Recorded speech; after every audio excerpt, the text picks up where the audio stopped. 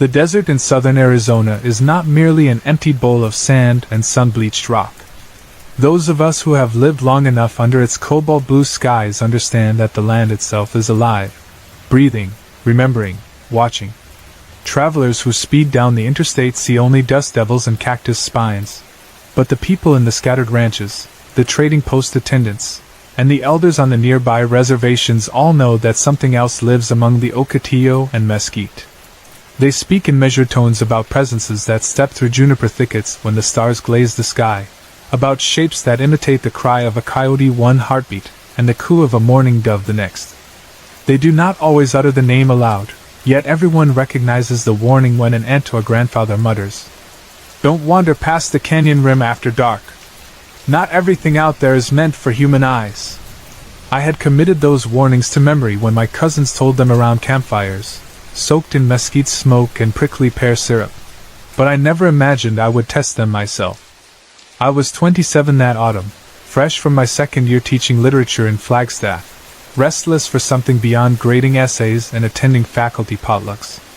Stories of skinwalkers drifted into casual conversation the way dust drifts under a storm door, slowly, imperceptibly, and then all at once so thick you taste grit on your tongue. One colleague had spoken of a great-uncle who drove cattle near the Navajo reservation and swore he saw a man change into a wolf.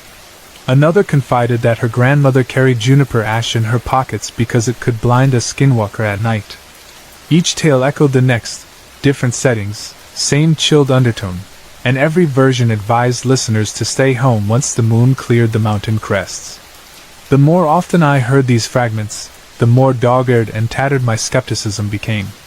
Eventually curiosity, reckless and insistent, pried me out of my ordinary life. That is how, late in November, I found myself steering my aging Jeep Cherokee along a lattice of ranch roads south of Seligman, roads that blurred and diverged until the last sign of pavement vanished in the rearview mirror. I carried 2 jugs of water, a blanket, a magnesium flashlight, and a notebook I meant to fill with observations. I told friends I planned a solitary stargazing trip before winter rains arrived. In truth, I wanted to spend a single night in terrain where whispers of skinwalkers were strongest, to discover if the legends held even a grain of substance. The trailhead I chose lay beyond an abandoned sheep station known locally as Coyote Spur. Rusted fencing curled like skeletal fingers around the vacated pens, and a collapsed windmill leaned inward as if to hush anyone bold enough to approach. In the Cherokee's headlights the battered structure looked oddly theatrical, as though waiting for the curtain to rise on some desert tragedy. I shut off the engine just past midnight, and suddenly the world fell mute. No hum of tires, no radio, no glow of dashboard gauges. Only the faint rustle of wind slithering through dry tumbleweed, and somewhere deeper, the slow inhalation of the earth itself cooling under moonlight. For several minutes I remained behind the wheel, knuckles whitening around the plastic rim, wrestling a question I had not dared frame until then. What if an old tale proves true? What if, by camping alone, I wasn't merely eavesdropping on superstition but announcing myself to something that eats solitude the way scorpions drink dew? Before fear could glue me permanently to the seat I stepped out, slammed the door, and let the echo crack outward into the night. The moon hovered just shy of full, pale as marrow, ringed by high cirrus that reflected enough light to turn every pebble silver. I shouldered a canvas pack, locked the jeep, and started along a deer path that threaded between creosote bushes. Sweat prickled my neck despite the chill. The air smelled of juniper resin and a faint tang of iron, the latter perhaps a trick of my imagination. For half an hour I walked northeastward toward a sandstone escarpment that locals called Raven Knoll, keeping the glow of the moon at my left shoulder. I told myself I would pitch my small pop-up tent near the base, scribble a few lunar sketches, and hike back at dawn. Yet the desert has a way of warping distance. What looked a 15-minute stroll on a geological survey map unfolded into a 40-minute trek across gullies and ankle-snapping gravel washes. My flashlight sliced the dark in a disciplined cone, but on either side shadows regrouped the instant its beams swept onward. Somewhere far off a poorwill sang the same minor key phrase over and over. The repetition should have comforted me. Instead it reminded me how sound carries forever when everything else is empty. I reached the knoll at 1 a.m. and was inflating my sleeping pad when the first sign of strangeness unfurled. Wind died without transition. All at once the poorwill stopped singing, the mesquite ceased rattling, and even sand grains seemed to settle midair. Silence locked the entire plain as securely as coffin nails. My inner ear, accustomed to constant ambient noise, distant highway rumble, refrigerator hum, strained against the hush until my pulse drummed louder than any natural element. A second shift followed. Though the air itself remained still, small motions flickered at the corner of my vision, a hawk perch ocotillo bending as if brushed by invisible hands, a tumbleweed rolling against gravity, uphill toward an arroyo lip. My logical mind offered mild explanations, thermal currents, leftover breeze, but unease gnawed those explanations to nubs. I zipped the tent flap, crawled inside, and flicked off my light to conserve batteries. Darkness pressed as tangible as wool. From within that blackness bloomed a sound, fragile, almost childlike. A muffled footfall? No, more akin to the snap of a green twig under cautious weight. Another, to the left of the first. Then one directly behind the thin nylon of my shelter. I steadied my breathing, told myself it must be a javelina, perhaps a mule deer drawn by salt on my emptied sweat pores. But the cadence did not match the 4-beat pattern of hooves. It sounded instead like a biped pacing slow semicircles, testing ground, deliberating. Somewhere close, impossibly close, a coyote announced its presence. The yip began normally enough, but midway transmuted into a guttural hacking cough, as though an inexperienced mimic couldn't quite master the register. The effort repeated, each call less convincing, until the noise devolved into a string of syllables that no desert throat should shape. My chest contracted. I remembered every cautionary story villagers echoed. A skinwalker can imitate any animal, any voice, to lure prey. Logic fought superstition. I unzipped a small corner of the rain fly and peeked through. The moonlight was brighter now, clouds parted, but the open plain revealed nothing amiss. Then, between two saguaros 50 yards out, a shape separated from deeper shadow.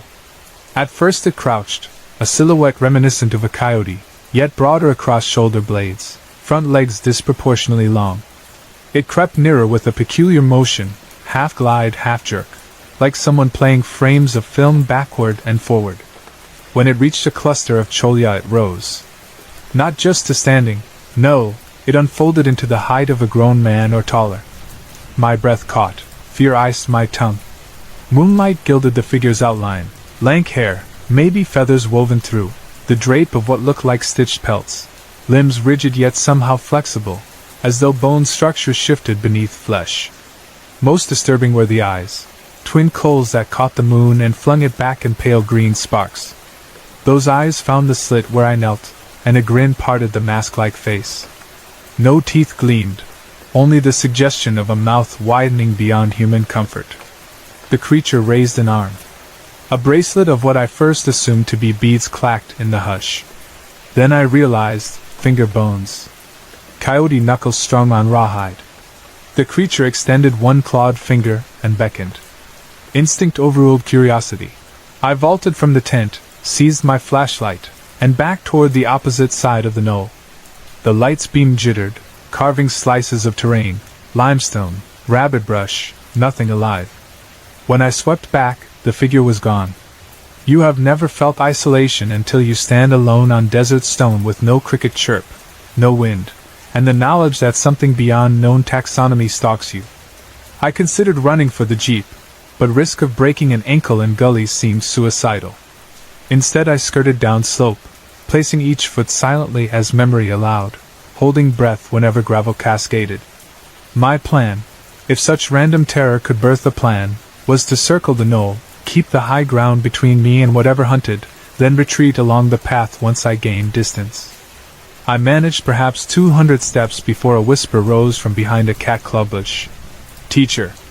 The word dripped mispronunciation, vowels warped, yet undeniable. Who else knew I taught? The creature mimicked classroom chatter overheard through my own stories, twisted now into bait. I pressed behind a sandstone fin, heart ricocheting against ribs so violently I feared it might echo. Silence again. Minutes crawled. The moon dipped lower, and with it my vantage darkened. A rustle broke to the east, pebbles disturbed. I aimed flashlight, nothing. I pivoted west, again, too late. Any movement melted before light arrived. Then laughter erupted behind me. Not the warm chuckle of a contented elder around campfire, but a brittle, keening cackle that cracked into animal growl midstream. It vibrated with triumph. The skinwalker toyed with me, guiding me deeper from recognizable terrain. If I broke and ran blindly, I would lose orientation, maybe stumble down one of the dry washes that zigzagged like ribs across the plain. Could a creature that deft at mimicry also imitate a rattlesnake's warning? I pictured stepping on one because panic drowned the telltale buzz. I needed a counter. My mind rummaged myths. Cedar ash? White sage? My backpack held only notebooks and a granola bar. Then memory flared. My grandfather, half Pueblo, had taught me a fragment of a prayer long ago. Words, he said, could shield travelers from ill will if spoken with humble heart. My command of the language was minimal, but desperation fosters boldness. I clenched the flashlight under my arm, pressed both palms flat to the sandstone, and spoke the prayer to the desert floor. The syllables felt foreign, cracked with misuse, yet I intoned them anyway, picturing the words rising like smoke between me and my pursuer. The effect was immediate, but not what I expected. A gust of wind slammed across the knoll, sweeping grit in a spiral. The flashlight died. Utter darkness swallowed me, so complete I feared my eyes had malfunctioned. But through that black roared a different sound, a shriek rising into falsetto, shredding into cough, then dissolving into silence. The wind stopped, the moon slid free of a cloud bank, and my sight returned. No figure loomed. The mesquite whispered again. Somewhere to my right the purwo resumed its melancholy note. I waited 50 slow breaths, before daring to click the flashlight. It flared obediently. Nothing moved. Tent still sagged where I'd left it, sleeping pad half inflated like a deflated lung. I considered retrieving gear but dismissed the notion. Sunrise was 4 hours off, too long to stand sentinel above a knoll become haunted ground. I chose instead to leave everything, let material items be the sacrifice. I turned south, fixed the moon as guide, and hiked.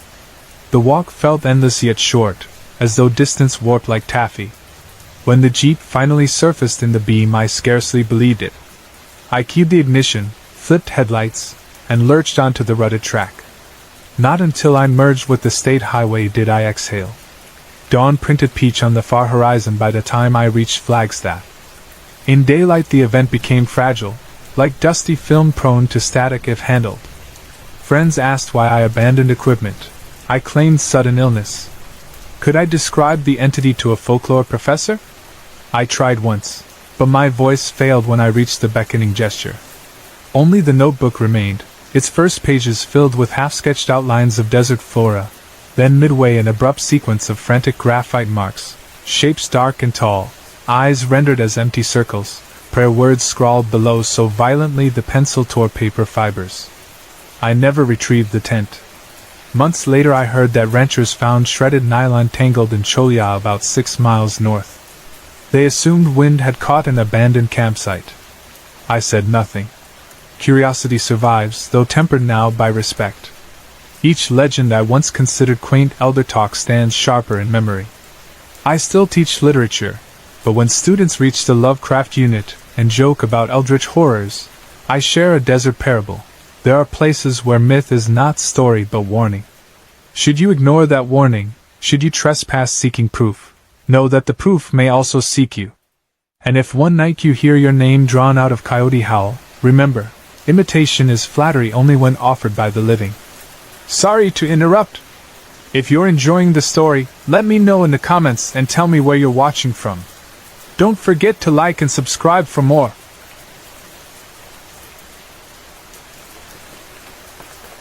I never wanted to believe the old stories. Growing up in north-central Wisconsin, I'd heard every campfire tale about things that watched from the timberline, shadowy hunters that stepped out when the moonlight cut clearings into the pines. Even after binging an entire podcast devoted to those legends, I chalked it all up to folklore. My stretch of forest felt familiar, mapped by my own boots and my dog's paw prints. Monsters were for other people in other places. Or so I thought. My house sits on 10 acres of mixed hardwood and spruce miles from the nearest paved road. It's the kind of remote spot where silence settles like fresh snow, and any sound, an owl hooting, a branch cracking, carries far. For the last 2 years it's been just me and Daisy. She's a 6-year-old shepherd mix who, until recently, thought every living thing was a potential friend. Most weekdays start the same. I roll out of bed just before dawn, lace my boots, and let Daisy out while I doctor a mug of coffee. That winter morning was no different. Except, as Daisy trotted toward the tree line, I heard a sound on my right, something heavy dropping into the brush, and a woman's voice calling my name. Not any woman, though. It was my mother's voice. She passed away 2 years ago after a car accident on an icy county highway. I froze. The voice slipped between the trunks exactly how she used to call me inside for supper. I strained to see past the gray light but caught only empty forest. A single gust of wind rattled dead oak leaves. I told myself it had to be the memory of her voice tangled with the crash of a half-rotten branch hitting snow-soft earth. I whistled Daisy back and hurried indoors. Logic, I hoped, would bury the chill that climbed my spine. The rest of the morning was ordinary enough. I streamed my college lectures, jotted notes, refilled my coffee. Every so often I glanced at the pines through the kitchen window. Nothing but drifting snow and winter sun burning white between the limbs. Around noon Daisy barked, the sudden, sharp kind of bark that cracks in 3 syllables. Intruder, now, here. I peeled off my headphones and followed the sound to the living room bay window. A coyote stood at the edge of the clearing.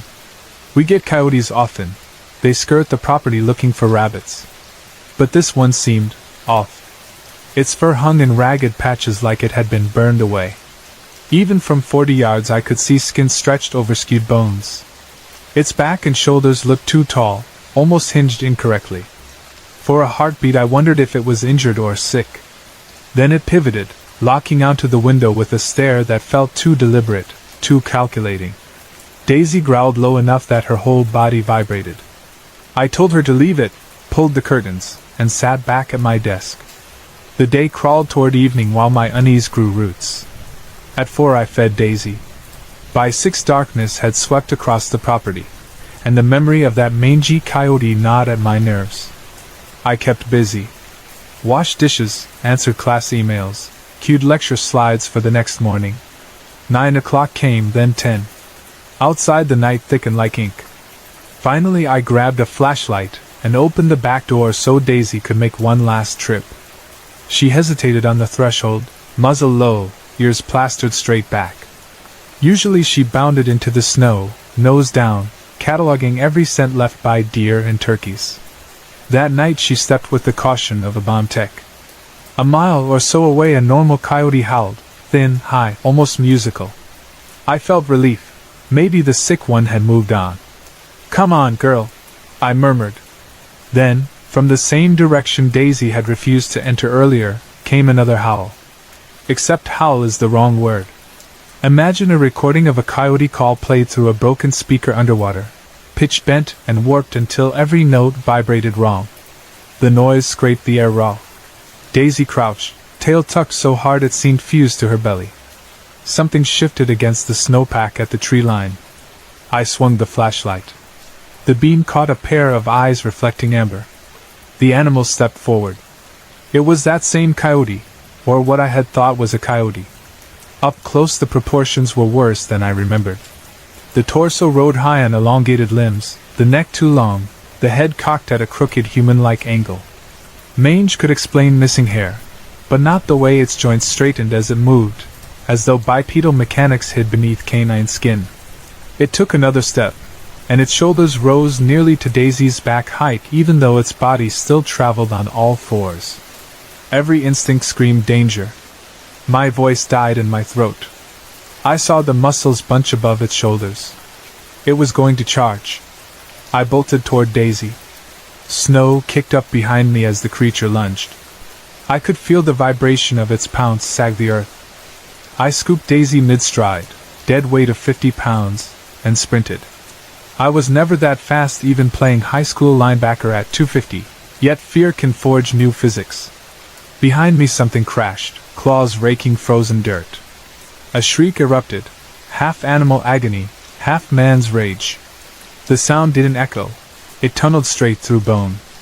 I slammed the door, jammed the deadbolt, dragged a bookcase against the frame. Daisy trembled in my arms, silent except for wheezing breaths. Through a gap in the curtains I glimpsed the creature pacing beyond the floodlight's edge. It rose onto hind legs briefly, silhouette stretched taller than any wolf, before melting back into darkness. For hours I sat on the floor, shotgun leveled at the door, every lamp blazing. My phone lay on the table, but whom could I call? "Hello, Sheriff, there's something pretending to be a coyote outside, and it yelled like my dead mom earlier.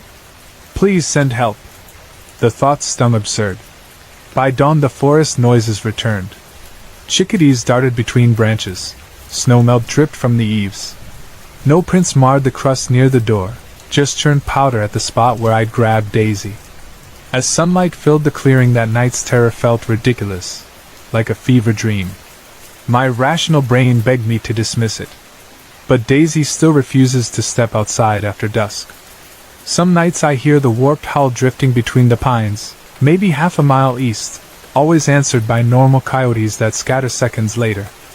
I keep windows locked, curtains drawn, and a loaded shotgun by the bed. I no longer doubt the podcast stories. Something walks those woods, something that knows my name, wears familiar voices like masks, and studies the border where the porch light ends. I grew up beside the Indian Ocean, on that long sweep of the South African coast where the warm current rolls in green and silent until it crashes into white foam against black rock. My earliest memories are of salt on my cheeks and the roar of waves shaking the window panes at night. For most of my childhood, the sea felt like a second parent, steady, predictable, forever calling me back with its glassy tide pools and the yellow-billed kites that hovered above the dunes at sunrise. Because the coast was so familiar and comforting, I never paid much attention to old tales about spirits or monsters. Neighbors whispered about ghosts and derelict sugarcane farmhouses, and my grandfather sometimes described eerie lights that drifted among the warehouses at the harbor. Yet those stories stayed distant from my daily life. None of them spoke of flesh and blood creatures living in forested windbreaks or hunting along tarred roads at night. None hinted that a short holiday trip could leave a scar on my sense of safety. The incident that changed my view of the world happened only a few days ago. To capture every moment before it slips away, I decided to write the entire account, from our family's cheerful preparation to the icy terror that gripped me while I stood barefoot in wet grass waiting for a rusted wheel lock to surrender. I keep telling myself to record everything exactly as it unfolded, even if the retelling stretches into pages upon pages. Because I fear that once ordinary duties fill my head again I might persuade myself the events were no more than a nightmare born of fatigue and roadside shadows. They were not a nightmare. They happened on a road I have traveled dozens of times, a route so ingrained in my muscle memory that I can name every billboard and bridge. School is almost over for me. In a few weeks I will step out of uniform forever. My older sister, already 2 years into university, came home on break. And the four of us, my parents, my sister, and I, chose to celebrate by spending a long weekend in a small coastal town called Seastar Bay. It sits only an hour's drive northeast of the city where we live, and we have visited it so often that the local bakery owner greets us by name when we pop in for milk tart. We have spent Christmases there, Easter mornings, and even stormy winter evenings when rogue waves rattled the glass walls of the rented cabin. Every curve of the highway feels gentle, every patch of sugarcane and eucalyptus comfortable. I had driven that road at dawn and dusk, in fog, in rain, and under the glare of midsummer noon. Not once had it betrayed me until last week. Because my father needed to wrap up tasks at his office, we left later than planned. The four of us worked like a choreographed crew. Mom packed food in a cooler box, my sister lugged her guitar and sketch pads, and I took charge of umbrellas, beach towels, and swimming fins, cramming them into the boot of our silver SUV. The sun hung low, but there was still enough daylight to guarantee that we would arrive well before dark. I wore my usual travel outfit, loose shorts and my favorite faded t-shirt, though I skipped shoes altogether, opting to feel the car's soft floor mat under my heels. I did not even bring flip-flops, reasoning that as soon as we arrived, I would wander straight onto the sandy path behind the cottage, and shoes would only slow me down. The first 20 minutes of the drive were smooth. We exited the suburbs, slipped past the last petrol station, and merged onto the main coastal highway. The pavement shimmered slightly with leftover afternoon heat. Golden grasses waved on either side, punctuated by groves of eucalyptus planted decades ago as living windbreaks. I was humming along to a tune on the radio, something cheerful and forgettable, when a sudden judder rattled the entire vehicle. It was the kind of shaking that makes your teeth clack and your stomach drop, the harsh vibration you feel through the seat before your ears register the noise. Dad reacted instantly, easing off the accelerator, hazard lights flashing, and steering onto the verge where the tar meets a strip of coarse grass. The SUV rolled to a gentle halt under the lengthening shadow of one of those protective rows of trees. As soon as the engine ticked into silence, Mom and my sister opened their doors to investigate. I slipped out on my side and felt the cold earth under my bare soles, a dampness lurking beneath the unmown grass that seemed odd for a late afternoon. While Dad crouched beside the rear left side, a low curse escaped him. The tire, he discovered, was not merely deflated, it was shredded. A chunk of rubber had torn away from the sidewall as though sliced by a jagged rock we never saw. He called for the spare, but when he reached below the chassis to lower the wheel, the small hex-shaped lock that held it in place revealed its other purpose, preventing theft, but also blocking any chance of removal if years of dust and salt had fused the key slot into a solid lump of corrosion. He tried anyway, spraying lubricant, tapping, coaxing, but the key refused insertion. Each failed attempt chipped another sliver of Dad's optimism. After 40 minutes buried to his shoulders beneath the tire well, he admitted defeat. The only option was to phone roadside assistance. Because we were within a reasonable distance from the city, the company estimated a technician would arrive within half an hour. Under normal circumstances, that wait would have seemed trivial. Yet twilight pressed closer, and the sky wore a lid of low clouds. I could almost feel the moment when daylight slipped from gray to deep indigo. My mother suggested we stretch our legs at a safe distance while Dad remained to supervise repairs, so we four moved a few steps into the grass. That is when my decision to travel barefoot became a torment. The verge hid thousands of thorn tips strong enough to pierce skin. To spare myself constant stabs, I shuffled until I found a patch of bare earth, no bigger than a dinner plate, and anchored myself there. If I shifted even an inch, a splinter jabbed my heel or the arch of my foot. At first I tried to ignore the discomfort, but soon dampness seeped upward, making the soil slick and icy despite our subtropical climate. Night arrived quickly. The highway, usually alive with traffic, grew strangely quiet. The occasional bakkie roared past, headlights knifing through the gloom, engines fading into distance. Their passing beams gave brief relief. Each burst of light peeled back darkness like a curtain, letting us see the outline of trees, the ripple of grass, the silver struts of the jack beneath our car. Those glimpses reassured me that nothing lurked within 10 or 15 meters. But between vehicles the world collapsed into near total blackness, broken only by the hazard lights blinking amber every second. In that staccato glow, every tree trunk doubled as a silhouette of something worse. Mom, always practical, checked her watch. They said 30 minutes, she murmured. It had been at least 40.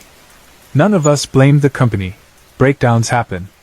Yet a hush hung over us, broken only by our breathing and the distant, mournful lowing of cattle somewhere across the fields. It is extraordinary how disquieting farm sounds become when isolated from farmhouse lights or barking dogs. The sound of cows drifting across kilometers of dark pasture took on a hollow resonance, like moaning. Each groan reminded me how remote we were.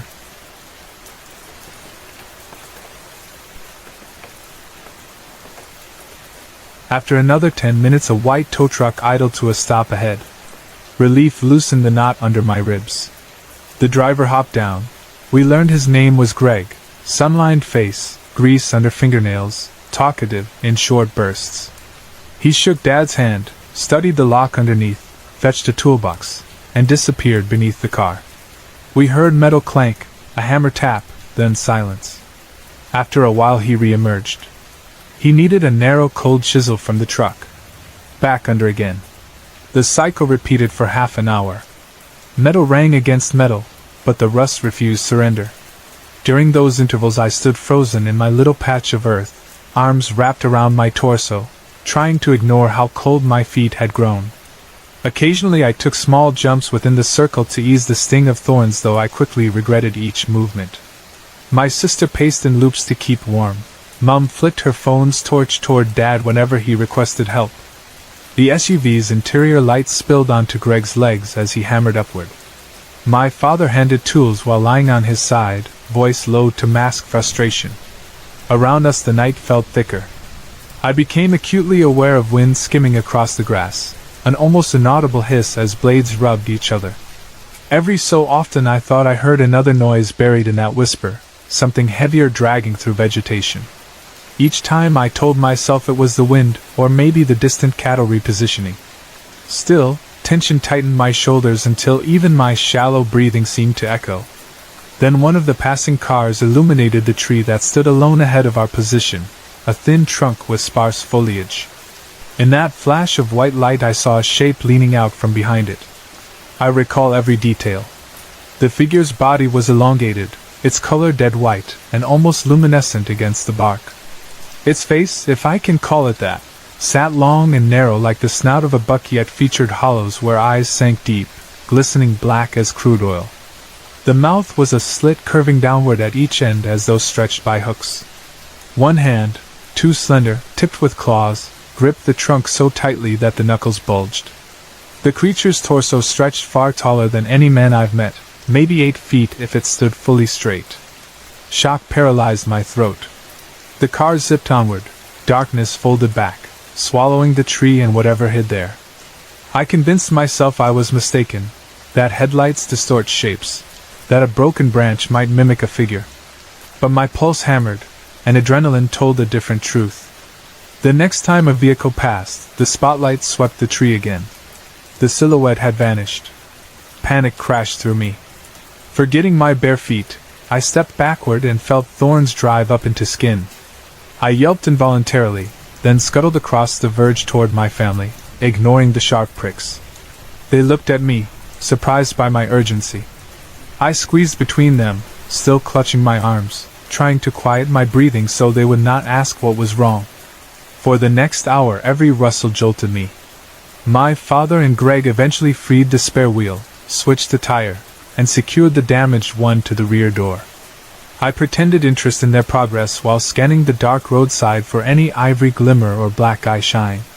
Several times I spotted twin pinpoints in the distance, reflections caught for a moment, before they winked out. Perhaps cattle, or bush babies. Or not.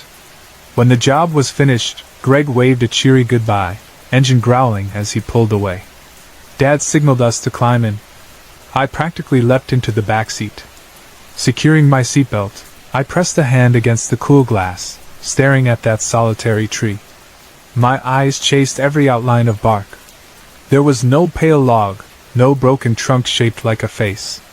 Nothing remained that resembled what I had seen. We merged onto the highway at last. As we gained speed, my body relaxed for the first time since sunset. Only then did I realize my muscles had been clenched so fiercely that my thighs ached. I found earbuds, pumped music, and closed my eyes, determined to drown memory under drums and electric guitars. 10 minutes later the road curved inland. In my peripheral vision I saw moonlight sweep across hedges. A brief glint flickered behind the line of trees. I refused to turn my head. In the warmth of the car I drifted in and out of shallow sleep, each doze broken by vivid images. The long white face, the empty eye sockets, the gnarled hand curling around bark. I must have asked myself 100 times whether I should tell my family. I imagined Dad's disbelief, a logical explanation about light distortion. I foresaw my sister's anxious questions that would ruin her holiday. So I stayed quiet, feet throbbing gently from embedded thorn tips, nails still clenched where I had dug them into my palms. We reached Sea Star Bay late, carried luggage inside, and collapsed beneath the familiar thatched roof. The cottage's salt-damp smell usually comforts me. That night it merely reminded me that safe places exist only until something slithers from the dark and stands watching 30 meters away. I hardly slept. When dawn arrived, I walked alone along the tide line, waves washing over sand so cold it numbed the cuts on my feet. The sun climbed behind angled clouds, painting the water pink. The day was perfect, but I kept replaying the scene on the roadside, me pinned in a bearer's circle, a creature hiding behind a tree, waiting for what? Does South Africa hold legends of white-faced beings 8 feet tall? My quick searching turned up tales of the Tokalash, child-sized, mischievous, not that. I found references to the ads of Ghana and the Papabaa of Tanzania, but neither matched. Nor did it resemble the American Wendigo, though the craving hunger in its dark sockets implied kinship. Perhaps some myths travel silently across oceans, riding on radio waves and restless dreams. Or perhaps the land itself spawns its own watchers. I plan to research further. Old Xhosa and Zulu folklore, Khoisan rock art, colonial journals. Maybe the archives record an oversized pale hunter roaming coastal thickets. Maybe not. Part of me dreads discovering a name, because naming forces acknowledgement. Another part fears no record exists, suggesting the being is newer, an intruder who slipped into this reality recently, adapting to whichever forest gives cover. For now I focus on small resolutions: never travel that highway barefoot, never again assume daylight will outrun trouble, always keep shoes within reach when tires might fail. And I remind myself that whenever the night wind drifts through long grass, something might be standing just beyond the beam of your hazard light, something that waits for you to look away first.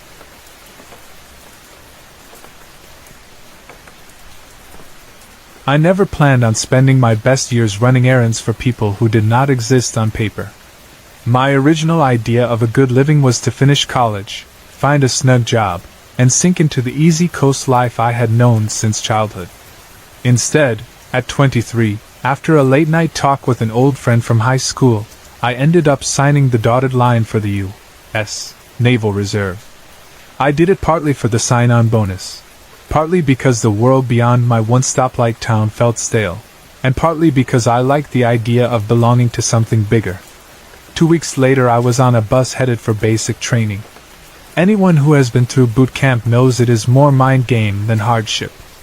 Stand up straight, keep your eyes forward, bark, "Sir, yes sir," at the right octave, and you stay out of trouble.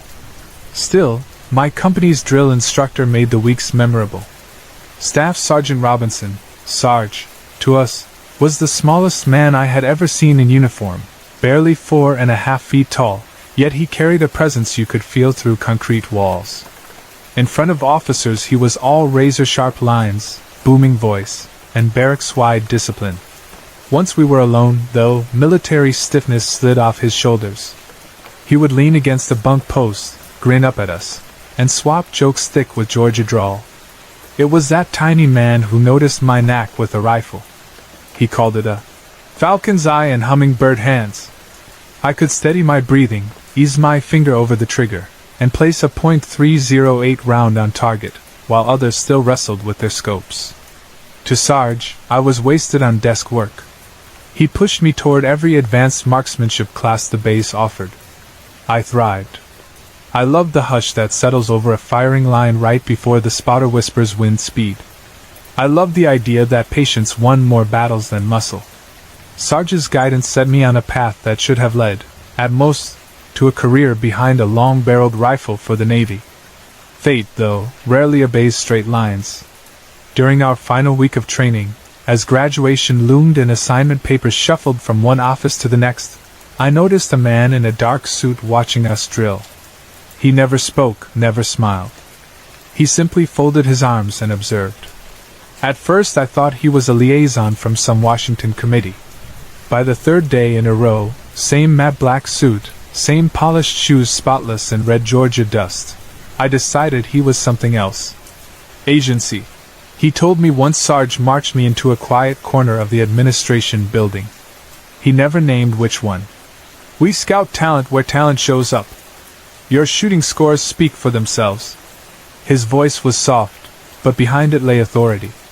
23-year-olds do foolish things for drama.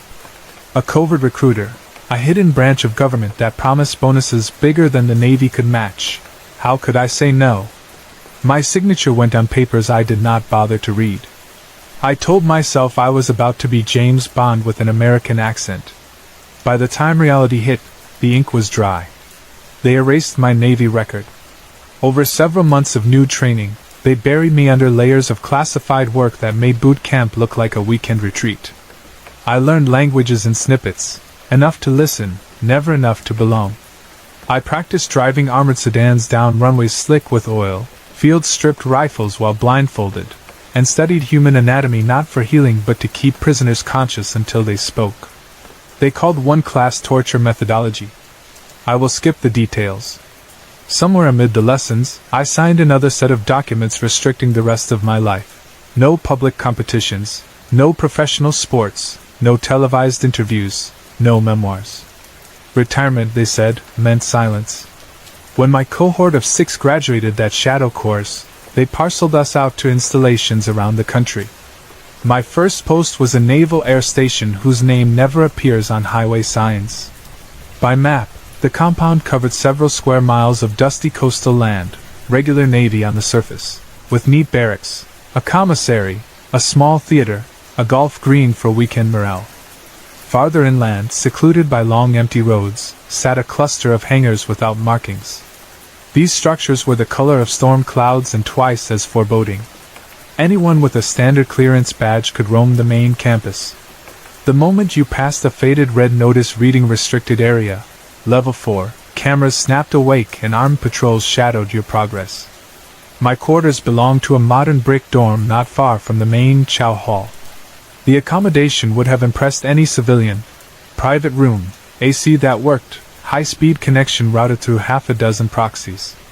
Despite the comforts, insomnia followed me like a second shadow. After days filled with impossibly precise tasks for people who did not exist, my mind refused off switches. When nightmares failed to arrive, the silence did. I had long ago formed a routine. Late at night I would slip on boots, holster my 1911.45 ACP, and walk lonely roads until the restlessness eased. At this air station, those roads stretched toward the unmarked hangars. They were perfect for isolation. Past midnight, only occasional floodlights painted cones of pale yellow onto cracked asphalt. The hush out there grew so complete that the scuff of my tread seemed an intrusion. Yet I kept going, telling myself a man who handles black bag operations should not fear a little desert quiet. I took my longest walk in late summer 2007. Air thick with heat, stars blurred behind moisture. Crickets chirped near the residential blocks. The sound tapered away the farther I walked. A crossroads stood about a mile beyond the last row of homes. Turn left for the commissary, right for the medical building, straight for the forgotten end of the base. I went straight. The first sign that night was the twitch between my shoulder blades. Soldiers call it your sixth sense. CIA friends call it the craft. Every veteran operator knows when unseen eyes settle on him. Instinct had saved me more than once on foreign soil, so I listened. Without breaking stride I slipped the retention strap off my pistol holster. My fingers brushed steel, comforting, heavy. 25 yards ahead, a street lamp hummed. Its circle of light cut a gleaming coin on the road. At the edge of that brightness, something emerged from the dark. It was shaped like a man, only taller by at least 2 feet, and wider in the shoulders than any linebacker. Light outlined a head teardrop smooth, no hair.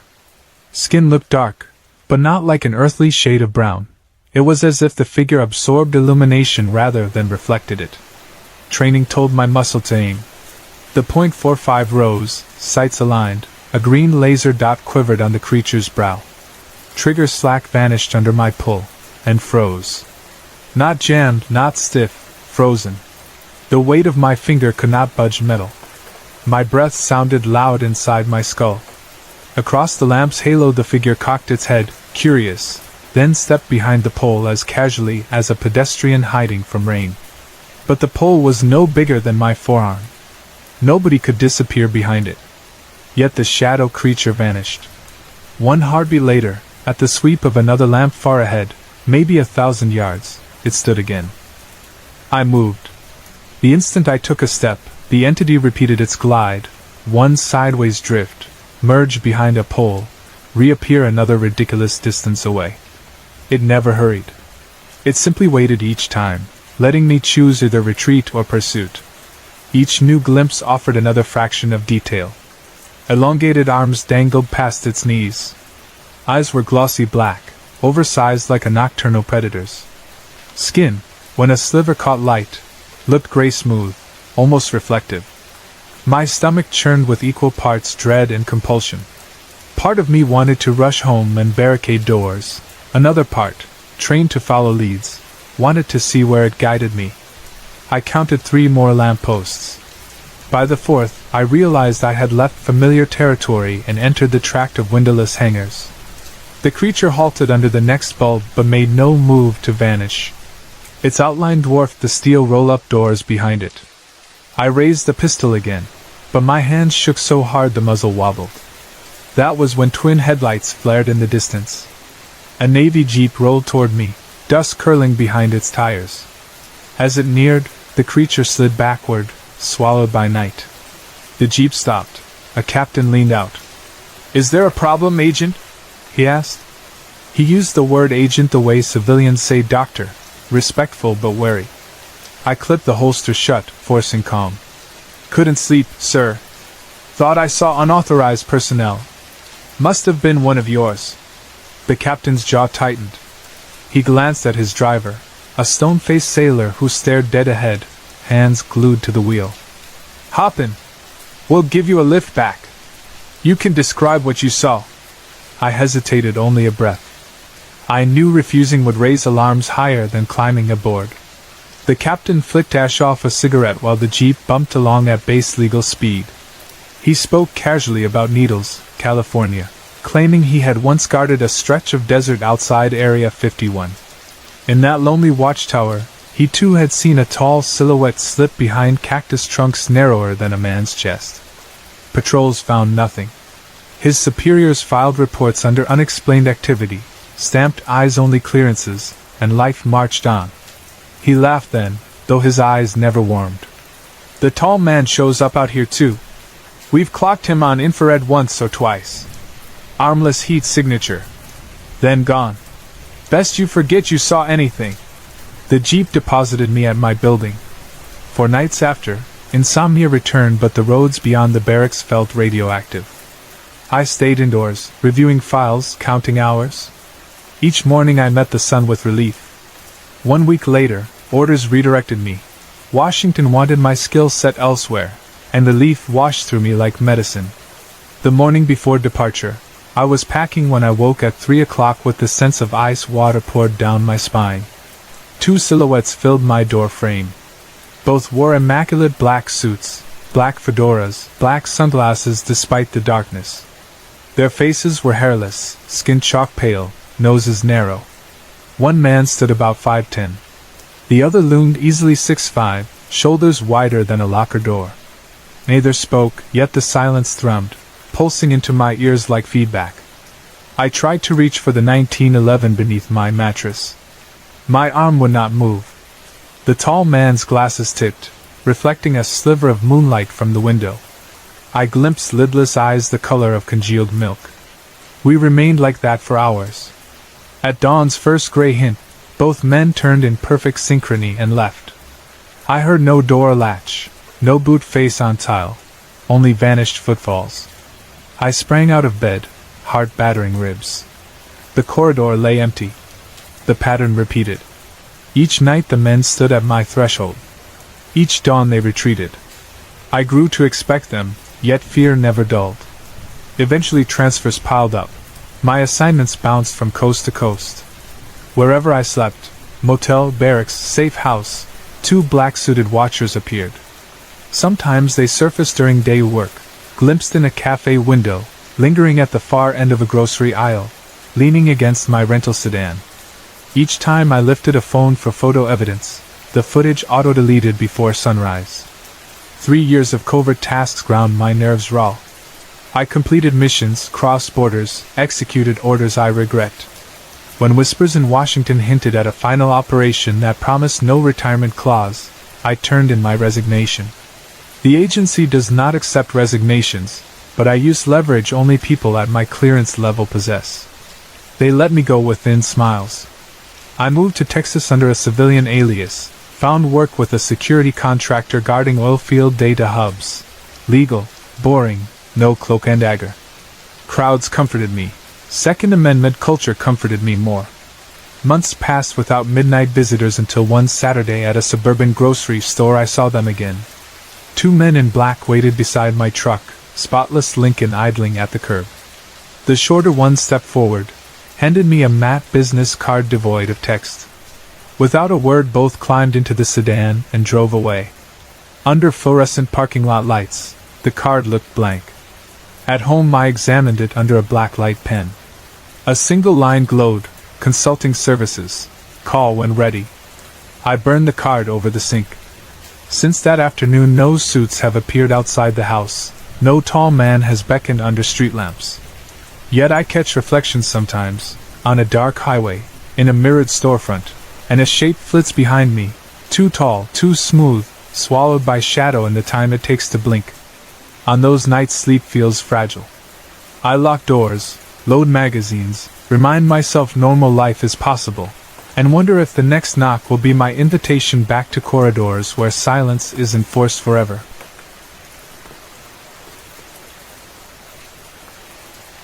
We spent the first 3 days after the wedding exactly the way any tight-knit coastal family would want, sharing long breakfasts in the gray-blue light that pours through a Cape-style kitchen, ferrying carloads of cousins to and from our favorite stretch of Washington shoreline, building driftwood forts at mid-tide, and laughing at the salty wind that snaps towels off clotheslines faster than you can pin them.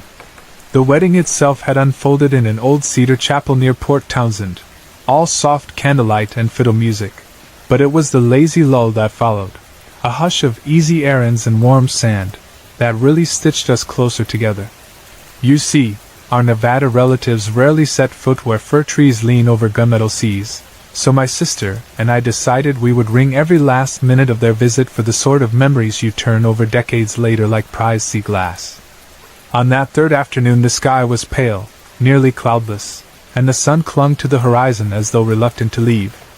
We piled wetsuits, paddleboards, and a half-melted cooler of watermelon into 2 SUVs and drove out toward the coast, the convoy humming along narrow roads that smelled of kelp and diesel.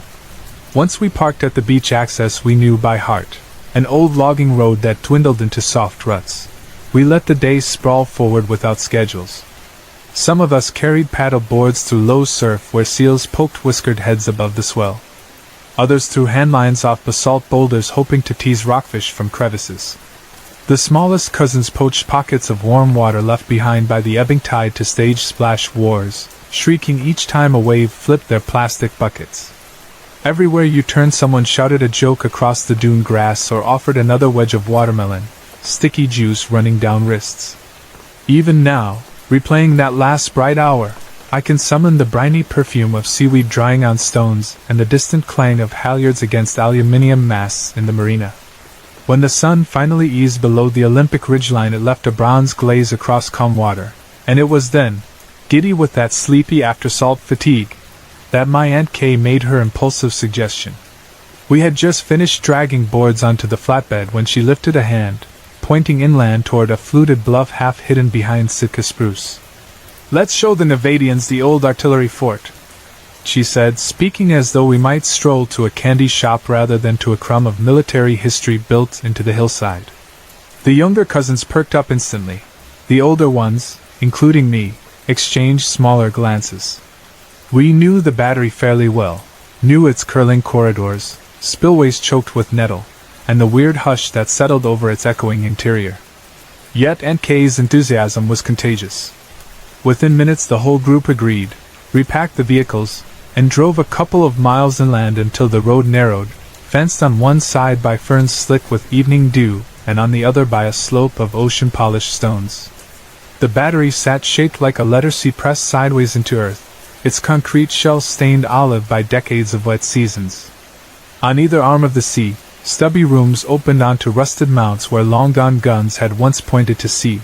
Between them stretched a central corridor so wide a pickup could idle inside and so dark that your pupils never quite adjusted. Above the bunker, someone decades earlier had poured a grassy top so level it looked like an immaculate lawn at dusk, except the edges crumbled into sheer drops over doorless gun nests. In daylight you might see dog walkers crossing that brow or frisbees sailing in gentle arcs. At sundown the place changed character. Every whistle of wind along those halls turned into voices. Every swallow chirping in the eaves could trick you into thinking soldiers still haunted the place. We parked beside a chain-link gate whose long-rusted padlock rarely latched. The adults shepherded the youngest cousins into a tidy cluster and handed out little LED key-tag lights, tiny blue glows jittering in small palms, while teens spread across the courtyard like volunteers preparing a haunted house. Aunt Kay, always the spark plug, announced she would lead us up the service ramp to the roof so the kids could admire sunset colors. Some followed at once. My sister trotted close to our Nevada cousin Jamie, dragging their shared phone speaker behind them as it chirped early 2000s pop. I found myself loitering near the bunker mouth, listening to swallows swoop overhead. I had visited Fort Wardens and Fort Casey more times than I could count, but this smaller nameless outpost felt different. Not menacing, just unsentimental, an artifact that would survive long after we were dust.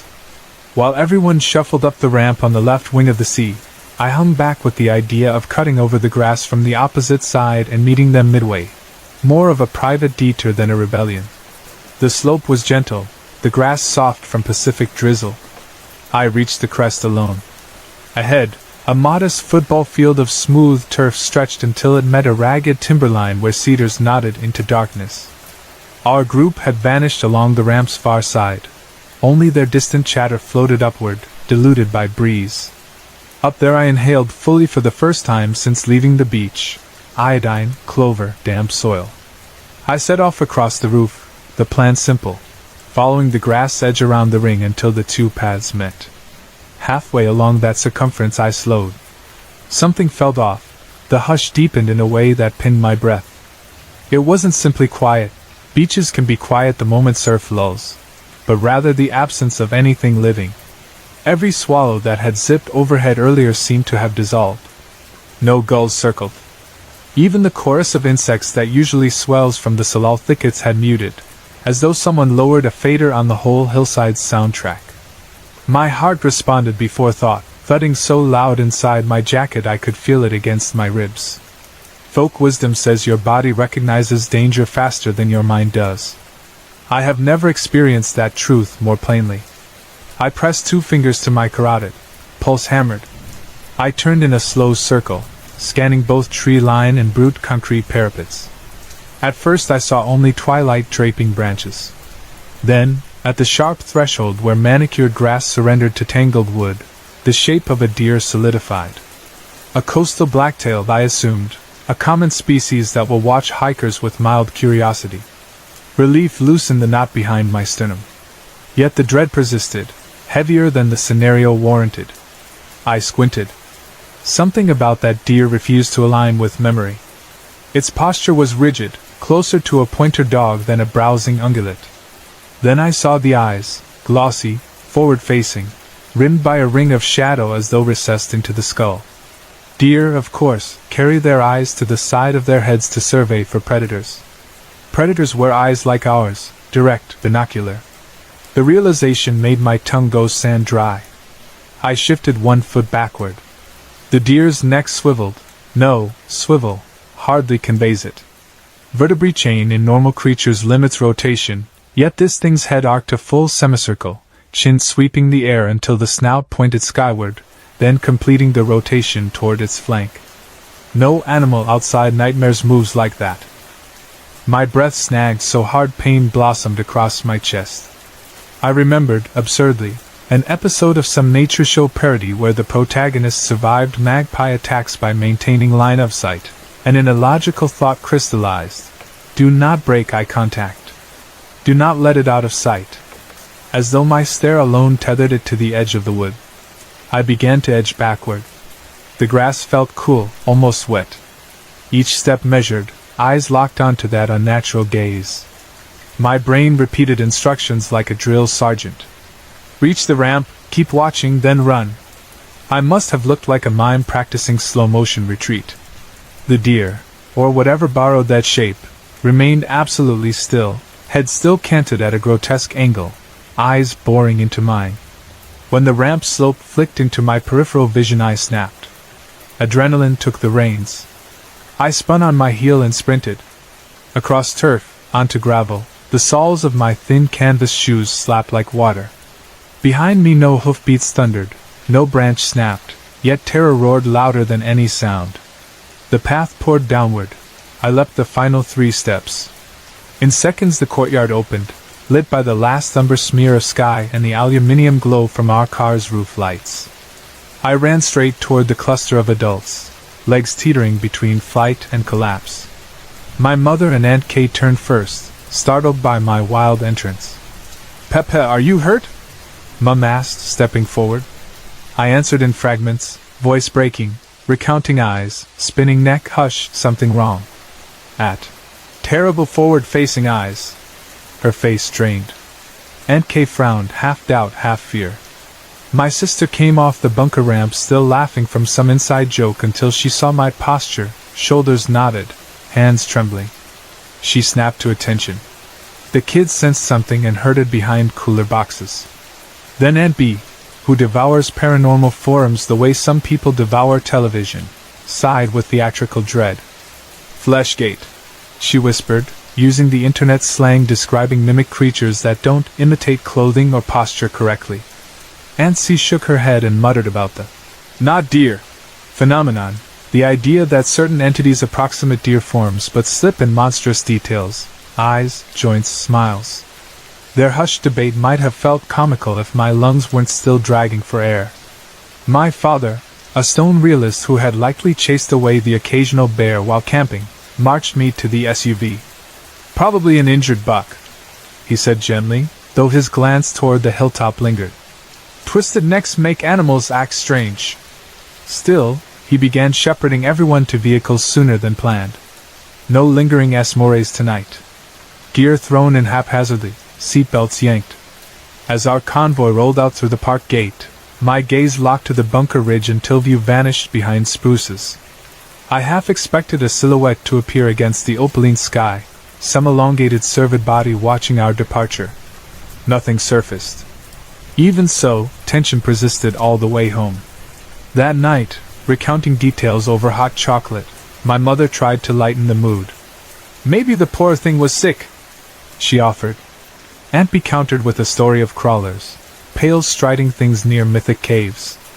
Aunt C insisted. "Not deer. Roam liminal forest corridors across North America." I said little. I kept seeing its neck slowly revolve, the shine of eyes not quite animal. I slept poorly. Every creak of our beach cottage resembled hooves on porch planks. Dreams parsed warped biology, spines rubberized, elbows bending wrong. Dawn eventually arrived, seagulls calling like rusty hinges. In sunlight the terror cooled, but did not vanish.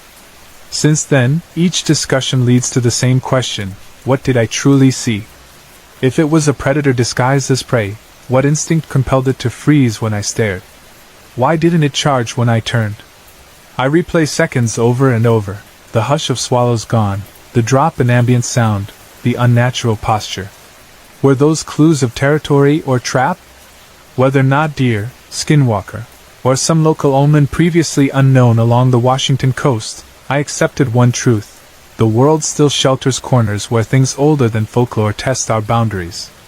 And although I may revisit that artillery fort in daylight, I will never again wander its roof alone at dusk, nor dismiss the chill that climbs the spine before reason finds cause.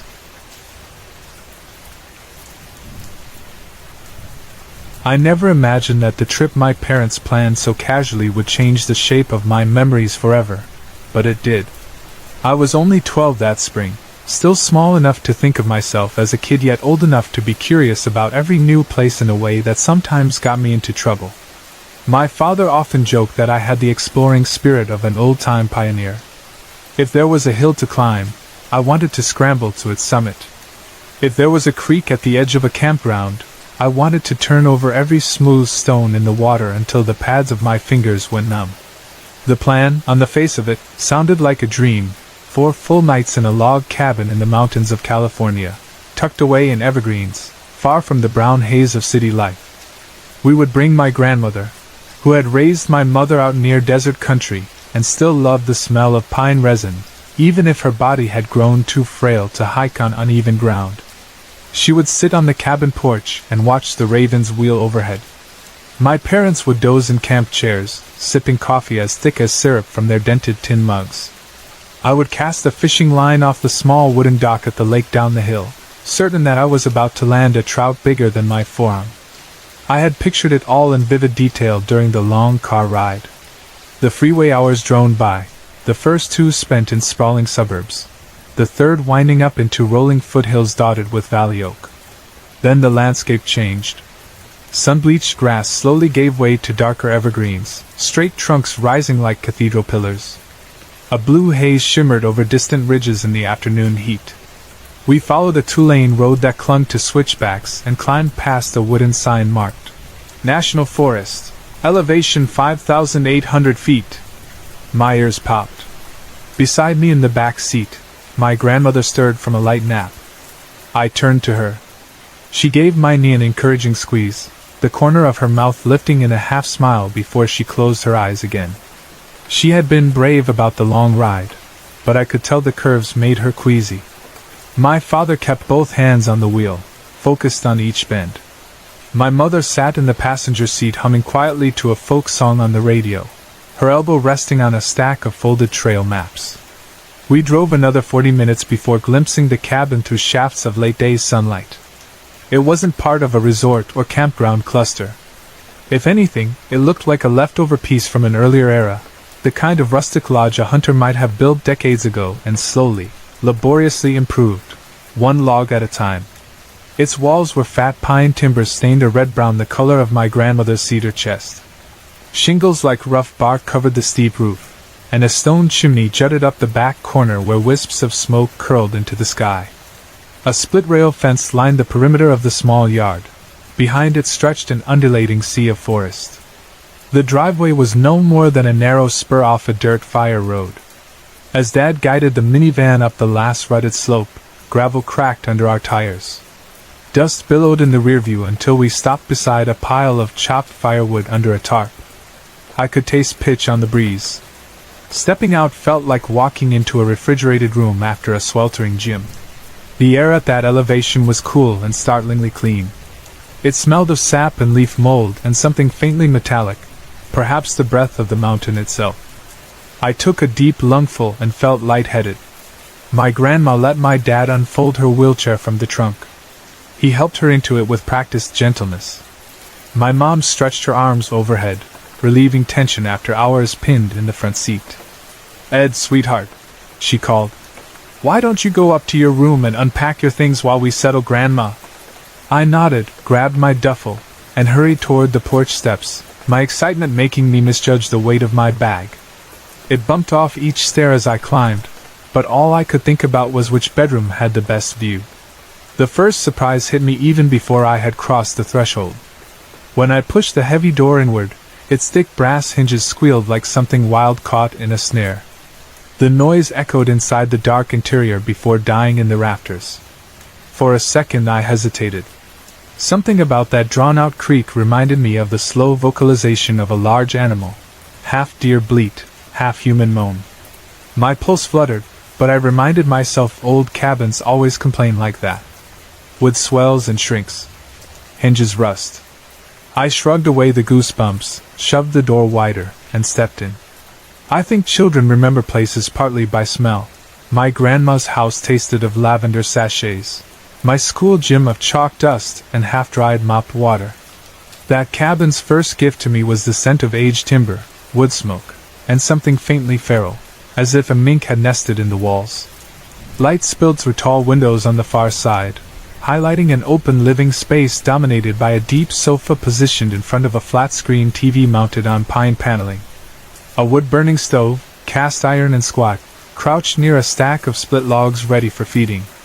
The adjoining kitchen boasted polished granite counters and 3 sturdy bar stools.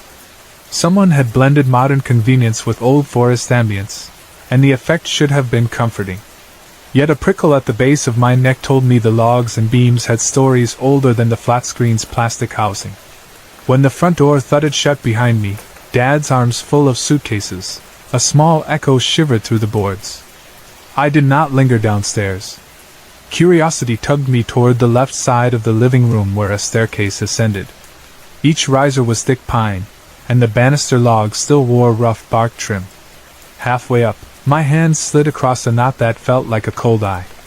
At the landing I turned down a hallway lit by one tall window where green-gold shade mottled the plaster. The scent shifted subtly, less smoke, more dust. At the far end stood an open door, the only one ajar. That, by simple process of elimination, would be my room. I hefted my duffel through the doorway. Late sunlight slanted across rough floorboards, illuminating specks of dust swirling like golden snow. Beyond that beauty, something else demanded attention. On the floor, exactly in the center of the oak planks, lay a rat. It might once have been a healthy gray creature, but now it was a mess of ragged fur and bright viscera. Some predator or scavenger had gnawed it nearly hollow, ribs cracked, entrails smeared in rusty coils. Blood spatter reached my sneakers. A sour, coppery stench hit the back of my throat. Scream tore up my windpipe. I dropped the duffel with a thud and staggered backwards so fast I crashed against the frame, rattling the door on its hinges. The next memories jolt together. I remember my father's broad shoulders appearing at the bottom of the staircase, suitcase handle still in his hand. "Dad! There's a dead rat in my room!" I shouted so loudly my voice cracked. Scenes blur, me half running down the hall, him tilting his head, confusion dissolving to mild annoyance rather than alarm. Already he seemed tired from driving and from settling my grandmother, who required careful lifting. "A rat? You want me to deal with every rodent in this forest?" he said with a sigh. "You're old enough, Ed. Grab some paper towel, bleach, Lysol, whatever's under the sink. Make sure it's all disposed of properly." He spoke as though rodent corpses in the middle of bedrooms were normal chores. I wanted to protest. This was not a trapped mouse behind the stove. The thing looked mauled, but his stern expression told me any further whining would earn a lecture on self-reliance. So, jaw clenched to keep bile down, I did it. I carried half a roll of paper towels upstairs, donned the thin plastic gloves left beneath the kitchen sink, and forced myself to scoop the limp body into a grocery bag. Its spine cracked like twigs. I wiped sticky streaks off the floor, scrubbing until the wood lost its dark stain. When I sprayed Lysol, the citrus smell clashed nauseatingly with the metallic stench. I triple-bagged the remains and tossed them into the bear-proof garbage bin outside. Taking the trash out alone under early dusk, I studied the tree leaned 30 yards behind the cabin where shadows pooled. Ravens, or some black birds, scolded overhead. A part of me wondered if those scavengers had pulled the rat through a gap somewhere. But the corpse had not looked pecked, it looked torn. That evening my mother cooked macaroni and cheese with sliced hot dogs, a childhood staple she resurrected on vacations because camping food should feel easy. I took my bowl to the couch beside Grandma's wheelchair. Her left hand rested on a knit blanket. Her wispy gray hair haloed her head. She smiled gently while I told her about the adventure. Upstairs, though I spared the gory details. The cabin's interior glowed orange from overhead fixtures and the dancing stove flame. The worst moment of the day seemed behind us. While we ate, I noticed something else. A rectangular seam in the living room floor I had missed earlier. It lay between the television and the sofa, almost precisely centered. 4 dark metal hinges lined one edge. On the opposite side protruded a recessed iron ring. A trapdoor.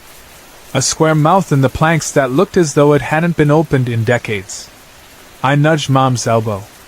"What's that door?" She glanced over mid-bite. "Probably just a crawl space," she said. "These old builders raised cabins off the ground, sometimes to keep floodwater from seeping inside, sometimes for utility access." She shrugged. "Nothing to fuss over." The explanation satisfied everyone else. Dad turned up the volume on a comedy movie. Grandma drifted off. Yet I kept sneaking glances at the dark outline in the pine boards.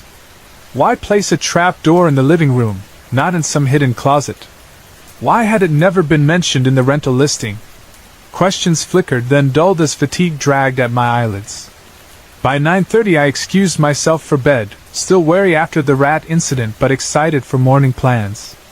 Dad had promised kayaking across a mirror-still lake and fishing along a cove where wild iris bloomed. Lying under heavy flannel blankets, I replayed his stories of trophy fish he'd caught long before I was born. The cabin's old pipes clanged once when Mom washed dishes. Wind sighed through trees outside my window. Eventually the hush folded me into sleep. A tapping sound woke me sometime after midnight. At first I thought pine cones tumbled from branches onto the roof shingles.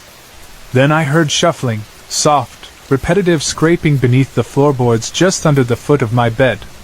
Something alive down there, moving around in confined space. The noise zigzagged, stopped beneath one wall, then resumed under another section. My stomach nodded.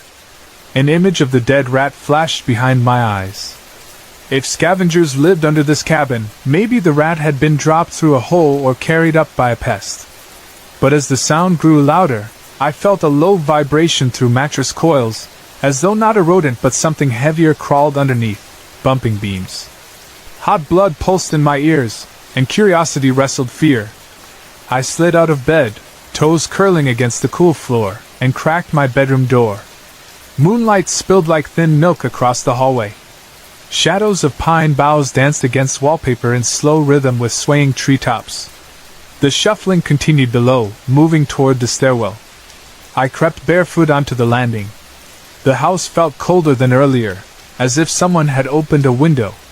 Each step down the staircase sent creaks bouncing through the structure. I paused halfway, worried the noise would wake my parents, but their room remained dark behind a closed door. Only the stove's dying embers glowed faint in the grate. When I reached the living room floorboards, I crouched near the trapdoor seam and pressed an ear to the planks. There, definitely movement beneath. Slow dragging, then rhythmic scratching like claws scrabbling at wood. I wish I could claim I turned back, woke Dad, and demanded we leave. Instead, some stubborn streak, or plain foolishness, made me test the iron ring. It was colder than the room. In one motion I lifted the square door. Hinges groaned softly. A rank odor of damp earth and decay wafted up, stronger than dusty boards should emit. I shone my flashlight, left from camping gear, into the opening. Its beam caught slender beams supporting the floor above, webs hanging in tatters, and something skittering away into darkness. Rats, dozens of them, racing out of view. The crawl space looked more expansive than Mom's casual utility access implied. It stretched at least 8 feet before the joists vanished into black. If I had been rational, I would have shut the door and vowed never to open it again. Instead, I lowered myself through the gap, one elbow at a time. The ground beneath was packed dirt, cold and slightly moist against my palms. I whispered to myself that discovering a rat nest would be a fun story. I crawled, knees grinding grit, until the flashlight's glow revealed a corner where the dirt sloped upward near the cabin's perimeter. Shadows huddled so thick my beams seemed swallowed. That was when a shape moved, too large to be a rodent. My hand jerked. The light's circle jumped and landed on a figure crouched against the far beam. It was pale, skin stretched so tight over a skeletal frame that each rib showed stark in relief. Limbs longer than anything human, elongated like spider legs but with jointed elbows ending in hands. Fingers, no claws, curved, 6 inches each. The creature hugged its knees, pinning something to its sunken chest, a rat's limp body, blood streaking its wrist. The flashlight glare bounced off eyes ringed with milky sclera. The pupils, reflective like an animal's, caught the ray and threw it back white. Those eyes met mine. For one suspended second neither of us moved. Then it screeched. A shrill, throat-ripping sound, halfway between bat squeal and pig scream, amplifying in the low crawl space until pain lanced my ears. The creature lunged. Its arms shot forward, claws embedding in a support beam, slingshotting its torso toward me.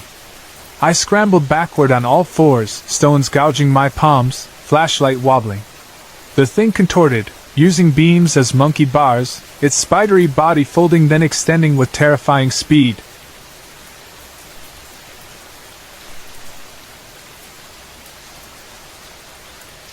I felt its breath, hot and fetid, brush my heels. Panic granted me strange clarity. I remembered the location of the trap opening and aimed myself toward it. When daylight from the living room spilled across dirt, I surged up, elbows bruising as I hauled onto the floorboards. The creature's hand latched onto my shoe sole, yanking with surprising power. I kicked, heel connecting to something slick. The grip loosened. I slammed the trapdoor shut and flung my whole weight over it. For perhaps 60 seconds I lay flat, chest heaving, expecting claws to pry the hatch or wood to split. Something pounded twice underneath, then silence. Only my heartbeat banged in my skull. My nightshirt clung with sweat. Finally I forced shaking legs to stand and bolted upstairs. My parents' door loomed. Fists hammered. My ragged voice pleaded, "Dad! Mom! Please let me in!" Footfalls, then the door cracked, revealing my father's confused, pillow-creased face. He listened as I babbled about something in the crawlspace. But when I mentioned pale skin and long arms, his brows drew together, skepticism cooling any paternal alarm. He believed I'd had a nightmare. The rat earlier had fixed fear in my imagination, he said. "Go back to bed," he whispered. "You woke your grandmother." I tried again, voice shaking. "It touched me. It's under us." But he insisted nothing could enter that crawlspace except rodents. I could tell from his tired eyes there was no convincing him. He closed the door. I returned to my room but did not sleep. I sat upright until weak dawn light leaked through curtains. Occasionally I heard faint scraping below, like claws testing boards, but it never came close again. The morning's bright routine erased nothing but dulled the terror. My mother served oatmeal sprinkled with brown sugar, while Dad loaded fishing gear. I shoved spoonfuls into my mouth to avoid talking. Grandma patted my hand and whispered that fresh air would calm nightmares. Dad and I hiked down a narrow trail to the lake. Glass-smooth water reflected sky so clearly that when I cast my line, it felt like dropping bait into clouds. My father seemed relaxed, telling me about how he'd caught smallmouth bass on a similar lake as a teenager. I watched his hands tie knots, steady and sure, and for a while the horror felt like something separate from reality. The way you remember a fever dream once you step outside into sunshine. By late afternoon we returned to the cabin, dragging the aluminum canoe onto shore and promising we'd launch it next morning for deeper water. At sunset, my mom built a small fire in a ring outside the cabin. The smell of charred pine mingled with melting marshmallow sweetness. Grandma requested her marshmallow toasted just brown, not black, and I carefully turned the stick for her. When I bit into my s'more, chocolate oozed over my thumb and I laughed, wiped it with a napkin, and felt almost happy again. But dread returned when darkness fell. Inside, my father banked the stove and checked window latches. Nothing looked disturbed from the night before, yet I peeked at the trap door, still firmly shut. We said goodnight. Dad ruffled my hair, telling me to dream of monster fish, not other monsters. In bed I kept socks on, every nerve tuned to the floorboards. Sometime after I dozed, the cabin's stillness fractured. A soft creak, the trapdoor. My stomach clenched. I held my breath. Wood groaned. Then cupboard doors banged open, one after another, like someone unfamiliar with kitchens tearing through drawers in search of something. Pots clanged. A mug shattered. I sat bolt upright, pulse thrumming in my throat. The hangers in my closet rattled as if vibrations traveled through studs. Then footsteps moved toward the staircase, light but deliberate, clicking nails on wood. Each stair moaned under weight yet seemed too quick for a human gait, almost a hopping scuttle.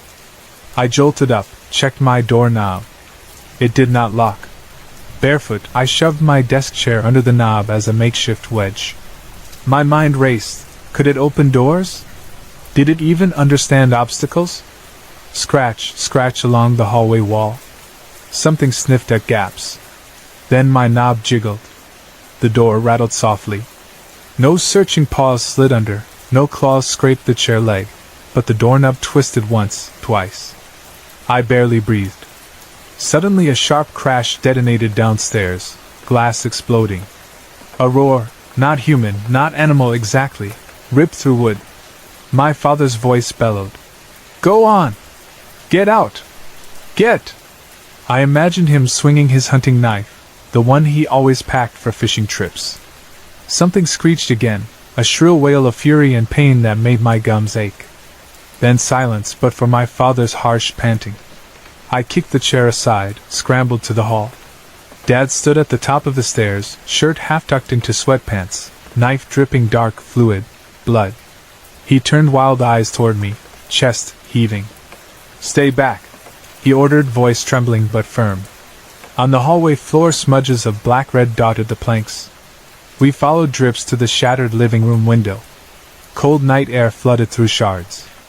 Outside, tree shadows quivered. A line of crimson droplets led onto the porch and vanished down the steps. Dad's knife hand shook once before lowering. My mother emerged wrapped in a robe, supporting Grandma, whose fingers trembled on the wheelchair armrests. Dad looked each of us in the face and said, "Pack. We leave now." No one argued. We shoved belongings into duffels without folding. Mom strapped Grandma into the van as Dad threw gear into the trunk. When I climbed in, I glanced over my shoulder at the silent cabin. The broken window gaped dark, shards reflecting moonlight like tiny mirrors.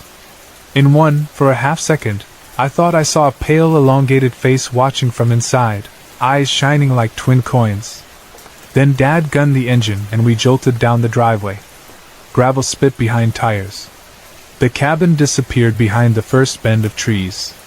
We drove through the night until headlights touched city outskirts. No one spoke. Grandma dozed, head bobbing.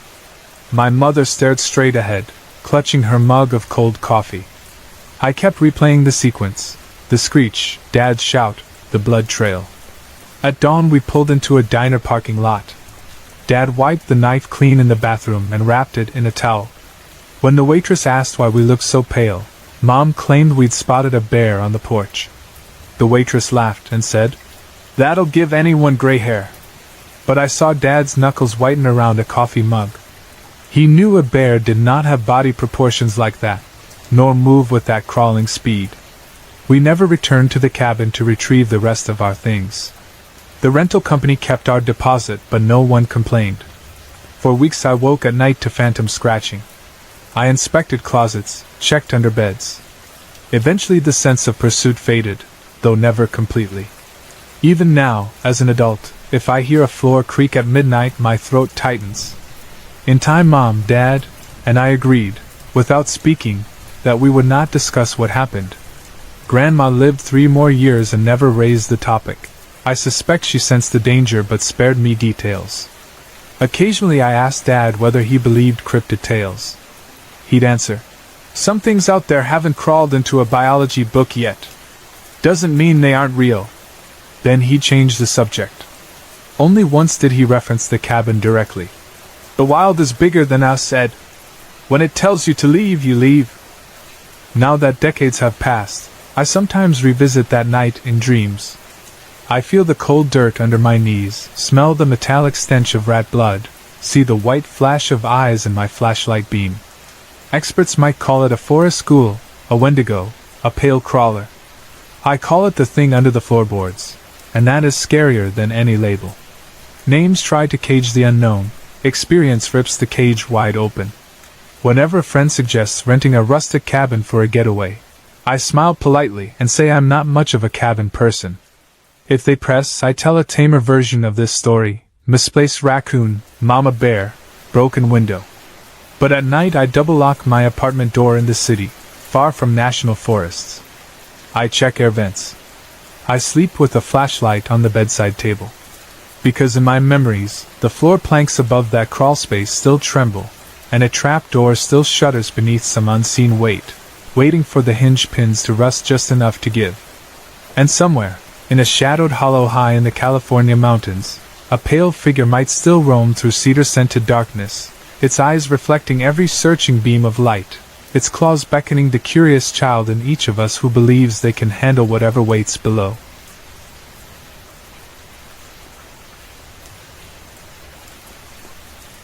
I have lived in Cairo most of my life, but the place that shaped my summers, and so many of my memories, is a small resort village on the northern coast of Egypt. My grandparents bought a simple two-bedroom cottage there in the early 1980s, before any of the fancy beachfront compounds or luxury hotels appeared. The village itself was little more than a scattering of low whitewashed houses, a few groceries and cafes, a single mosque, and long, astonishing stretches of almost empty beach, a pale ribbon of sand that ran beneath the turquoise arc of the Mediterranean. Every June, the city emptied out and families would head north seeking relief from Cairo's brutal, dust-filled heat. We were one of them. From the age of 5 until I graduated secondary school, I spent nearly every summer break, 3 glorious months, at my grandparents' cottage. In spite of all that familiarity, there is a night in that house I cannot forget, a night that still keeps me awake sometimes, 18 years later. I remember details with such precision that if I close my eyes, the memory rises like a film projected on the inside of my skull. The sound of the shutters rattling, the smell of mango and salt drifting through the hallway, the way my cotton nightshirt stuck to my damp skin, and the solid black presence that appeared less than an arm's length from my face. To understand what happened, you must first picture the cottage itself. It was one of perhaps 24 identical buildings lining a sandy lane just inland from the sea. The walls were white stucco, cracked by the salt air. A red-tiled roof sloped downward toward a tiny front garden, where my grandmother fussed over basil, mint, and bright geraniums. Inside, the layout was so simple I could still draw it today. A square front door opened directly into a small living room on the left, whose single wide window faced the street. Straight ahead, beneath a ceiling fan that creaked and wobbled in every summer breeze, sat an oval dining table surrounded by mismatched chairs. Turn right and there was a narrow hallway. On your immediate right stood my grandparents' bedroom. After that, another, larger guest room, and finally, closest to the kitchen at the very back, my own single room. At the end of the hall, a plain wooden door opened into a cramped kitchen, the only room in the house that felt properly cool, because nothing blocked the strong sea breeze that sluiced in from the back garden. Over the sink there was a slatted window with green paint peeling around the frame, and beneath that window, a second door that led to a clothesline and a patch of sand where my grandmother dried our laundry beneath the brilliant sun. The house contained no corridor closets, no basement, no attic, no crawl space. It was an uncomplicated seaside structure, built for the sole purpose of sleeping and eating between beach visits. In my mind, it was completely ordinary. Safe. By June of the year I turned 16, I was confident I knew every inch of that building, every squeaky door hinge, every tile cool beneath bare feet, every moth that circled the lone porch light. I also imagined I knew myself. I was halfway through my second year of secondary school, steeped in the restlessness of adolescence. Not yet a woman, no longer a child. Like so many teenagers, I believed I could do as I pleased. My parents tolerated my sulking moods during the school term, but once exams finished, tradition prevailed. I boarded the Alexandria train with a backpack of novels and headphones, stepped onto the coastal platform 90 minutes later, and drove the remaining kilometers in my grandfather's dusty Fiat. The arrangement was non-negotiable. My grandmother said the sea breeze was the only medicine that kept her chest from tightening in Cairo's pollution.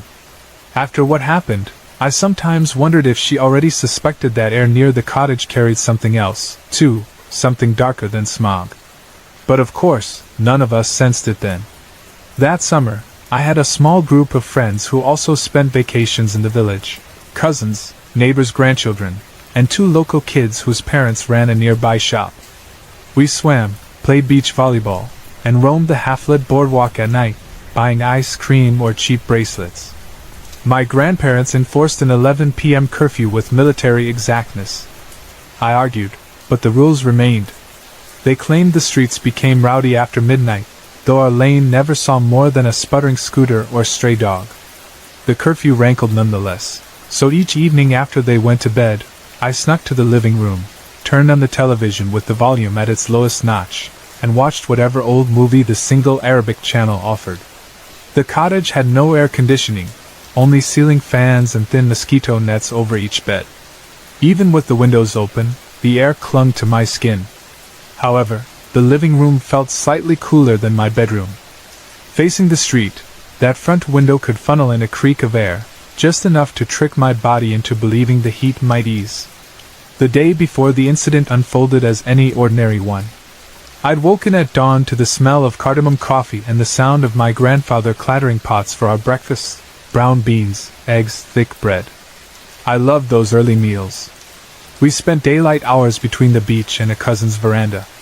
By 10:30 that night I told my grandparents good night, retreated to my room for propriety's sake, then waited until their door clicked shut before slipping back to the living room.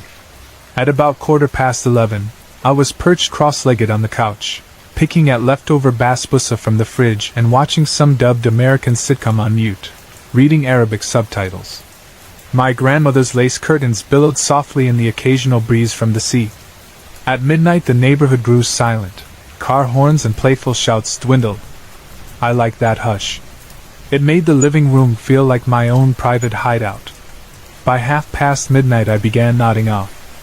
Finally, at what I believe was just past 1, I switched off the television. I padded through the hallway toward my bedroom, brushed my teeth in the tiny bathroom, and dropped onto my sheetless mattress wearing only shorts and a tank top. The air barely moved. I remember thinking absently that I should set my alarm for 6, because my grandfather always rapped on my door at that hour anyway, summoning me to sunrise breakfast. I didn't bother reaching for the phone. Sleep took me quickly, no dreams, just a blank descent. Until something dragged me up out of slumber. A sticky wetness coated my skin. Dazed, I blinked into darkness. No moon that night, no streetlight outside my window, only black humid void. My first thought was that the power had failed and the ceiling fan stopped, which sometimes happened during heavy humidity. My tongue felt thick with thirst. The alarm clock on my nightstand glowed faint green, 4:06 a.m. So I swung my legs to the floor and padded out of my room. The hallway was dense and still. At that hour, even the cicadas died down. I made my way by memory, feet sticking slightly to warm tiles. In the kitchen I cracked open the window and, with practiced caution, opened the refrigerator door in the dark so the light wouldn't flood the house. I found the cold water jug, poured some into a metal cup, and drank half, breathing relief as it chilled my throat. I started to drink more, my back to the hallway, when a tiny noise made me pause, the faintest rustle, like a distant sheet of paper being folded. I thought perhaps my grandmother woke for water too. I capped the jug, set it on the shelf, turned to push the door closed, and froze. An immense black shape blocked the hallway. Close, so close that I could not perceive width or edge. At first my brain refused to process it. The refrigerator light cast a dim glow, yet the thing swallowed all of it. My heart slammed once, hard. Instantly heat flushed my face. In those milliseconds 2 contradictory thoughts collided. Either I had lost my sight entirely in one eye blink, or someone very tall, very broad, stood less than half a meter away. But neither explanation fit. Because I could still see past the darkness. Beyond it, faint slits of lamplight leaked through the shutters in the living room, lines of pale yellow against the far wall. I saw them, thereby proving I was not blind.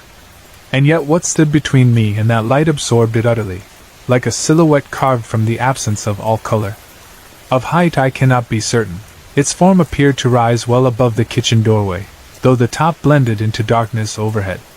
Width? The hallway was narrow, maybe 1.5 meters. The entity filled it entirely, a seamless curtain of black. My skin prickled as if subjected to static. But the detail that paralyzed me completely was not the size, it was the closeness. The blackness pressed nearer than any person could stand without my feeling breath or body heat. But I detected no warmth, only a cold pressure, an intangible force so heavy it pushed sweat from my pores. All hair on my arms lifted. I tried to scream. My throat constricted. A half-formed whimper stuck. My muscles locked. Never, before or since, have I felt such total bodily paralysis. My legs would not obey. Fingers around the cup stiffened. I could not unclench them. My lungs lifted but refused to exhale. Panic rose, a far-off siren inside my skull, telling me move, move, move. The black mass did nothing. No breathing. No shifting. It simply filled the hallway, as though it had always been there, and I had only now discovered it. Seconds or centuries passed. In my peripheral vision I registered the small glint of the metal cup in my stiff hand. Maybe instinct triggered. Maybe gravity changed. The cup slipped from my numb fingers, hit the tile with a metallic crack, bounced once, clattered against the baseboard, and rolled. Water splashed across my bare feet. The sound broke the spell. The shape remained, but my legs jolted into life. I spun, half-tripped, barreled past the stove into the hallway, yet I did not run toward the blackness. Somehow I lurched sideways into my bedroom doorway, slammed it behind me, and collapsed onto the bed. The door frame trembled with the force of my throw. I expected pursuit, pounding, a hand wrapped around the knob. Nothing. The hall stayed silent. Moonlight edged curtains faintly. Shutters let thin lines leak across my pillow. I stared at the gap beneath my door. No shadow thickened there. Minutes ticked. My heart hammered in my ears loud enough to muffle any creak outside. Some time later, though I could not have said if it was 10 minutes or an hour, sleep drowned me the way a wave smothers a gasp. I remember nothing else until bright sunlight sliced across my eyelids. I blinked to the sound of gulls calling and the smell of fresh coffee. At first, waking in daylight, I half convinced myself I'd dreamt the encounter.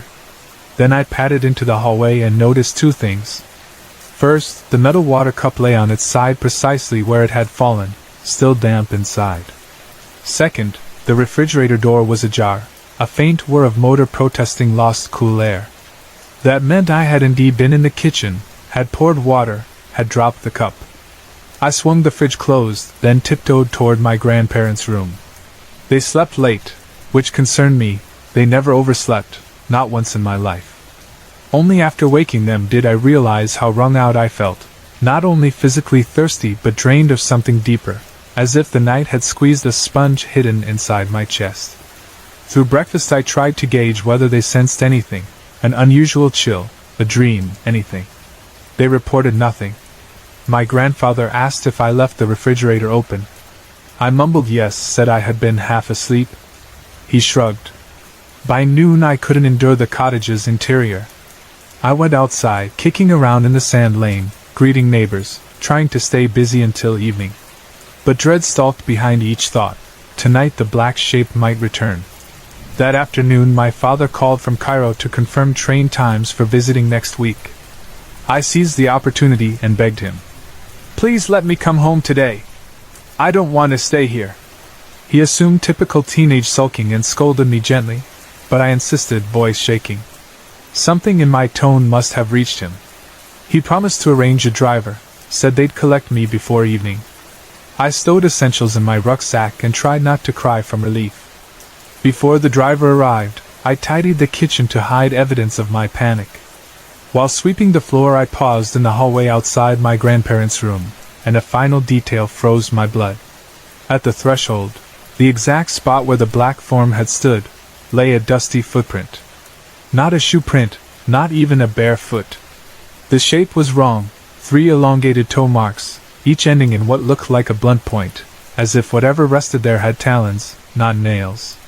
The heel was narrow, almost triangular. The entire print measured longer than my grandfather's leather sandal. I knelt, wanting to wipe it, but instead traced the edge lightly. Dust clung to my fingertip. The impression pressed deep enough to show weight. The surface grit displaced in a shallow hollow. I left it untouched. I gathered my bag, kissed my grandparents goodbye, and watched the cottage shrink in the rearview mirror. I did not return that summer. In fact, I never slept in that house again. Autumn came, school resumed, I kept my experience locked away. Only at night did nightmares pry open the memory. In dreams the black mass stood nose to nose before me, an abyss that swallowed all air. I'd wake slick with sweat, the smell of warm dust in my nostrils. Some nights I saw the hall print again, widening, darkening. Months passed. Life tethered me to Cairo, studies, friends, a first boyfriend, but the cottage remained a presence on the edge of thought. Shortly before Christmas, my grandfather decided to drive north alone to winterize the house, as he always did. He preferred to drain pipes, shutter windows, and cover furniture himself rather than pay a caretaker. Cairo winters are mild, but the northern coast storms can lash salt and rain against unprotected walls. He promised to return in a day or two. I teased him about living like a lone sailor guarding his vessel. 2 nights later the phone rang. My grandmother's voice cracked. Neighbors had found my grandfather lying on the cottage floor, exactly in that hallway, exactly where the footprint once appeared. Doctors said it was sudden cardiac arrest. He had died quickly. Neighbors in the adjoining house swore they heard nothing, no crash, no cry for help. When rescue arrived, the front door stood ajar, winter wind rattling dusty shutters. His expression, they whispered, looked frozen in surprise. We buried him on a cool morning under pale sun.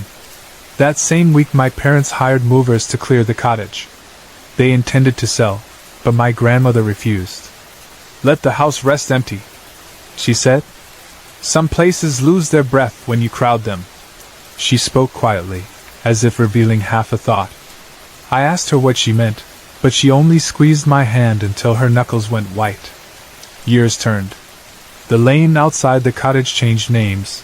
New resorts rose near the beach, glittering with floodlights. People forgot rumors.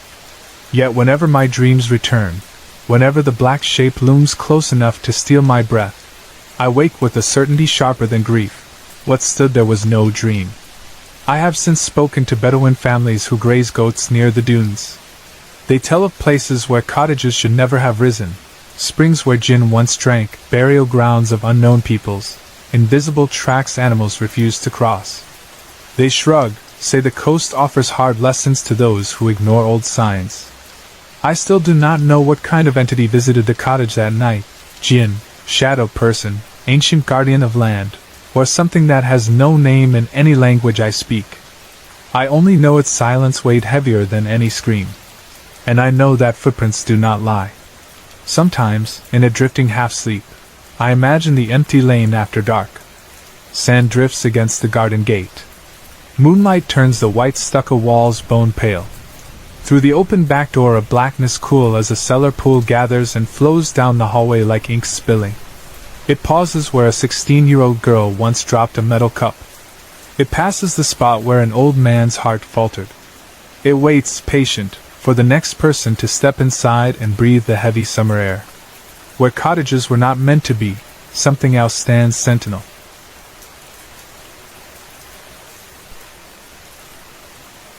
I was 16 the last time I spent a full summer at my grandparents' cottage on the northern coast of Egypt, though in truth I had been doing that trip for as long as I could remember. Each year, when school released us to 3 blistering months of freedom, my parents would drive me north, drop me at the low whitewashed gate, kiss me goodbye, and promise to pick me up the week before classes started again. From early childhood that routine felt normal, even comforting. The cottage, with its neat garden of oleanders and its constant salt-tinged breeze, became a second home. I knew every scratch in the plaster walls, every loose tile on the veranda, and every squeak of the hinges in the tall cedar shutters that faced the street. Inside, the layout was simple. You stepped straight into a small living room lit by a broad window guarded by those shutters. A threadbare sofa and 2 wicker chairs flanked a narrow coffee table where my grandmother liked to arrange bowls of dates and pistachios. Directly opposite the front door stood the dining table, 4 sturdy chairs and a scarred pine surface polished by decades of elbows. To the right stretched a hallway. On that hallway's left stood 3 bedrooms in a row. First came my grandparents' room, a cool refuge with old cedar wardrobes and a quilt embroidered by my grandmother's own mother. Next was a larger guest room that sometimes housed cousins or visiting friends. Last was my cubby-sized bedroom, just wide enough to hold a single bed, a narrow dresser, and a shelf crowded with dusty paperbacks I had left behind summer after summer. At the end of that corridor waited the kitchen, and beside it, a battered wooden door that opened to the back garden. Beyond that door lay a crescent of packed earth and a lone lemon tree, its branches bent toward the sea wind. Under the kitchen, accessible through a hinged trap in the floor and a rickety ladder, yawned the crawl space, an unlit pocket beneath the house where plumbers sometimes disappeared to chase leaking pipes. By the time I was 16, I considered myself too old to spend my evenings in that living room watching the news beside my grandfather, and far too independent to accept the early curfew my grandmother imposed. Still, tradition was ironclad. When exams ended, I boarded the car, sulked through the drive, and arrived in early June pretending I could survive 3 months of rules. Of course, I had my own plans, friends scattered among the other coastal villages, moonlit walks along the causeway, late gatherings on the beach with portable speakers humming. I promised my grandparents I would always be home by 11. They pretended to believe me. Deep down we both understood I would test the boundary. One muggy Thursday night halfway through June, I slipped out to meet those friends. We wandered through the night markets, argued over skewers of liver roasted on roadside grills, and ended up on a half-lit stretch of sand, the surf fanning over our toes. I kept one eye on my phone. By 10:30 I hugged the group goodbye, jogged to the paved road, and hurried back to my grandparents' village. The crescent moon was high, the distant street lamps flickered. From the dunes wafted the scent of fennel and seaweed. When I slid my key into the lock, it was exactly 10:58. The house lay silent. A single light glowed under my grandparents' door. I padded to the kitchen, fished a container of leftover rice pudding from the fridge, and crept into the living room. The old television was still on, voices murmuring from a midnight talk show, but I muted the sound, settled on the sofa, and spooned cold pudding between yawns. Eventually sleep tugged at me. I rinsed the dish, tiptoed down the hallway, and slipped into my bedroom. Humid air pressed the curtains against the mosquito screen. From outside came the faint whistle of a distant freight train. I lay back, let the ceiling fan whir above me, and drifted into a heavy dreamless slumber. Then, sometime before dawn, I jolted awake. Heat smothered the room. Sweat soaked my t-shirt and glued the sheets to my skin. My tongue felt sand-dry. The fan must have stalled, and without its breeze the house had become an oven. I rolled from bed, hard hammering, and shuffled into the hallway toward the kitchen, eyes half closed, craving nothing but cold water. I did not bother with lights. I knew every step. Reaching the refrigerator, I opened the door and leaned into the cool envelope of air. My back faced the hallway. The only glow came from the pale interior bulb that illuminated plastic containers and my grandmother's labeled jars. I grabbed a bottle, unscrewed the cap, and drank until my throat ached. As I turned, still drowsy, still thinking only of returning to bed, I noticed the house had fallen unusually silent. No thrum of the ceiling fan, no ticking of the wall clock, no distant humming from the aluminum plant across the highway, just a hush so absolute it rang in my ears. The quiet prickled the hairs on my arms, but I dismissed it as a trick of half-sleep. I replaced the bottle on the shelf, swung the fridge door shut, and stepped away. That was when I looked up and found myself face to face with something impossible. It filled the hallway between me and the living room, a towering black mass, tall enough to scrape the ceiling, so broad it blotted out the dim starlight seeping through the front shutters. Yet it was not entirely opaque. Through the thickness of that darkness I could make out the faint orange glow of the street lamp outside, as if the thing were real and unreal at once, substance and smoke knitted together. It had no clear edges, no head I could identify, no limbs I could name. It simply loomed, heavy as grief, and pressed close, so close the distance between us could be measured in heartbeats rather than inches. A charge of raw terror slammed through me. Every nerve seized. I tried to scream, yet only a squeak escaped my throat. I tried to step back, but my muscles refused. Heat rolled from the thing, or else the heat was my own panic burning through skin. Time warped. I cannot say whether I stared for 1 second or for a century. All I know is that the entity neither moved nor spoke. It exerted no force I could feel, yet I sensed it pinning me, studying me, perhaps savoring my fear. Then something broke. The bottle slipped from my hand, clattered onto the tile, and water splattered across my bare ankles. The crash jarred me from paralysis. In that instant the shadow's hold loosened. My body obeyed, and I ran. I sprinted the few steps to my bedroom, slammed the door behind me, leapt onto the bed, and curled against the wall. My chest heaved. Every pulse was a drum. Through the thin wood I expected to hear footsteps, scraping, some pursuit, but nothing came. The silence thickened again. From the crack under my door a faint silver band of starlight continued to glow. Whatever had blocked the hallway light was gone. Yet I dared not move. I hugged my knees, heart thrashing, and fixed my gaze on that sliver of illumination as though it might change shape. At some unlabeled point exhaustion drowned my terror. I must have drifted into shallow sleep, because the next thing I knew morning sun blazed through the curtains and gulls cried overhead. It was 10 o'clock. The house sounded alive, dishes clinking, my grandmother humming, radio chatter. For a moment I convinced myself I had endured a nightmare. But when I ventured into the hallway the bottle still lay on its side, a puddle drying around it.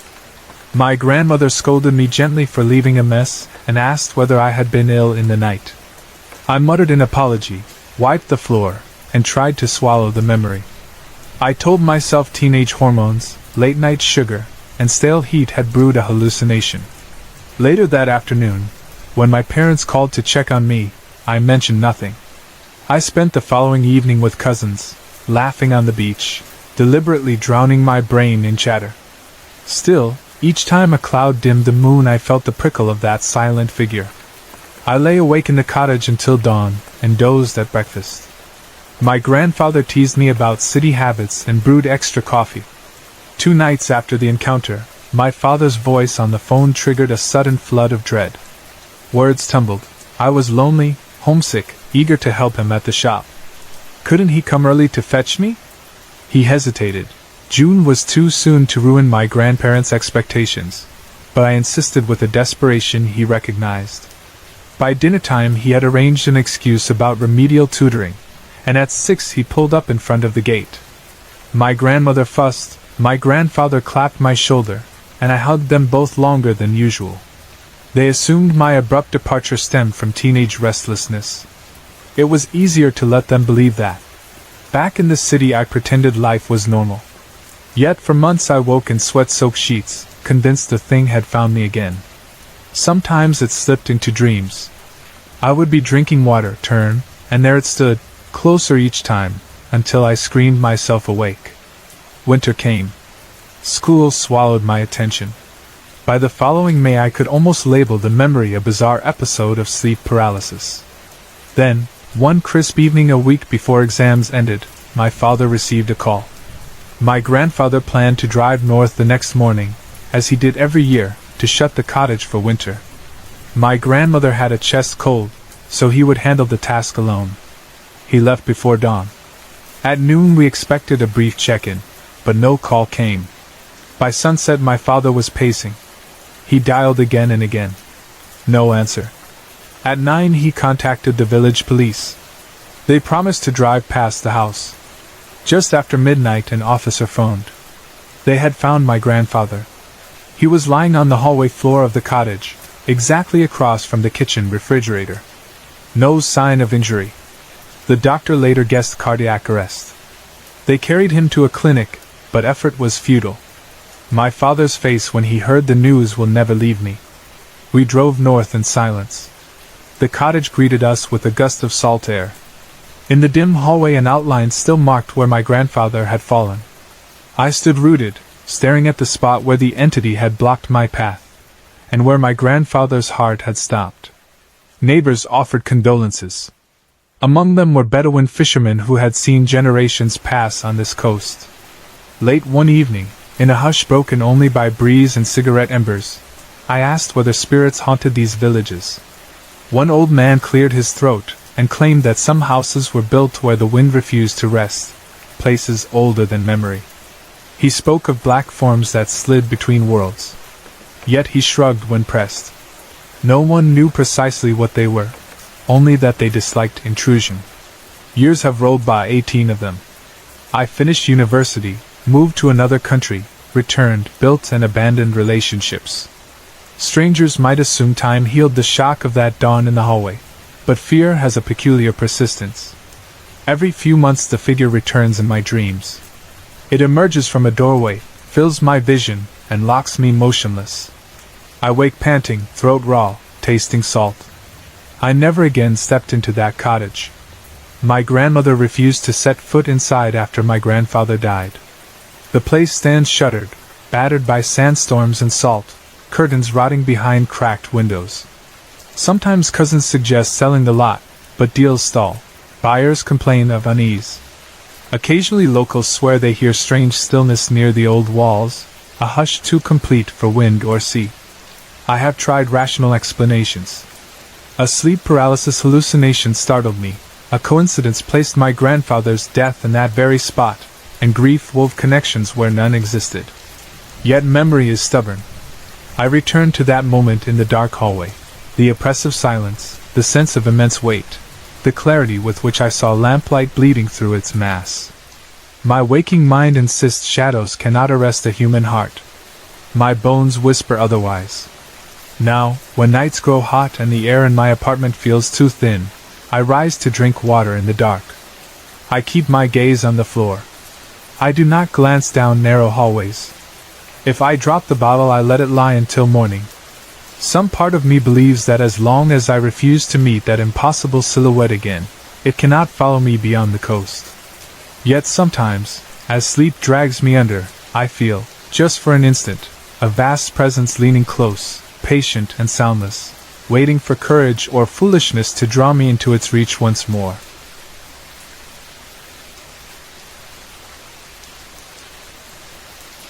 I am going to tell this exactly the way the memories crowd my head whenever I lie awake at night, slowly at first, like a trickle of half-forgotten details, then all at once, until I am back inside the fear and the sweat and the pounding in my ears. Everything began about a year and a half ago, when my family was still renting the little place we now call the old house. It has since been condemned for reasons the landlord never explained to us, something about structural faults that were no one's responsibility. Long before the city inspector slapped red tape across its doors, my brother and I had already started thinking of it as cursed, though we never dared say it aloud in front of Mom. The lot backed onto a tangled band of bamboo. From a distance that patch looked like the edge of some tropical garden, but inside it was darker than most forests I have hunted, full of hollow stalks that scraped one another whenever the wind changed. We called it the woods or the brush, though it was really a strip only 40 yards wide. Beyond it lay a vacant acreage and then the main road out of town, nothing wild enough, you would think, to hide predators. The very first sign that something was wrong came from our cheap knockoff doorbell camera. Mom bought it online because she felt safer seeing who stepped onto our deck in the evenings. The video quality was awful, but once in a while, if the porch light happened to be on, the camera caught scraps of movement out in the backyard. One night it showed a dog nosing around the garbage can we kept beside the bamboo. Only it did not look like any dog I recognized. The head was too slim, the muzzle too long, and even in the grainy footage the joints bent at angles that made my stomach clench. Mom saved the clip, but after a few weeks, maybe to stop herself worrying, she erased it. Around the same time, the noises started.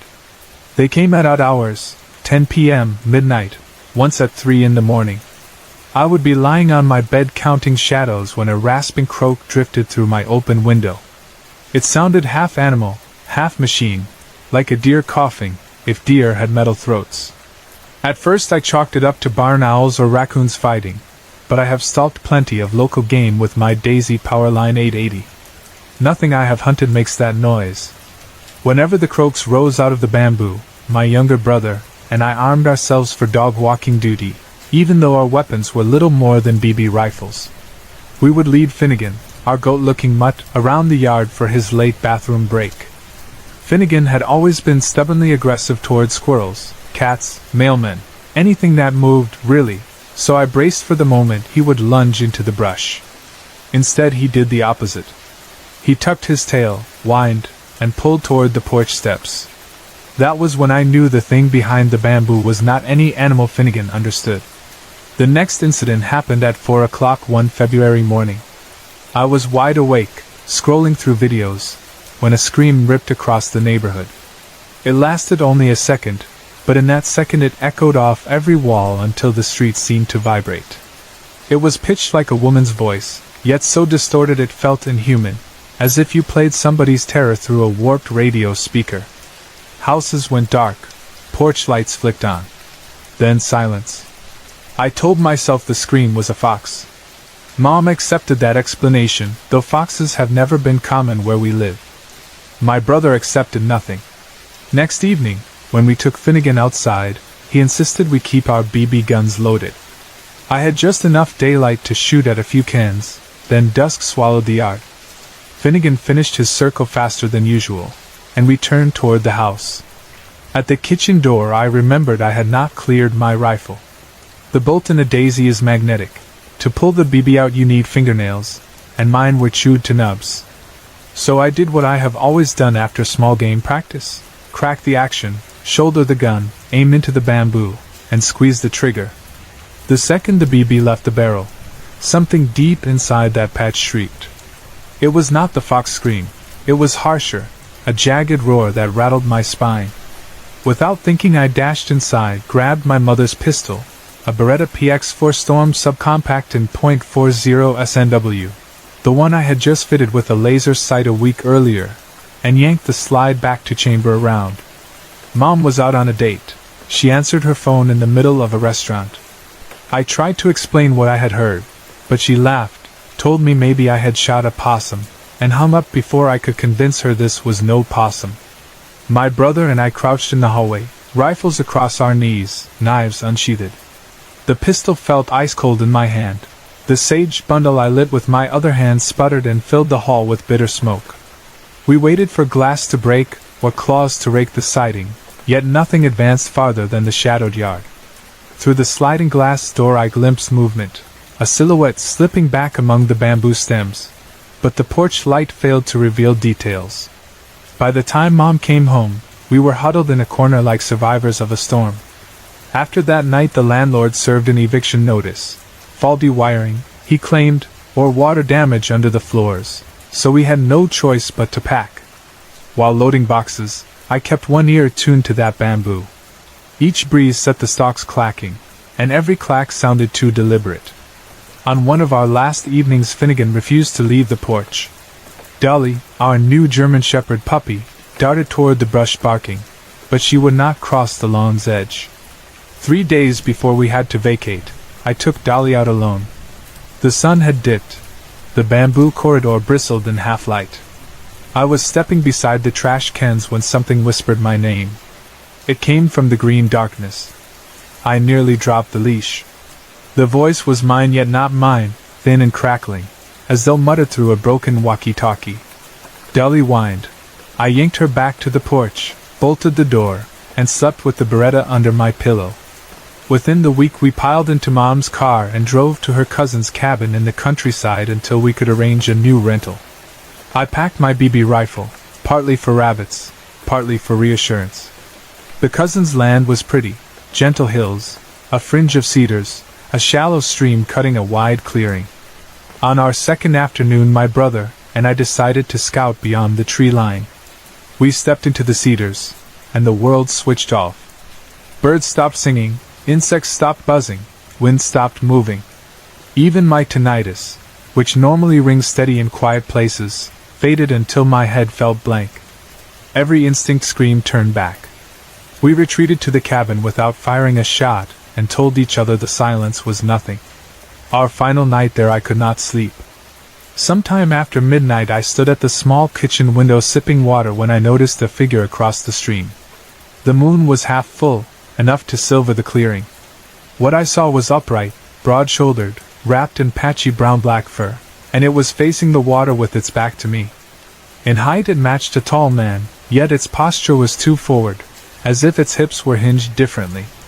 I did not wake my brother. Instead, I sank to my knees behind the counter and prayed, hissing pleas to every god or goddess anyone had ever taught me, though I have never been religious. When dawn finally pried light through the window, the bank was empty. I walked out to where the figure had stood and found only indentations in the mud, more like hooves than feet.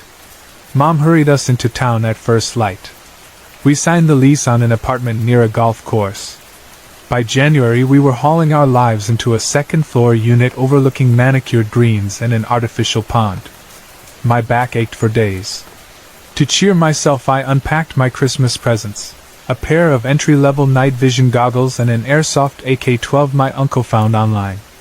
Mom bought her own rifle, a Savage Axis 2-chambered in .350 Legend, and stashed it in the bedroom closet, claiming she would learn to hunt deer next season.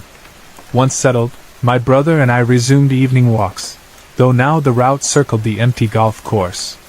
The grounds crew irrigated nightly, creating wide puddles where footprints showed crisp.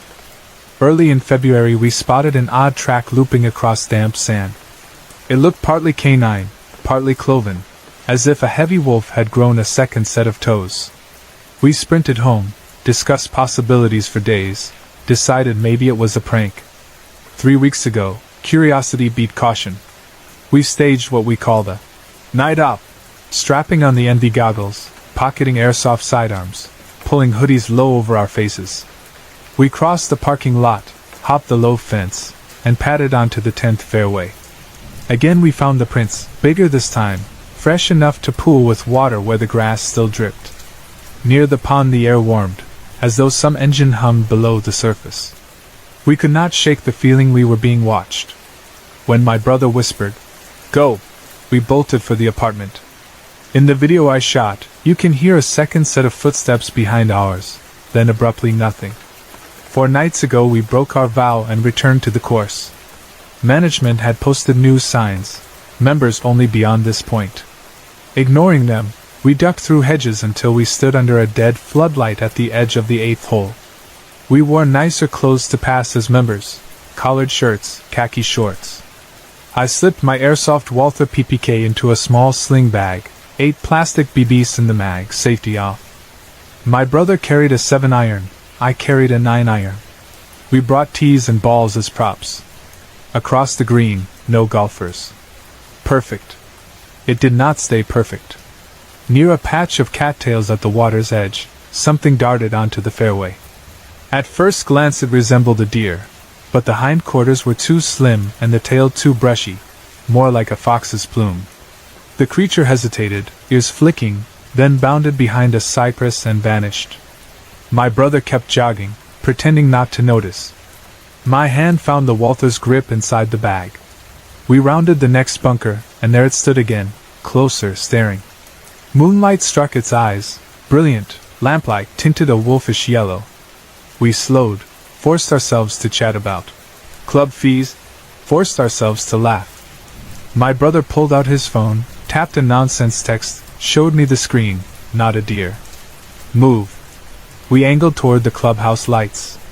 Behind us, the creature melted into shadow. We reached the sidewalk and blended with a pair of actual golfers trudging to their cars. Only when we crossed the property line did we allow ourselves to sprint. Home safe, door locked, BB guns leaning by the couch, we sat breathing tidal waves of relief. Now I replay everything each time the apartment grows quiet. I see the first grainy dog shape behind the bamboo. I hear the cough that is too metallic for any fox. I smell sage and gun oil and feel the Beretta's polymer frame slick with sweat. I can still taste the panic that rushed up my throat when the thing whispered my name. I remind myself I am 15, not a kid anymore, but not grown either, and that the next time it steps from trees or rushes from cattails, I will not meet it with plastic BBs. The Savage .350 Legend lies locked in the bedroom, zeroed at 50 yards, ready to punch a half-inch hole through bone. My newfound friend, a girl who understands trauma because she carries her own, calls these memories unresolved loops. She says talking helps close them. She says we are stronger when we drag nightmares into daylight. Maybe she is right. I cherish every conversation with her. Life feels sharper, brighter, worth protecting. Yet some nights, when wind pulls at the apartment eaves, something inside my memory jolts awake. I picture bamboo stalks shivering, a half-man shadow slipping among them, a voice that scrapes like static, a drawn-out imitation of my name, asking me to step closer. I picture a deer-fox hybrid lowering its muzzle, staring with wolf eyes, calculating how fast I can run. And I wonder if these echoes follow us from property to property because they belong not to one field or one patch of brush, but to us, to my brother and me, to anyone who ever heard that first inhuman scream. If the thing returns, I will answer with more than sage smoke and plastic pellets. I will answer with bright brass and gunpowder. Perhaps that is bravado. Perhaps bullets cannot kill what crawls between woods and nightmares. But fear must meet resolve, or fear wins. For now I clean the savage, practice at the range, study the trajectory charts. I watch corners, avoid the golf course, and keep my friend's number close in case the memories threaten to drown me again. That is the whole truth as I can shape it, how a condemned house, a strip of bamboo, and a string of nights etch themselves into me. If you ever cross our town and hear a woman's voice echo from the brush, distorted as though played on broken speakers, do not answer. If you see hoof dog tracks spiraling across wet sand, turn around. And if you must walk under moonlight, carry more than courage. Carry what can buy you time to reach sunrise.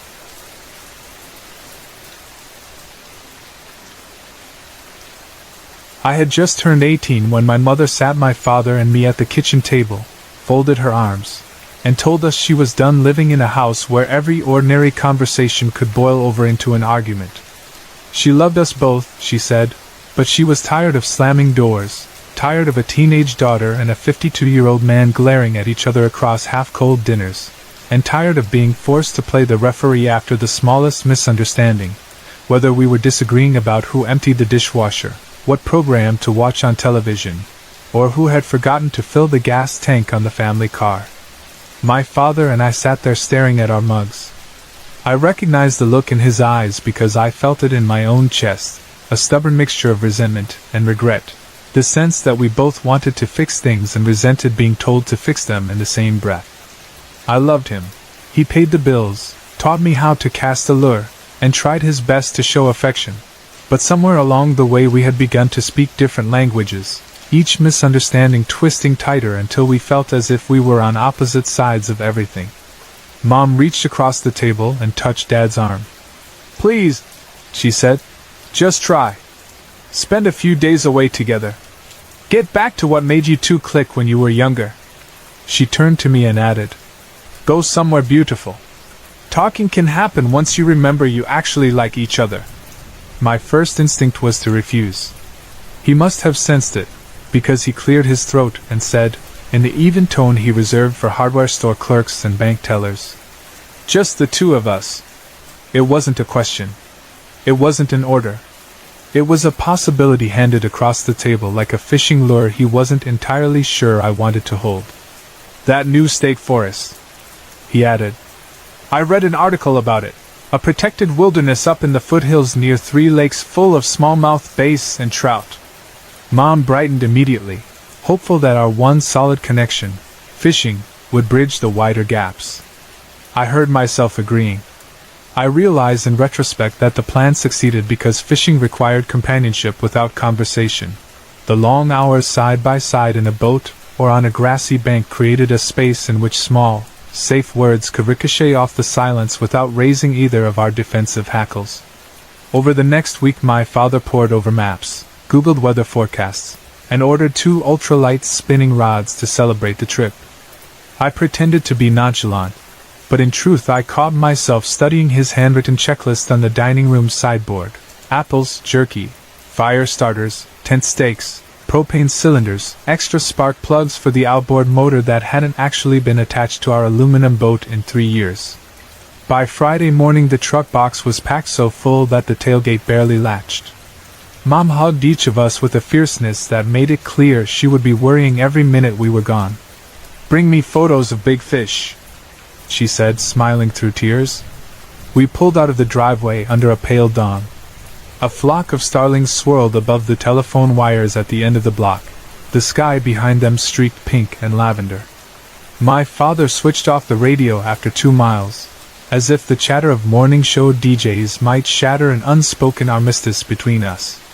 Instead, we listened to the engine's steady hum and watched houses give way to barns, barns give way to rolling pasture, and pasture fade into dense forests that climbed the hills in ragged ranks of spruce and fir. 5 hours later we crested the final ridge.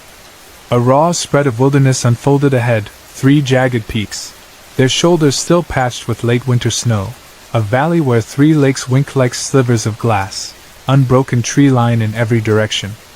On the valley floor, a ribbon of dusty road crossed a small meadow, then disappeared among the trees toward the lakes. A sign beside that road read State Forest Boundary, authorized vehicles only, proceed at own risk. Dad rolled down his window, inhaled deeply through his nose, and said, "Smell that? Balsam and spring meltwater. Nothing else like it." Under the brim of his old Red Sox cap, his eyes seemed to soften, the way they had when I was a kid begging to cast one more time off the dock. We rumbled down the rutted road, the truck jouncing on frost-heaved earth, until the trees opened to reveal a clearing next to the lower lake, an almost perfect semicircle of grass, ringed by taller spruce on 3 sides and bounded on the 4th by rocky shoreline that sloped to the water. I hopped out and stretched my cramped legs.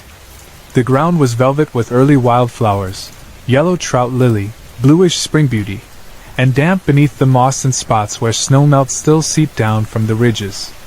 We unloaded our gear in tandem.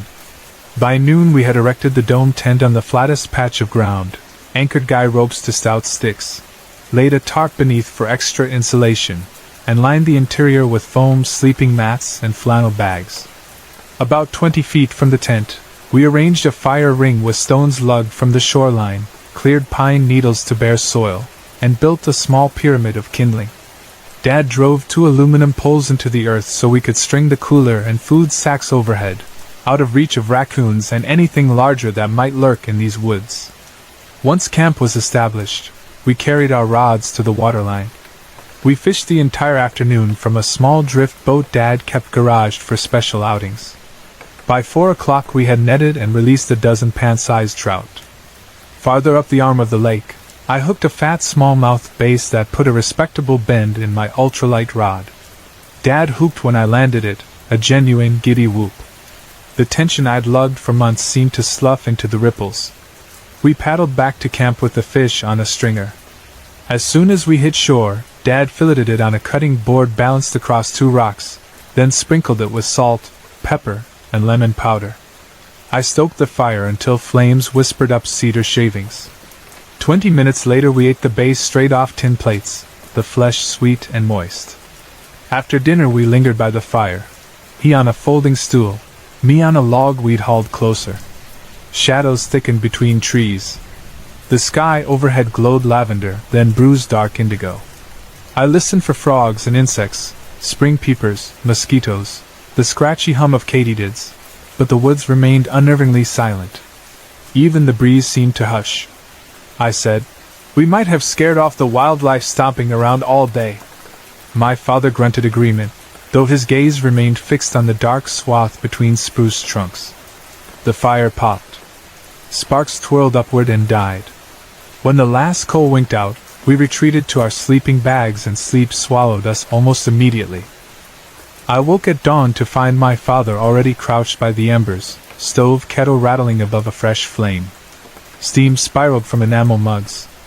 Early sunlight lanced through mist above the lake, silvering every spider thread. I stepped from the tent into that hush and felt something shift inside me, an admission that yes, this trip might actually heal the distance between us. We spent the morning hiking north into a valley rumored to harbor deer herds. Dad had drawn an off-season tag, archery only, more for population control than sport, and wanted to test his new recurve bow. I carried binoculars and camera. The trail wound through groves where birch bark hung in parchment strips and wind sighed high in the spruce crowns. After 2 miles we reached a meadow carpeted with fresh grass. 5 deer grazed at the far edge, quick tails flicking flies.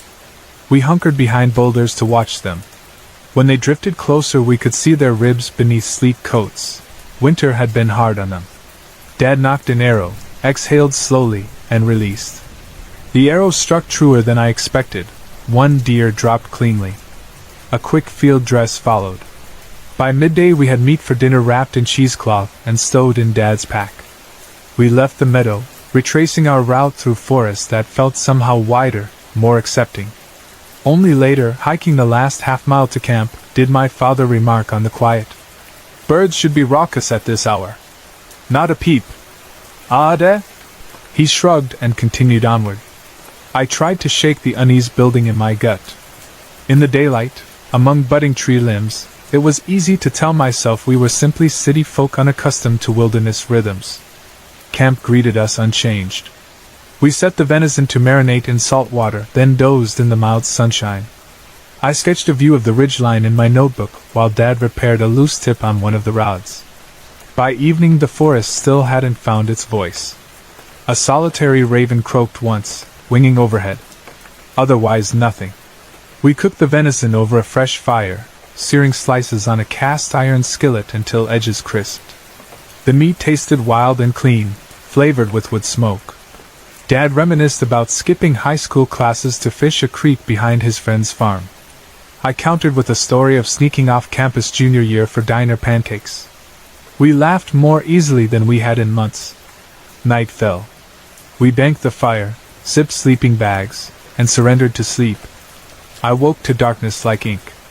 My first thought was of an owl because I'd heard a faint scuff outside the tent, a rustle, maybe wings grazing nylon.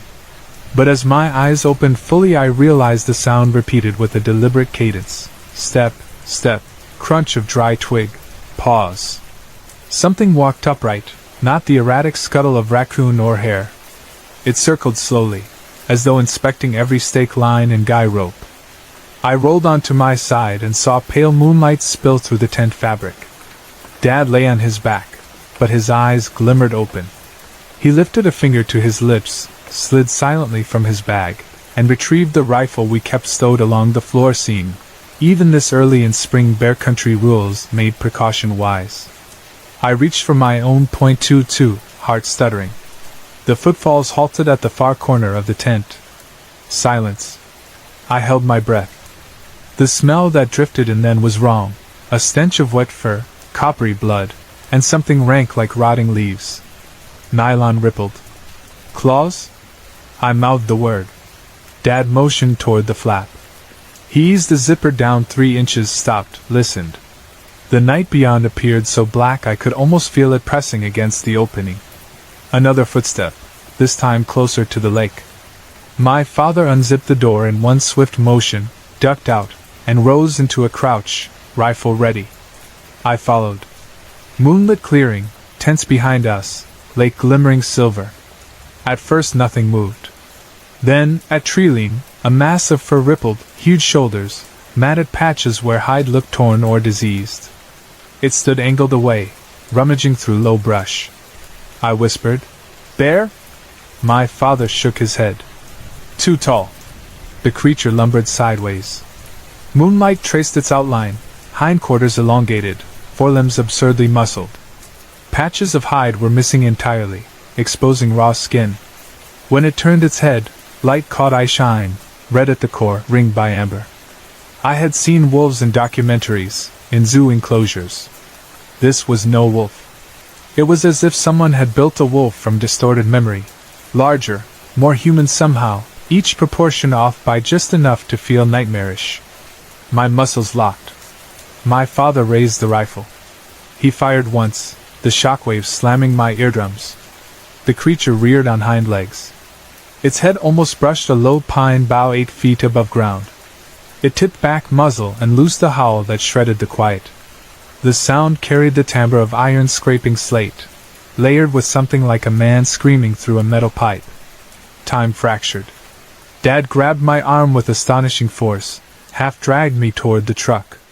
I stumbled, boots skidding on pine needles. Behind us branches snapped as the creature charged. I glanced over my shoulder. Its silhouette lunged across the moonlit clearing, arms swinging in strides too fluid for a beast yet too savage for a man. The rifle lay forgotten near the fire ring. We barreled into the truck cab, doors slamming. Dad jabbed keys into ignition, floored the accelerator. Tires spun in soft earth, grabbed, flung gravel. Headlights carved the track toward the meadow. A thump against the rear quarter panel jolted the chassis. Something skittered across metal, claws. Another impact dented the tailgate. The truck fishtailed. Dad wrestled the steering wheel, teeth gritted. I braced against the dash, seeing in the side mirror a tall shape sprinting behind us on two legs, then dropping to all fours, then rising again, its speed obscene. We burst from the forest onto the logging road. The creature faltered at tree line, retreated into shadow. A final hurled stone clanged off the truck roof, landing in the bed with a crash that left a crater in the spare fuel can. Then we were alone with the night and the hum of tires. We didn't stop until we reached a motel 30 miles away. The clerk eyed our mud-spattered clothes and my father's trembling hands. He slid over a key without comment. Inside the room, Dad bolted the door, sagged onto one of the twin beds, and stared at his palms as if expecting claw marks to bloom. Neither of us spoke. Dawn seeped through drapes before exhaustion overtook. When we returned mid-morning, the clearing felt smaller, stripped. The tent lay shredded, poles snapped. The cooler hung from its rope, but every latch had been gnawed open. Packages of oatmeal were torn apart, coffee grounds scattered like dark confetti. The fillet knife we'd used on trout lay twisted, blade chipped. Strangely, our sleeping bags were untouched, neatly rolled inside the tent's mangled shell. We salvaged what we could, packed in silence. Each glance toward the tree-line made my stomach clutch. Every gust of wind sounded like footfalls. It was only when we had loaded the truck and buckled seatbelts that my father spoke. "Whatever we saw, son, it wasn't natural. But it was real." I nodded. Words stuck like fishhooks in my throat. I thought about the way Mom had hugged us goodbye, about how I'd promised I'd bring home pictures of big fish. I thought about the arguments Dad and I had let fester. In that truck cab, with the odor of pine sap and raw fear still clinging to our clothes, those quarrels seemed impossibly small. Halfway home, Dad cleared his throat. "I'm sorry," he said. It was not for anything specific. It was for all the mornings when we muttered past each other, for every slammed door. I murmured the same apology back. We drove the rest of the way with windows open, spring air rushing in, saying little yet feeling something mend in the quiet between us. We never told Mom every detail. We said the campsite had been overrun by raccoons. We joked that our borrowed tent must have looked like an all-night diner to critters. She shook her head, half amused, half reproachful, but she didn't press. She saw the change in us. The way I lingered at the dinner table to hear Dad's stories. The way he tilted his head when I spoke as if each sentence deserved space. Months later, a local paper ran a short piece about remote area closures near the same state forest. Due to reports of aggressive wildlife, trails 6B through 12A will remain closed until further notice. Dad clipped the article, folded it, and shoved it in his wallet behind photos of trout and birthday cards. We agreed, without speaking, that memories inside that line of trees could stay there. Yet on calm nights, when wind in the maple beside my bedroom window keens just right, I sometimes hear an echo of that howl, iron on slate, layered with a man's scream. I lie still and remember moonlight on raw skin, the hot smell of gunpowder, my father's hand gripping my arm. I remember how terror stripped every resentment away, leaving only the bond beneath. I don't know if I'll ever camp again in a place untouched by human sound. Part of me longs for that wilderness. Part of me suspects some wildness is best respected from a distance. My father and I still fish together, but we do it close to home now. Lazy rivers where houses peek through cottonwoods, ponds where neighbor kids ride bikes to the dock. We tell ourselves there are big fish here too. Most days that is enough. But every once in a while we fall silent at the same moment, as if both hearing a memory moving unseen through dark spruce. And when that happens we share a brief, haunted smile, grateful and uneasy, remembering the night a nightmare stepped from the tree-line and chased us into something like forgiveness.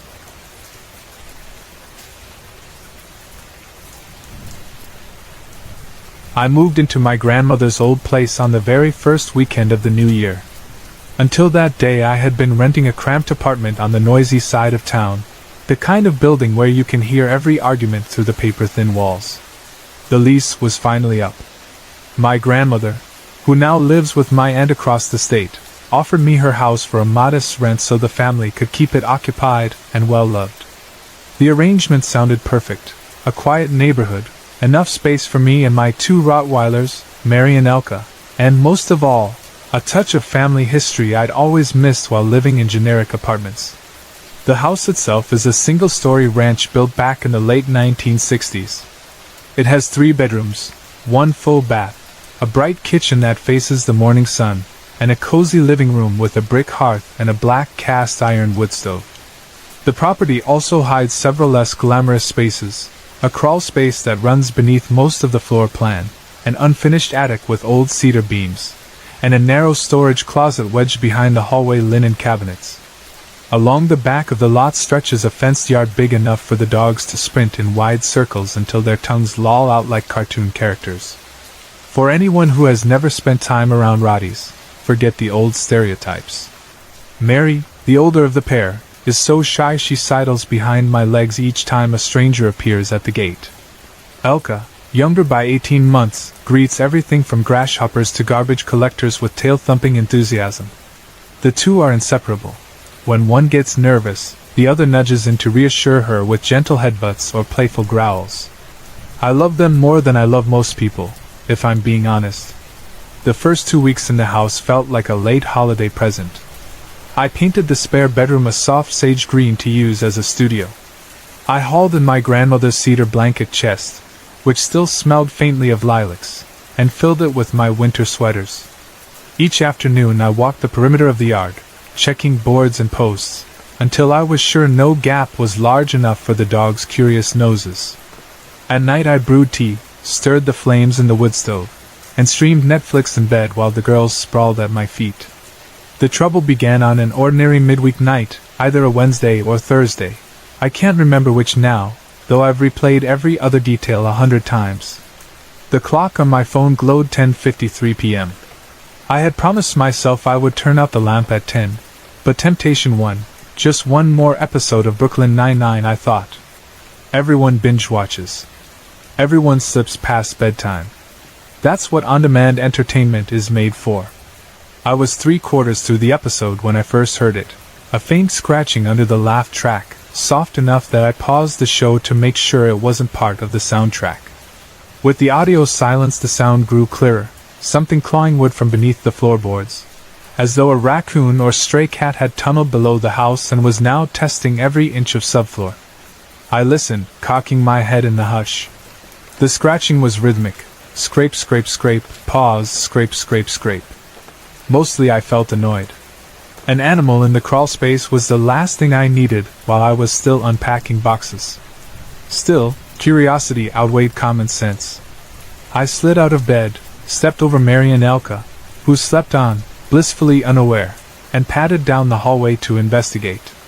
The dogs usually notice even a neighbor's mailbox closing, but tonight they didn't stir. Maybe the deep winter air had exhausted them. Maybe they sensed what I didn't yet. The noise grew louder as I entered the living room. It seemed to originate near the northeast corner where the plank floors formed a right angle against the exterior wall. I stood listening a moment longer, then lifted my foot and stomped once, hard, on the spot. Silence. The scratching ceased as though a switch had flipped. I waited 10 seconds, then 20. Nothing. Slightly proud of my problem-solving, I turned to leave. That's when a sound I can only describe as a wet growl rose from the same corner. Imagine the deep rumble of a dog whose muzzle is submerged in a bucket of water, muffled, gurgling, and somehow feminine, as though the creature's throat was shaped wrong for barking yet insisted on trying. The growl lasted 2 or 3 seconds, then faded into the house's natural creaks. For the first time that evening a prickle of unease brushed my skin. I could not recall any local animal making a noise like that. Still, I shrugged it off. A possum, maybe, or a large rat tangled in insulation. I returned to my room, switched off the lamp, and drifted into uneasy sleep. Nothing else disturbed me until 2 nights ago. At least, nothing I noticed. If small creaks came from the floor, I chalked them up to settling lumber and forced air vents. I focused on work, on painting, on settling the last of my grandmother's dishes into the china hutch. Then came Saturday evening. Devin, an old friend from my college days, drove over with Chinese takeout and a plan for a movie marathon. Devin is the kind of person who treats every gathering like a holiday. He shows up with dessert, backup dessert, and a playlist. We set our laptops beside each other on the coffee table so we could stream Red Notice simultaneously. He swears jokes land better when you watch on separate screens yet share the room. At precisely 11 o'clock, again that number, 11, scratching began beneath the living room floorboards. Devin paused the movie. The silence magnified the scrape until it felt like claws on my own ribs. I told him about the earlier episode. He proposed the simpler explanation, a stray raccoon nesting under the house for winter. "Let me crawl down and shoo it," he said. I refused twice.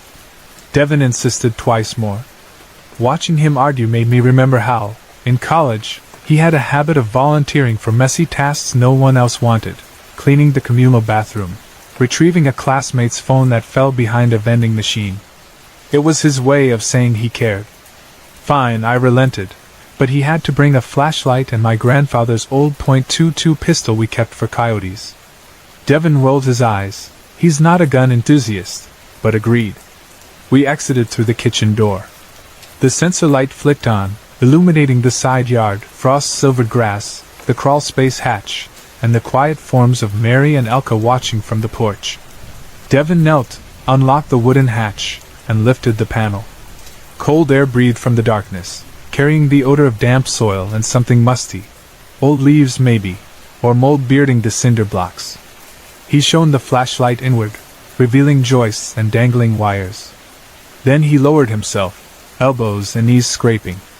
In seconds the beam disappeared into blackness. I stood above, balanced between the urge to call him back and the fear of sounding cowardly. Seconds stretched. 1 minute. 2. "Devin?" I called. No answer. Only the crunch of gravel drive 30 feet away as Mary shifted her weight. A car swept past on the distant highway. The sensor bulb hummed. My throat tightened. I knelt, peered into the hatch. The flashlight beam flickered somewhere beyond my sight line, then cut off entirely. Darkness swallowed everything. "Devin!" Louder now. Silence. Panic surged. I considered diving in after him, yet the opening looked as inviting as an open grave.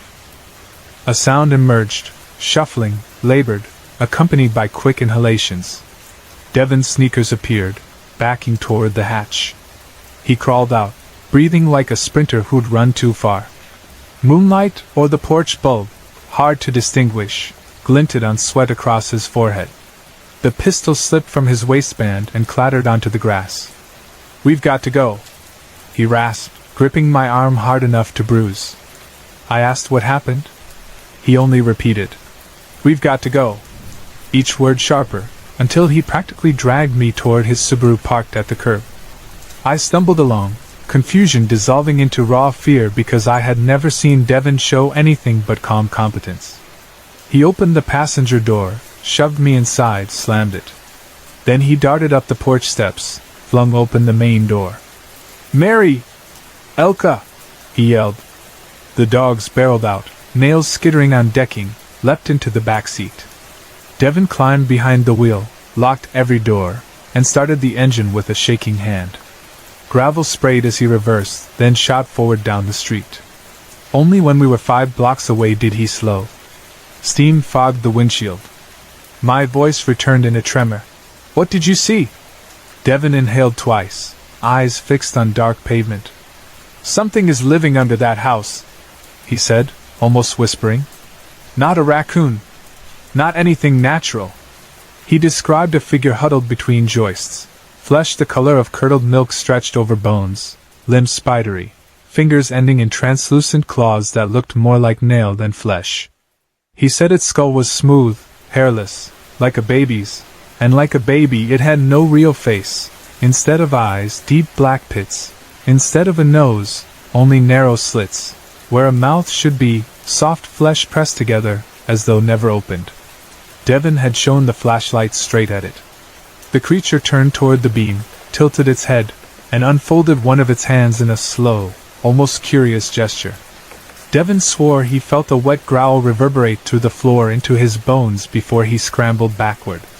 I waited for him to laugh, to grin and admit he'd pranked me because I'd pranked him so many times. But there was no humor in his voice. Tears welled in his eyes. He kept nodding, as if confirming to himself what he'd witnessed. We spent that night in his driveway, engine off to conserve gas, seat heaters ticking. Elka curled against the rear passenger door. Mary draped her head across the center console, watching me with worried brown eyes. At some point, exhaustion overshadowed fear, and I dozed. When I jerked awake at dawn, Devon's seat was still upright, eyes bloodshot, hands gripping the steering wheel as though we might peel away any second. We returned to my grandmother's house only in full daylight. Devon wouldn't let me exit the car until sunlight bathed the siding. Inside, nothing had changed, at least nothing visible. The crawl space hatch remained ajar, the padlock dangling. But I did not follow Devon when he crouched to relock the door. My pulse hammered until the key clicked. Then I helped him gather only the most valuable items: laptop, sketchbooks, my grandmother's pearl earrings, from inside. We left boxes, furniture, everything else.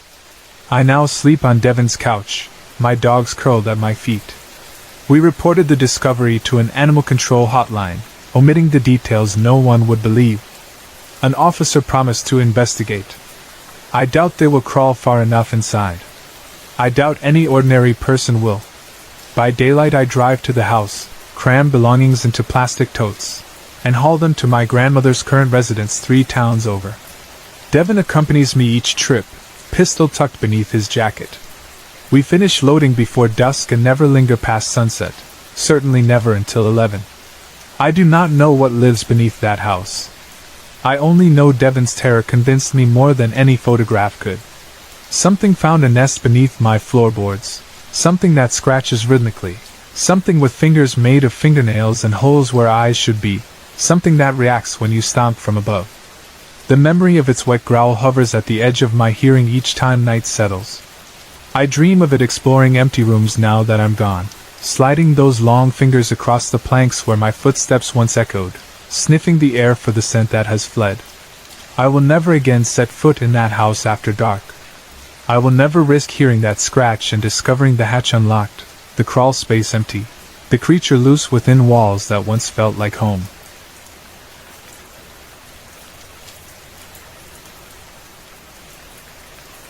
I never imagined that moving to my grandmother's old apartment would leave me questioning every rustle outside my window, every odd knock that echoes down the hallway, and every distant cry carried on the ocean breeze.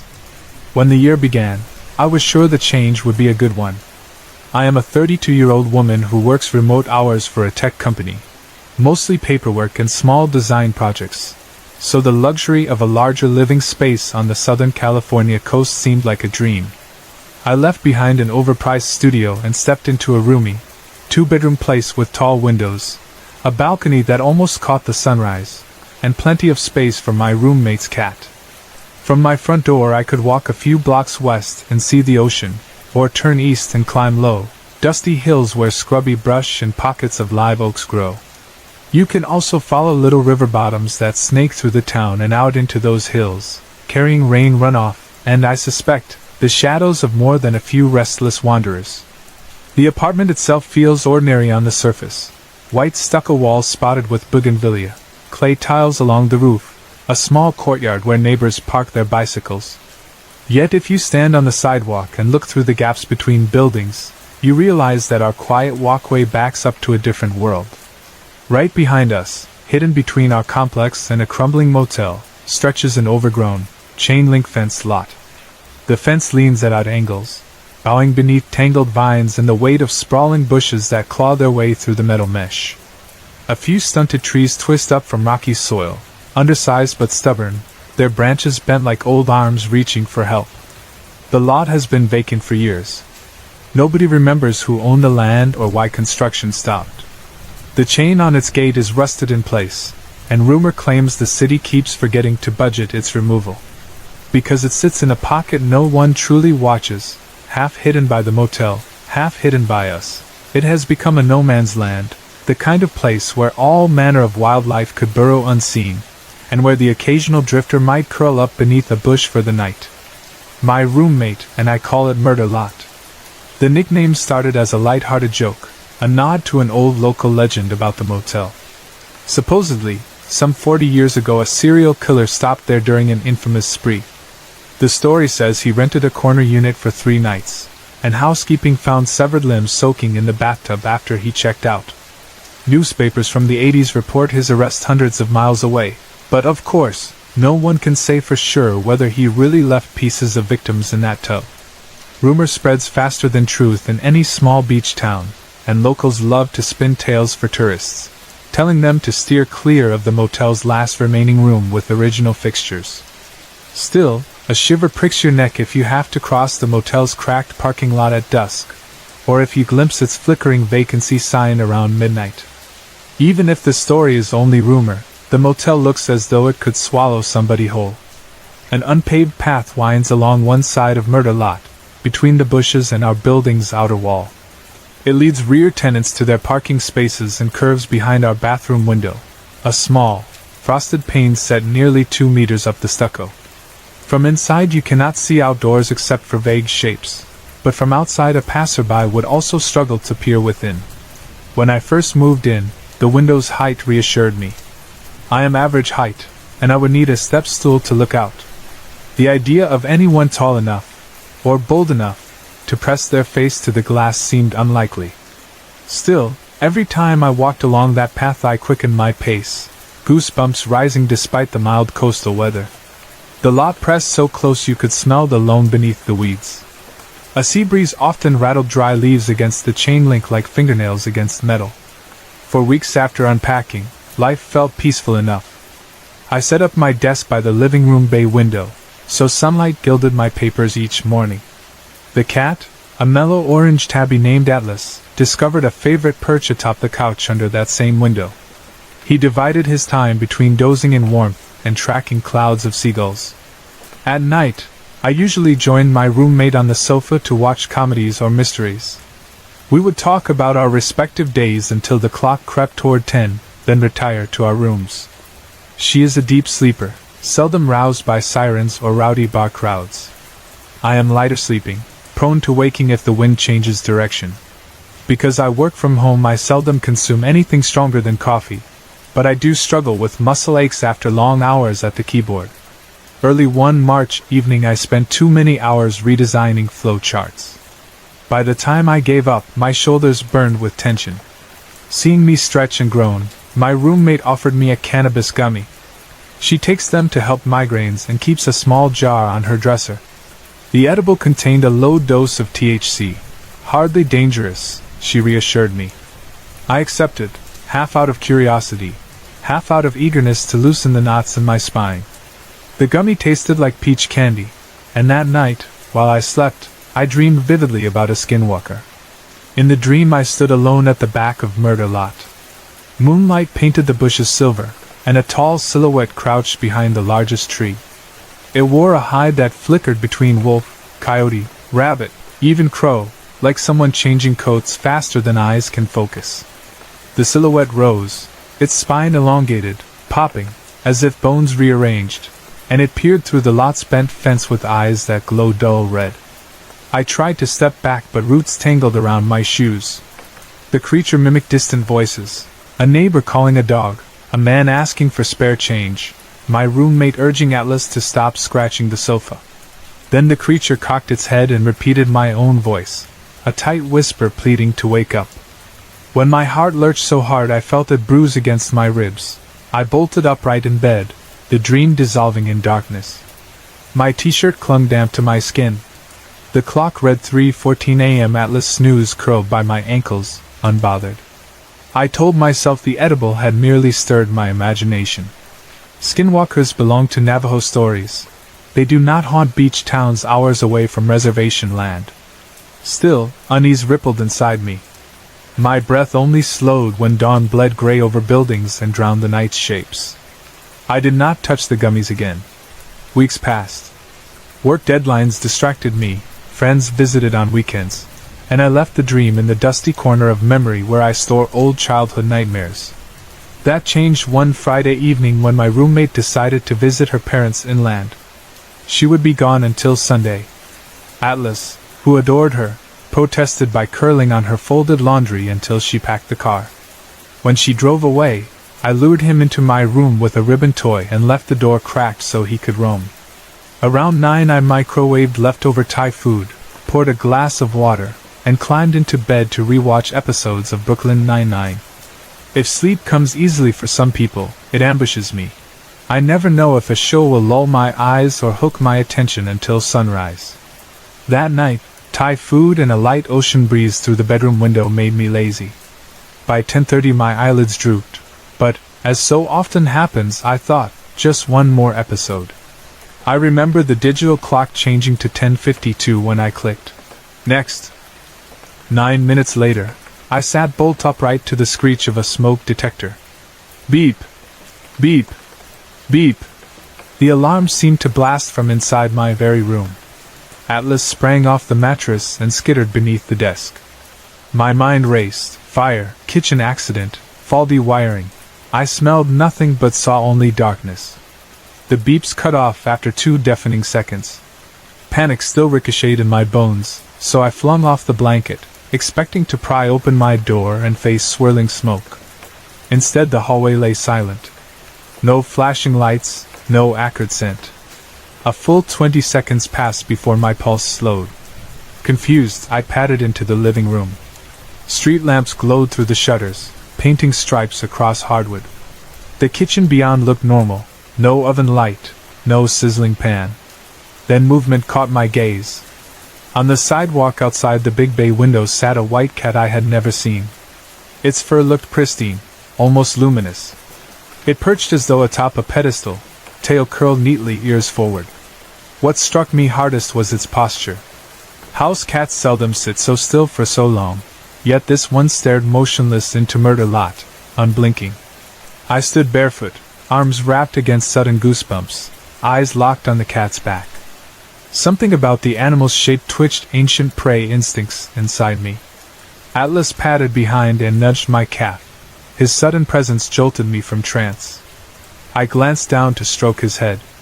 When I looked up, the white cat had vanished. 1 second it was there, the next gone, as though erased. I stayed at the window longer, scanning shadows among the shrubs, but no glimmer of white appeared. Nothing else stirred. The road lay empty, motel windows dark except for the neon sign flickering vacancy. Eventually I returned to bed. Yet all warmth drained from the house. I crawled under covers wearing socks and a sweatshirt, but a chill settled in my marrow.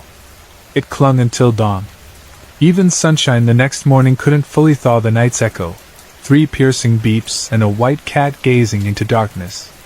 That following month passed without incident. I told myself alarms glitch, stray animals wander, and anxiety paints mysteries where none exist. My roommate returned from her weekend and teased me about ghost stories when I recounted the beeps, leaving out, however, the cat. Some details feel too fragile to share. By day I remained busy, grocery runs, yoga classes, emails. Sometimes, though, while walking past the chain-link fence, I noticed newly bent wire near ground level. At first I figured a raccoon had enlarged a gap to slip inside. Then the hole widened to the size of a loaf of bread. The next week it was as long as my shin. Pieces of rusted wire curled outward, as if someone, or something, had tugged from the inside. Tall weeds partly hid the damage. I considered calling the city but procrastinated. I imagined a municipal worker shrugging and promising a ticket nobody would ever read. Meanwhile the gap broadened each stormy night. One mild Thursday, I arrived home from a late grocery trip just before 8:30. I called to my roommate that I'd jump in the shower because I felt sticky from carrying bags without a sweater. She was sprawled on the couch with earbuds, scrolling on her phone. "Go for it," she said. "I'm ordering Indian food." Atlas kneaded her lap. In the bathroom I left the door unlocked so the cat could reach his litter box. Steam soon fogged the mirror. The apartment's pipes sometimes clanked, but the noise of running water usually distracted me enough to ignore them. That night, halfway through rinsing shampoo, I heard a knock, finite, deliberate, 3 raps either on the bathroom door or from the far side of the bathroom window pane. The tap was loud. I reached to pull the curtain aside, expecting to see my roommate. "What's up?" I called through the hiss of water. A voice answered. "It's me," drawn out, playful like she often joked. Except something about the tone set every hair on my arms upright. The syllables wobbled, pitched slightly off, as if the speaker were practicing how to speak in my roommate's accent.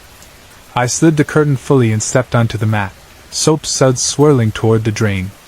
Water still thundered behind me. I wrapped a towel, crossed to the door, and opened it. The hallway was empty. No roommate. No cat.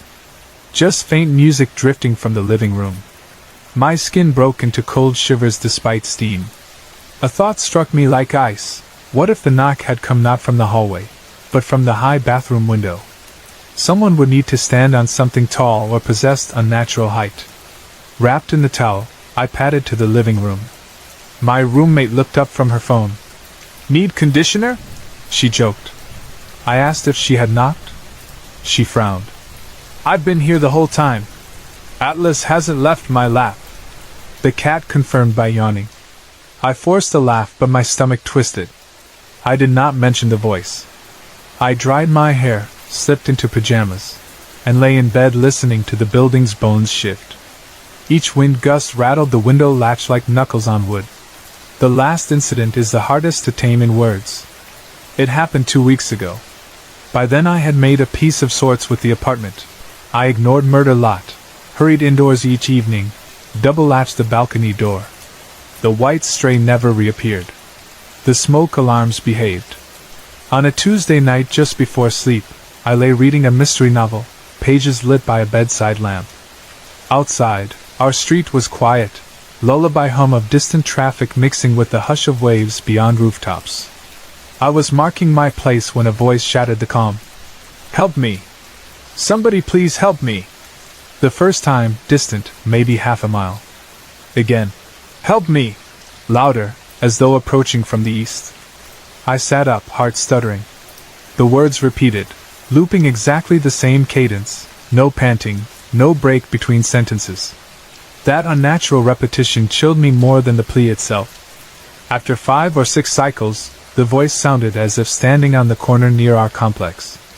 I crossed to the living room window and peeked through blinds. Street lamps painted the narrow road gold.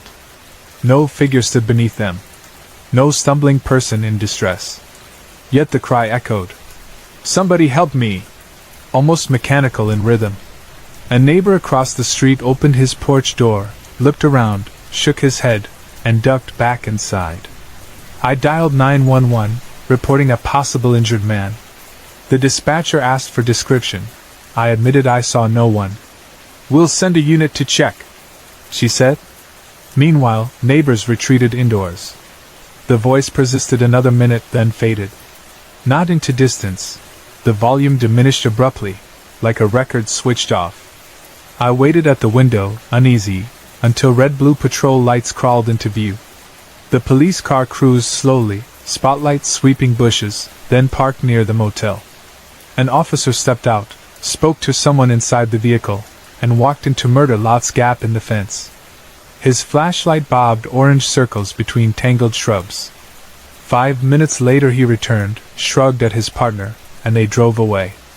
Only after they disappeared did I glimpse movement far down the road, a silhouette crossing beneath a street lamp, so distant it seemed half solid, half vapor. It limped, or maybe glided, arms oddly long. It disappeared behind parked cars. The sudden hush left my heartbeat thunderously loud, and I crawled into bed fully clothed, leaving the lamp burning. Morning washed color over walls. No new footprints marked the dust near our path, yet the hole in the fence seemed wider. A coil of wire lay curled like a snapped spring. I stood staring until Atlas wound between my ankles, reminding me to breathe. My logical mind insists on rational explanations. Smoke alarms fail. Stray cats wander. People play cruel pranks. But every so often, usually when the sun slips below the hills and street lamps buzz awake, that rational voice quiets. I picture those gaps ripped in chain link, the holes shaped not by snouts or paws but by fingers strong enough to tug metal. I recall the voice outside my window, a near-perfect mimic that still slid strangely off-key. I remember Devon's description of the faceless pale creature beneath my grandmother's floorboards. And I replayed the cry for help that stopped the instant police arrived, as though the caller knew they were coming and decided the performance was over. Some nights, lying in darkness, I imagine murder lot as a stage. Shrubs are curtains, the lone trees props, and behind them waits something patient, clever, unbound by concrete boundaries. Perhaps it prowls the paths between buildings when most of us sleep, practicing our voices, testing our doors, bending wires so it can slip through. Maybe the motel's legend of the bathtub butcher masks a different truth, horrors unmeasured by police reports, born of shadows rather than blades. I do not know. I do know that our bathroom window, set high and frosted, suddenly feels lower than it used to. Now I keep its latch bolted, no matter how warm the night. Atlas still curls beside me, unaware or unbothered. My roommate listens to my concerns and jokes that we live in a budget horror movie. Girl versus shrubbery. She believes the cries were a homeless man or teenager testing boundaries. I nod. Because saying otherwise invites too many questions. Why us? Why here? And what, exactly, crouches in forgotten lots after midnight? When I walk past Murder Lot now, I quicken my pace and keep my gaze firmly on the pavement. I resist counting the slats of bent fence. I resist wondering where the white cat went. Logic says the cat found food elsewhere, because animals disappear every day without reason. But sometimes, when the moon is high and the coastal fog sinks low, I imagine that cat was never a cat at all, maybe only a lure-wearing fur, probing the edges of our world. Maybe it waits in the shrubs, pupils slit, listening for me to stomp the floor again so it knows exactly where I sleep. So I do not stomp anymore. I step lightly across my grandfather's worn oak planks, and I whisper thanks each morning when dawn drapes the room in color, proving night has ended once again. The chain on Murder Lot's gate still rusts. The motel's vacancy sign still flickers. And somewhere between ocean and hills, the line separating town from wild stays impossibly thin enough, I suspect, for things older than rumors and taller than fence posts to slip across, wearing any voice they choose. Sorry to interrupt. If you're enjoying the story, let me know in the comments and tell me where you're watching from. Don't forget to like and subscribe for more.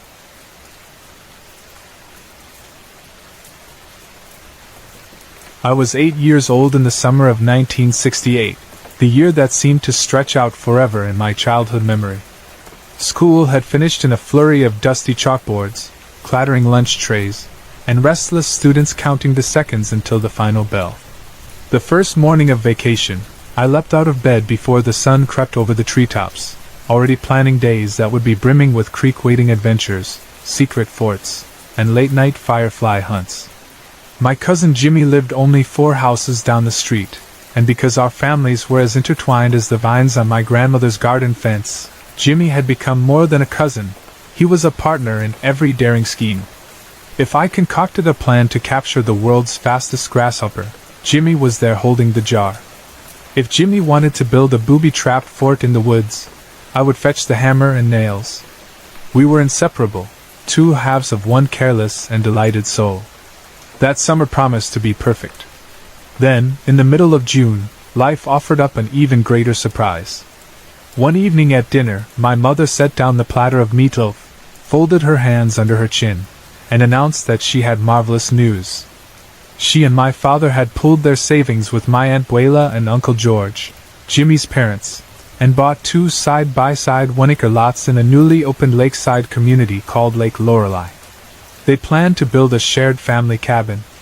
Uncle George, the legendary carpenter of our clan, would oversee framing, roofing, and trim.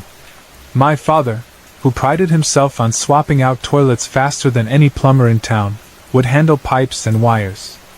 My mother promised that the grown-ups had room for our help as apprentices. To me, apprenticeship meant hammering nails, roasting hot dogs over brush fires, sleeping under a sea of stars, and waking to a clear lake just beyond the porch rails. I barely touched my supper, too dizzy with visions of endless woods and secret fishing holes.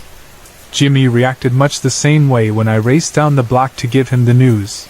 We ended up cartwheeling across his front lawn in pure excitement until our families called us inside to quiet down the neighborhood. Lake Lorelei lay in Brown County, Ohio, an hour's drive from everything we knew, beyond farm stands and cornfields, hugging a small man-made lake that developers promised would someday sparkle with speedboats and weekend tourists. In 1968, however, the development consisted of rough gravel roads curling through brushy meadows, only a handful of newly parceled lots, and the broad, glassy lake itself. Apart from the gatehouse and a weather-scarred billboard boasting, "Invest in Lake Lorelei, your summer paradise," the world felt untouched. At dawn on the Saturday after the sale, both families loaded their campers, coolers heavy with potato salad, toolboxes filled with wrenches, suitcases bursting with shorts and swimsuits, and two wide-eyed boys vibrating with nerves in the back seat. The drive felt endless, my internal clock ticking slower with every mile, until the asphalt narrowed to gravel and the leafy tunnel of unfamiliar woods opened onto a hillside clearing. My mother parked. Jimmy and I poured out of the cars, hearts drumming, fists pumping the air. Before us lay two grassy lots, their boundaries marked by neon tape fluttering on stakes, ours on the left, Jimmy's on the right. Tall daisies nodded in clumps. Bees hummed. Beyond the lots ran the unpaved road. Across it shimmered a small pond, ringed with cattails. 5 lots to the east, beyond a gentle rise, stood a pocket of forest, maybe 5 or 6 acres of hardwoods. In every other direction, nothing but empty acreage and wind. Camp setup that day was organized chaos. Uncle George yanked 2x4s from his pickup and started sketching a floor plan in the dirt. My father argued about plumbing vents. The mothers unpacked lawn chairs and lemonade. Jimmy and I sprinted to the pond, skipped stones, then sprinted back when our parents called us to haul scrap wood. Each day unfolded like that, adult blueprints in one corner of the clearing, our improvised escapades everywhere else. Within a week, the site felt like a second home. Morning sunlight slanted through our camper's plastic window at 5:30, nudging me awake. By 6, Jimmy and I were racing down dew-slicked grass to inspect the latest nail hammered into a beam or the newest trench dug for pipes. We claimed the empty field behind both lots as our meadow kingdom, and ruled it with elaborate laws about trading pebbles for dandelion crowns. The pond became Pirate Bay, where we hunted cattail, sea serpents, using willow branch spears. Every stone, stump, and toad earned a place in our mythology. Evenings ended with 2 exhausted boys asleep before sunset. One afternoon, about 3 weeks into construction, Jimmy and I wandered farther from the cleared lots than we ever had. The July heat shimmered over the gravel road, cicadas screeching like rusty brakes. We headed toward the small forest patch east of our lots, curiosity gnawing louder with every step. No trucks were ever parked near that corner, and nobody spoke of future cabins there. The road dipped and curved around a swath of trees half swallowed by nettles. Jimmy plucked a cattail and flicked seeds at me, then stared into the shade. "You feel that?" he whispered. I did. The air beneath those branches felt oddly cool, as if the forest breathed out refrigerator air. Sunlight caught the dust motes at the entrance but failed to penetrate beyond. It was inviting and forbidding in the same breath. We stepped inside. Instantly the cicada chorus stopped. No birds twittered. The hush pressed on my eardrums. Fallen leaves looked gray instead of brown, as if the color had drained away. We pushed deeper until a shape emerged, an abandoned house squatting in the gloom. Weather had chewed its clapboard siding to splinters. Vines strangled the porch posts. The roof slouched like a hat in rain. A dare hung unspoken. Neither of us wanted to break the silence, yet our mutual pride refused retreat. We crept up the rotting steps. Each plank groaned, threatening collapse. The The door sagged on one hinge. I nudged it with trembling fingers. A smell like moldy attics seeped forth. Jimmy shone his flashlight across warped floorboards littered with broken chairs, newspapers stuck together by decades of damp, and empty picture frames staining the walls. No wallpaper remained, only faint outlines where framed memories once hung. I stepped first. My shoe sank. Wood flaked but held. 5 paces inside I froze. On the floor, half buried under torn magazines, I spotted a small black and white photograph. Something about its crisp edges amid decay drew me. I lifted it free, brushing dust away. The image showed a woman seated on a jagged rock by water, perhaps a river, perhaps a lake. Her gown flowed like mist around her ankles. Though monochrome, her hair gleamed so pale it seemed almost silver. She gazed somewhere beyond the lens, lips curved in a melancholy smile. Wisdom and mischief wove across that face simultaneously. I felt rooted to the spot, sucked into her eyes even though they were only ink on paper. Jimmy hovered behind me. "Who's that?" His voice quivered. Before I could answer, a laugh drifted through the house. It was faint at first, like a music box starting up. I swung around. Empty doorway, empty stairs. The laugh grew clearer, a woman's trill, lilting, playful. My heart hammered. Jimmy pressed against my shoulder. The laughter changed pitch, sharpening. What began as a silvery giggle slid toward mockery, then malice. It rose higher, faster, until it tore through the silent house like nails across glass. Jimmy seized my wrist. We bolted. He dropped his flashlight. I dropped the photograph. Floorboards cracked under our heels. We exploded through the doorway, barreled between the trees, leapt logs, whipped branches, stumbled back into sunlight. When we burst into the meadow, the real, bright world, the air hummed again with insects. We doubled over, gasping, checking our skin for scratches. Neither spoke on the walk back, but we shared silent agreement. The forest and its house belonged to something we did not want to meet again. For the rest of that summer we stayed clear of those trees. On brave afternoons we peered from a distance, watching shadows shift near the tree line. Sometimes we convinced ourselves the laughter had been wind. Other times we shared sudden chills in broad daylight and hurried to the pond, where minnows flicked harmlessly in the shallows and life felt safe. Autumn arrived. School resumed. Summer stories turned to playground boasts. The cabin skeleton weathered its first leaves without us around. Winter glazed Ohio in ice and sorrow as Aunt Buela died suddenly of a heart attack. Her absence cracked something in the adults. Construction ground to a halt. Weekend trips dwindled. By the time dogwoods bloomed again, nobody mentioned Lake Lorelei until early June, when my father declared we would spend one full weekend there to take stock of the unfinished house and decide its fate. Uncle George planned to drive up too, with Jimmy in tow. My heart leapt at the prospect of another adventure, yet a cold knot formed at recollection of the photograph and that house. Soon we were back among daisies, but the property felt muted without Aunt Buela's laugh. Uncle George slept in the shed, my family in the camper. Saturday passed with chores, checking tar paper on the roof, measuring porch beams. That afternoon my younger cousin Cheryl arrived.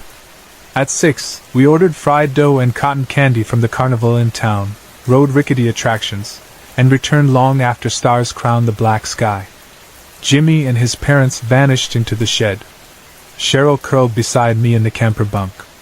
The wee hours widened, the world hushed, until Cheryl shook me awake, face green.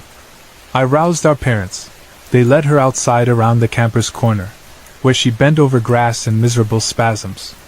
I wandered out to the picnic table, blinking at starlight. The air smelled of pine and carnival grease. I sat facing the dark road and that distant forest while cicadas buzzed soft lullabies.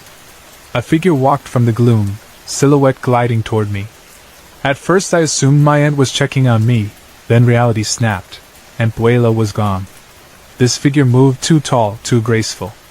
Moonlight revealed pale hair piled high above an elongated neck, a gown rippling though wind was still. My pulse crashed. The woman, no, the entity, lowered herself onto the bench opposite me. Even in faint light her skin shimmered with unnatural pallor. Her lips curled. A laugh, musical, identical to the one inside the abandoned house, lit the night. The joyous melody soared, pitching higher, faster, until it sliced the quiet. In that laugh I felt hunger. The transformation was instant and horrifying. Pale hair dulled to matted gray, flesh sagged into corpse-green folds writhing with invisible worms, thin lips parted to expose saw-blade teeth. Her eyes glowed red like coal. I tried to scream but air lodged. Long talons grazed my cheek, icy and deliberate. Instinct broke the paralysis. I propelled backward from the bench, feet scraping. Adrenaline surged me across gravel, across road, toward the pond. I heard squelches at my heels, smelled rank breath. Reeds whipped my shins. Nowhere remained to run. I spun to face her.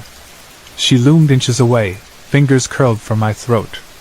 Terror erupted into sound. I screamed, over and over, and the world blurred. Hands shook me awake. My mother's face blurred above mine. I was back at the picnic table, Cheryl sleeping inside, Jimmy snoring in the shed. My breath rattled. Mom soothed me, insisted I had been dreaming. Yet my bare feet stung from sharp stones, thin scratches lined my calves, and I tasted pond water on my lips. Morning brought cloudless skies and Cheryl's departure. Jimmy found me trembling by the porch, and we walked to the pond. Near the water's edge, a single small footprint dented the mud. Jimmy measured his sandal against it, my exact size. Neither of us spoke. We returned to pack. Later that fall, the families sold both lots. We never again set foot on Lake Lorelei property.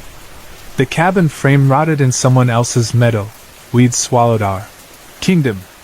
In adulthood I have researched myths, Rhine River sirens, Celtic bean nye, Slavic rusalka, beings luring wanderers to watery graves. None match what Jimmy and I met. Some nights I wake certain I hear faint laughter, wind-thin, curling at my window.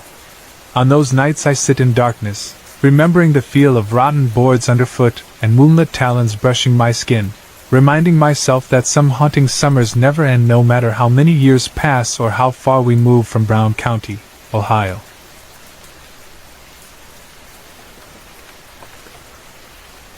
I grew up on a narrow concession road in rural southern Ontario.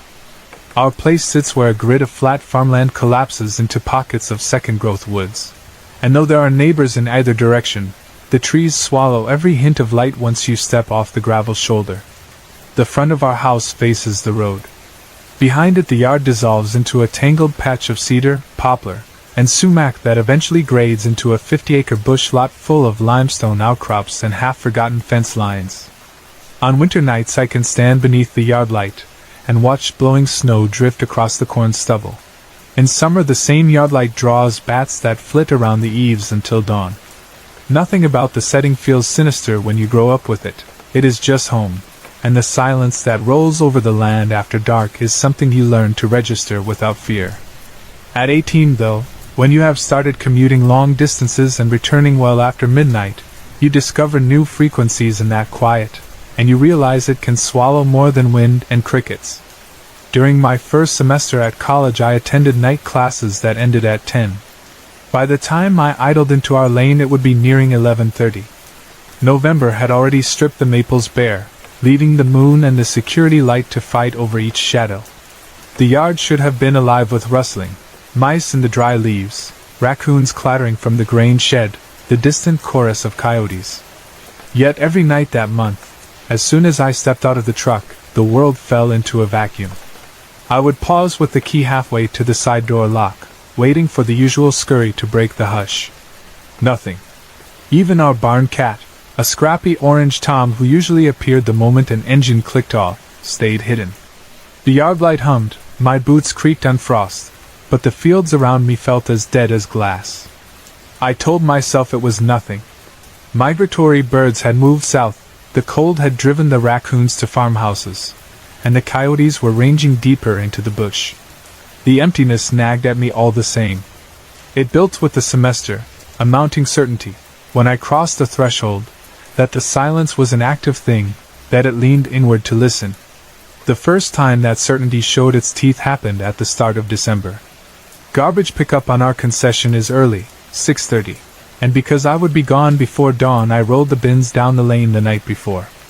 The air was brittle, the iron-gray sky threatening sleet. Halfway to the road I glanced across the ditch toward the hedge of cedar and wild apple that fences our property, and two eyes stared back. The points of light hovered a yard above the snow, too high for a fox, too low for a deer. They settled on me with a weight that felt physical, and every hair on my arms prickled under my coat's sleeve. Instinct yanked me around. I sprinted the last 30 yards, dumped the bins, and pounded back to the side door. When I slammed the latch, the yard light flicked off, as if the house itself wanted no part of what haunted the laneway. For a long minute I kept my hand on the brass knob, forcing breaths through clenched teeth, until I could convince myself the reflection had been no more than headlights from a distant car kissing wet branches. Classes wound down, Christmas approached, and the silence finally broke. Owls reoccupied the cedar windbreak, chickadees flitted among the feeders, a chorus of coyotes threaded the hayfields again. I started to forget the eyes. Then, in early February, on a night so clear the stars looked like hammered nails, I parked beneath the yard light, swung my book bag out, and took one step toward the garage door. From far out in our back field something screamed. Sound carries across open snow, and the voice hit me full in the chest, a long, broken breath twisting between human and animal pain. I saw nothing, no silhouette, no flash of fur in the moonlight, yet the pitch told me the caller stood only a few hundred feet beyond the barn. I fumbled the keypad, jabbed 4 digits, and ducked inside before the door could finish rising. In the dark safety of the mudroom I listened for a second cry. None came. Whatever had found its throat in the field fell quiet as soon as I crossed the threshold, as if my retreat satisfied it. Life eventually slips into routine even when you wish it wouldn't. I stopped hearing screams, and the night noises returned. By early spring robins trilled before sunrise and peepers filled the roadside puddles. One evening in March I lingered late at school, then crawled home under drifting snow squalls. When I cut the engine I noticed again that the yard light was the only glow on the concession. No distant windows, no blink of a tractor in the shed row 2 farms over. The frogs should have been deafening. The silence my truck doors opened into was total. The same dread that had seized me in November returned full grown. Yet nothing moved in the spotlight. I hurried inside, locked up, and refused to look out the kitchen window even for a drink. While I wrangled my own worries, a buddy of mine, Graham, was living a parallel story deeper in the province. His girlfriend's father owns a cedar-sided hunting camp near the eastern edge of Algonquin Park. The cabin sits 3 kilometers down a seasonal road that the county barely grades, and when the moon sets you can't see your hand in front of your nose. Graham had spent plenty of weekends there in summer, but only recently had they started visiting in winter, and the quiet unnerved him. Their first incident came mid-January.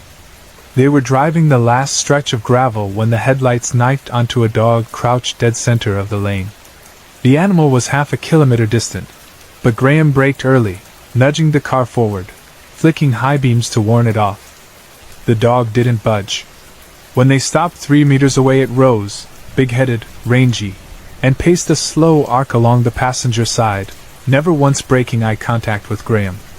His girlfriend murmured that the neighbor at the only other camp on the lake owned 2 shepherd crosses, and maybe one had escaped the fence. She volunteered to walk up the drive and check. If the neighbor confirmed a missing dog, Graham could try coaxing this one indoors. They stepped out together under the car's taillights. She headed across the frozen ditch toward a porch lamp that glowed beyond the trees. Graham followed the dog's silhouette along the red glow and was unnerved at how smoothly it drifted through the snow, no bounce in the shoulders. The animal's head never rotated. The gaze felt pinned to him by something stronger than curiosity. When Graham matched its pace the creature angled into the road ditch and slunk from the beam, still staring. For a second it vanished in the tangle of alder. Graham jogged to keep it in view, and the thing matched his stride without effort. He called softly, whistled, even crouched to appear non-threatening. The dog slipped through drifts with impossibly long steps, its feet barely breaking the crust. Then the barking began, one hard note, repeated with perfect timing, no growl between bursts, as if the creature's lungs were bellows pumping the same sound again and again. Graham felt something inside him unlatch. He sprinted. In 20 seconds he covered the 100 yards back to the car. His girlfriend simultaneously burst from the neighbor's porch, white-faced, eyes wide, and cried that both dogs were sleeping safely in the living room and no one else was home. They slammed doors, reversed down the lane, and sped the final stretch to the family cabin with the image of that barking shape frozen in the mirror, one motionless dog sitting where the car had idled only moments before. The next unnerving meeting came 2 months later, early one April, when winter refused to quit. Graham had closed the cabin for the night after a game of crib, stepped outside for a cigarette, and noticed how thoroughly the evening's usual chorus had evaporated. No wind in the pines, no distant loon, no hiss of ice shifting on the lake. Shadows pooled beneath the yard lamp. While he smoked, a coyote trotted along the clearing's edge. Only this coyote was wrong. Its haunches and ribs stood out like wire. Tufts of pale fur clung to raw patches of hide. Instead of slinking low, the animal walked erect in the shoulders, then clambered onto the picnic table as though replicating a human posture.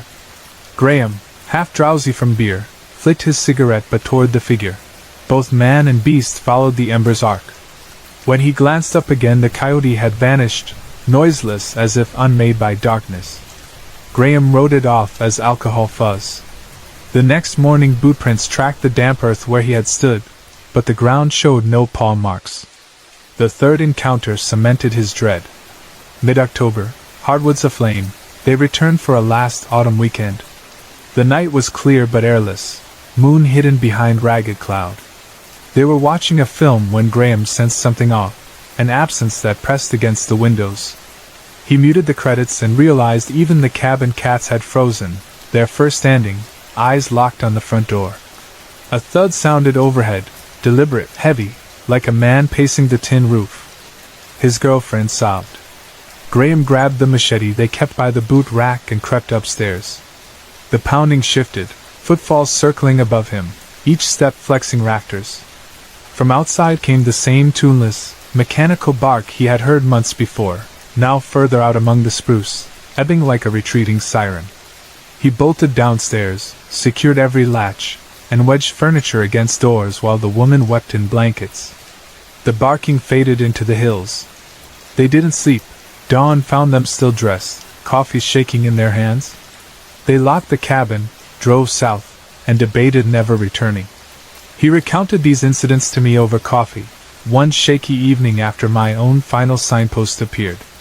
I told him about the invisible winter watcher in my back field, about the eyes in the ditch, about the single cry that shattered the yard's hush. His stories meshed with mine like puzzle pieces, different shapes of the same impossibility. We spent an hour searching articles on alleged skinwalker sightings, Wendigo legends, dogman lore, all threads that knitted nothing solid. Folklore spilled across the continent, stories of shapeshifters mimicking voices, luring travelers, wearing stolen hides, operating at the edge where farms meet forests. Our rural roads in Ontario are far from Navajo lands, yet certain patterns repeat wherever wilderness creeps close to roadside porch lights. What finally unsettled me enough to write any of this happened the week after Graham's last tale. April rain turned gravel mushy, and exams kept me late in the city again. I arrived close to midnight and angled the truck into our drive. Another power outage had knocked street lamps along the concession dark. The yard light must have tripped too, for only my headlights carved the lane. In that cone of illumination, 40 paces from my bumper, stood a figure. I assumed first it was a deer, tall, russet, ears rising. Then it stepped forward on 2 legs. The limbs bent wrong, too long at the joints, ending in palms rather than hooves. Where antlers should have sprouted I saw only ragged scars. One eye reflected red in the beam, but the jaw remained slack, almost curious. We stared at each other. I could neither reverse nor lunge forward without risking the ditch, so I killed the engine. The radio died. Rain ticked the roof. In that perfect hush something in me recognized the earlier silences for what they were, space cleared by a predator anxious about noise. The figure tilted its head, studying the truck, then barked. One single, flat note, exactly the wrong pitch for any animal. The sound rolled down the hood and punched me in the chest. I slammed the lock. The creature dropped to all fours, left the ditch without rustling a leaf, and vanished into cedar shadow. I waited a full hour, engine off, until I could no longer sense anything staring. When I finally dashed for the porch, the normal night chorus resumed mid-stride behind me, peepers shrilling, wind nudging poplar leaves, owls trading calls as though reclaiming ground once the stranger moved on. Since that night we keep motion lights mounted on every corner of our barns. Graham refuses to stay at the cabin unless 3 trucks convoy in together, each carrying rifles. Neither of us mention these precautions to parents or girlfriends. We know how ghost stories sound over ordinary breakfast tables. But we compare notes whenever something new occurs. A week ago he texted, "Back up north, heard mechanical barking in swamp by causeway. Cats hid under couch." Last weekend I found odd prints behind our woodpile, elongated digits with nails etched deep in the mud, wider than any raccoon. I filled them quickly so Dad wouldn't comment. For now, spring birds trill at dawn again, and coyotes yap beyond the back pasture as they always did. Yet every so often the night blanks out, as though someone blots the forest with a gloved hand. When that hush drops I stand frozen in the mudroom, keys pressed to my palm, heart banging hard enough that I worry my breath alone might summon whatever waits just beyond the yard light. Until I know otherwise I assume it is there, patient, mimicking, wearing some borrowed shape, and that respect, more than locks or lamps, might be the only thing keeping it on the far side of our ditch. Sorry to interrupt. If you're enjoying the story, let me know in the comments and tell me where you're watching from. Don't forget to like and subscribe for more.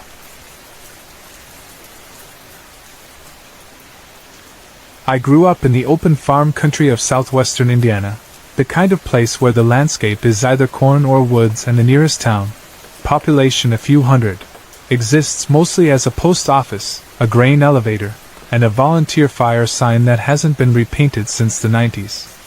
The house I share with my 74-year-old grandmother sits on a 2-lane blacktop a mile outside that town. Neighbors live only 40 yards away in one direction, but apart from a security light on their garage there isn't much to break the darkness once the sun goes down.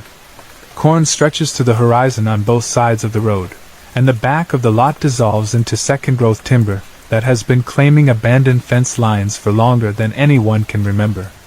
The house itself is older than most of the county, stamped tin ceilings, wide pine plank floors, door frames just tall enough that my modern 5'6" build squeaks through without ducking.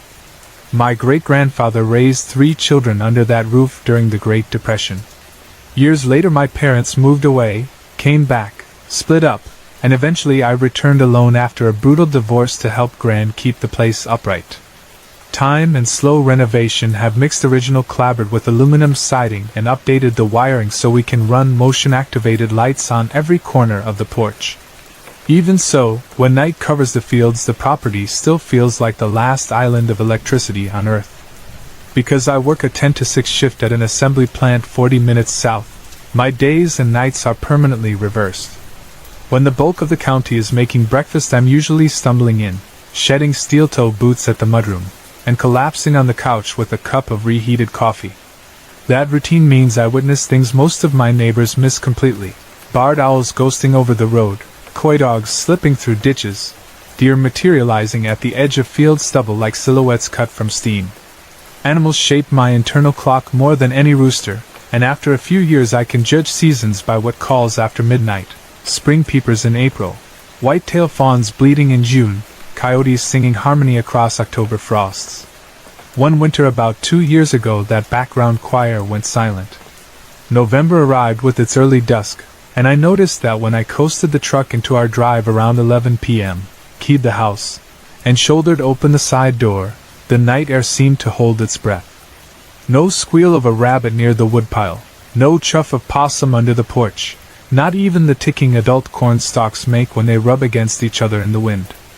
At first I shrugged it off.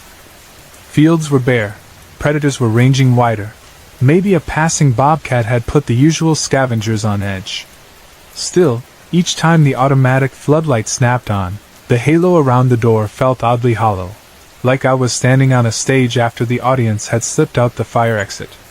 The unease lodged in my mind but not my bones until the middle of December, an especially hard freeze when the mercury dropped below 10 and a powder of dry snow sifted across the lane.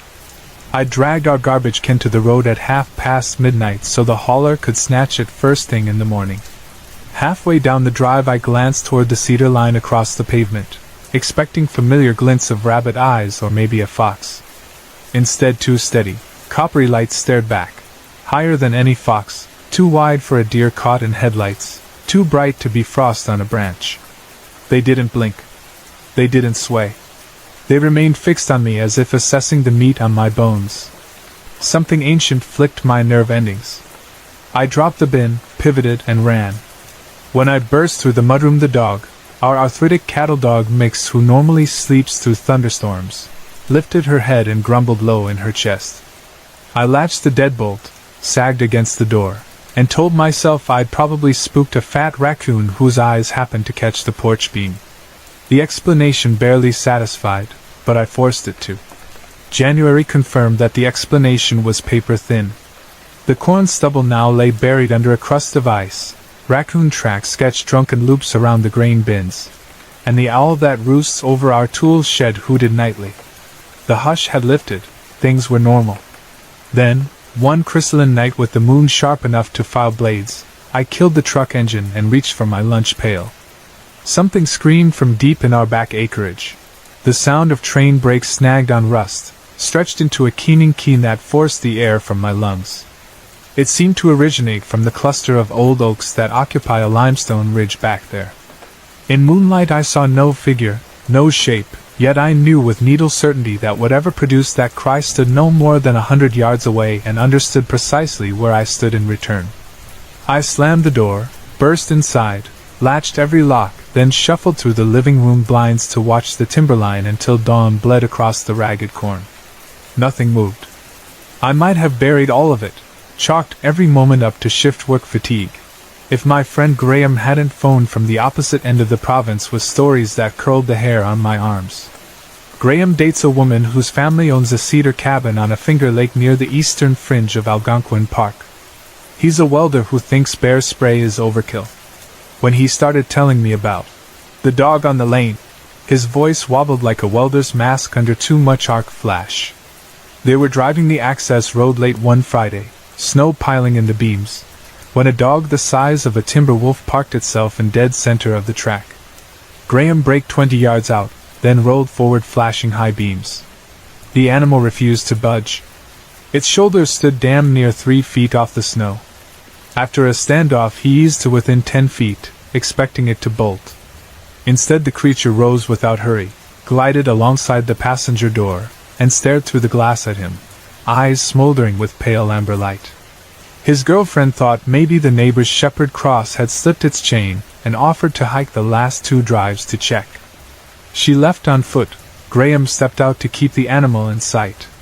It drifted ahead of him, never turning its massive head, legs executing a weird half-hop as though jointed wrong.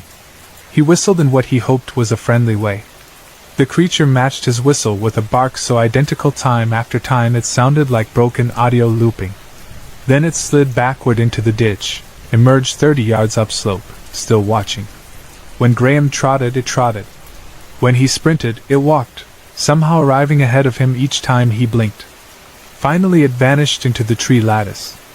He hustled back toward the car just as his girlfriend tore from the neighbor's porch shouting that both shepherds were safe inside and someone, or something, was skulking behind her. They squealed away.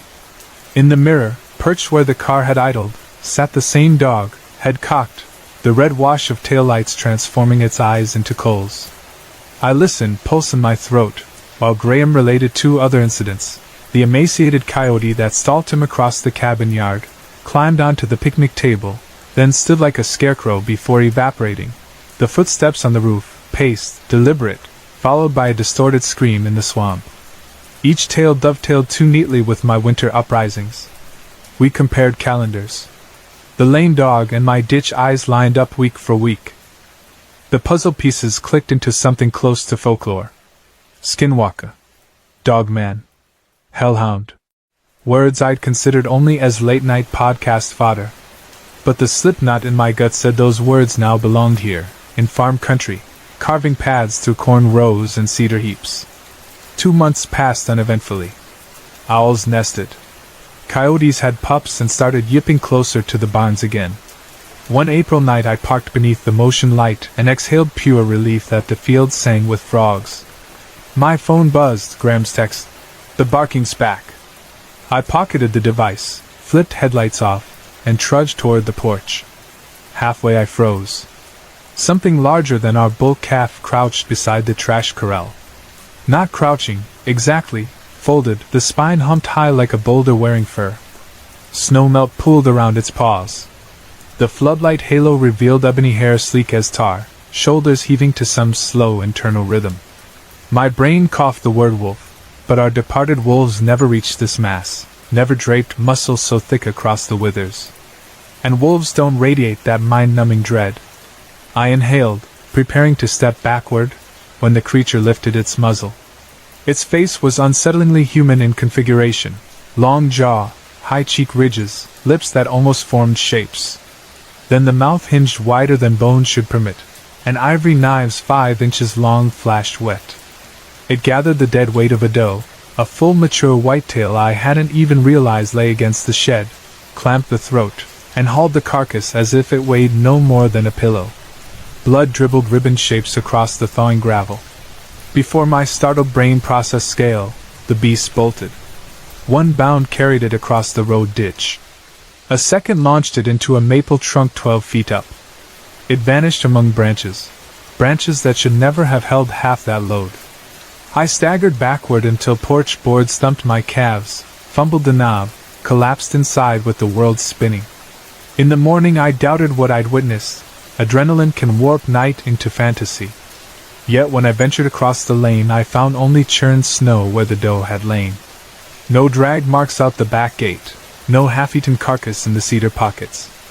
I peered upward into the maple canopy and nearly vomited. 30 feet high the skull, vertebral column, and single haunch of hide hung draped like grisly bunting. Every reachable branch below was spotless. Something had shimmied up, cleaned the animal to bone, and left the remnants woven among the limbs. I kept that sight to myself. Gran already worries about coyotes snagging her barn kittens. No need to add nightmares of a devil dog scaling hardwoods with livestock in tow. I reset motion cameras along the ditch line, cheap trail units from the pawn shop, telling her I wanted a head count on raccoons raiding our compost. 2 weeks later came the dread wake. 1 minute I was sleeping the boneless sleep of a double shift, couch cushions hugging my ears. Next moment my eyes snapped open to a silence so oppressive it rang. The floodlight outside glared through the lace panel. That meant motion in the yard. I lifted just enough to peer over the couch arm. Through the window glass those same ember-red pupils seared across 20 feet of open air. The creature stood on the porch step, hunched beneath the cedar shakes, shoulders knotted with rope muscles. Frosty breath plumed between dentical jaws. My mind screamed run, but my limbs obeyed some prehistoric instinct. Freeze, go small, hide. I inched the wool afghan to my chin and prayed ridiculous childhood prayers taught by Gran. God guard me through the night, and wake me with the morning light. The animal's lips peeled back. It pressed claw tips, long, black, curved, against the tempered pane. A dull tapping echoed down the hallway like fingernails on a coffin lid. My bladder threatened mutiny. I tasted copper. Seconds or centuries later the thing exhaled a growl that shifted mid-sound into a whistle like live steam. It pivoted, claws clicked on cement, and the floodlight died as if someone yanked the breaker. I didn't sleep again. Dawn eventually seeped around the curtains, pale and almost forgiving. I risked the porch. The boards showed no scratches. The path in the snow had melted overnight. Only the lingering reek of iron and wet dog clung to the air. That day I combed local archives for folklore. Indiana, it seems, is not devoid of stories. In the 1600s French fur traders along the Wabash recorded tales of a great black loup-garou with eyes like starfire that dragged hogs into trees. Later, pioneers pushing west reported solitary wolves the size of mules whose howls drove cattle into fences. Modern cryptid forums call these beings hellhounds, flesh and blood portents of death. Some accounts claim they guard crossroads between worlds. Others insist 3 sightings mark a countdown to the observer's own demise. My tally already stood at 2.25 if you counted the eyes in the ditch. Weeks slipped past. The corn sprouted. The yard fell into normal rhythms. Night shift resumed its dull grind. I installed heavier deadbolts, pretended they mattered. Then one starless April evening the county lost power during a thunder roll. I coasted the truck into pitch black, headlights my only anchor. Rain made mirrors of the pavement. I pulled up short when my beams revealed a figure squatting beside the fallen trash can. First I catalogued details you'd expect: matted black fur, humped spine, stilted back legs bent like a hare's yet thick as oak limbs. Then the monster unfolded. It didn't stand so much as rise, joint by joint, until the shoulders matched the height of the truck roof. The narrow head cocked. One slick ear flicked water. The mouth parted to show that abyss of serrated ivory. I hadn't shut the engine yet. The diesel clatter seemed to amuse it. It slung one paw forward, arm longer than my entire leg, and tapped a claw against the chrome bumper twice, a metallic ping lost in thunder. Then it barked. The same flat, mechanical note Graham described, devoid of variance, utter in its wrongness. I chose fight instead of flight for the first time. Snatching the .30-30 rifle from the rack behind my seat, I threw open the door and levered around. The creature did not flinch. I fired into the mud between its feet, close enough that stones peppered my hood. The muzzle flash lit red eyes into supernova flares. The thing dropped to all fours in one liquid ripple, cleared the ditch in a bound, and swallowed darkness beneath the cedars. I heard foliage hush behind it as though even branches dared not whisper. The county power returned 2 hours later. I patched the bullet divot in daylight, and told Gran I must have misfired while scaring off raccoons. She reminded me raccoons aren't usually cow-sized. I laughed too loudly. Since that showdown nothing overt has happened. Motion lights trip occasionally, sweeping the yard with cold fluorescence. But when I peer out everything appears normal. Possums wrestling trash lids, barn cats stalking bulls. Graham, farther north, reports the barking once every few months, always on windless nights when shore mist creeps in.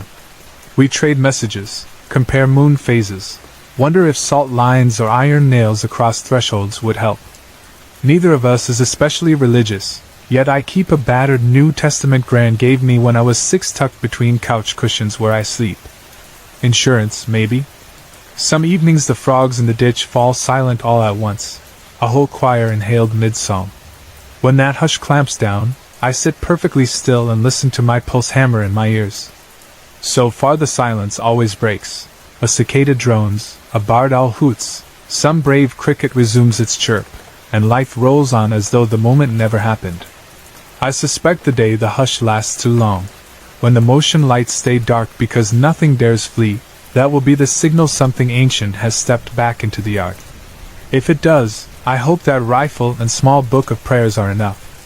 And if they aren't, I pray at least to keep the courage to meet those ember eyes standing, not cowering, as whatever old law it serves finally closes its red stare over another Indiana night.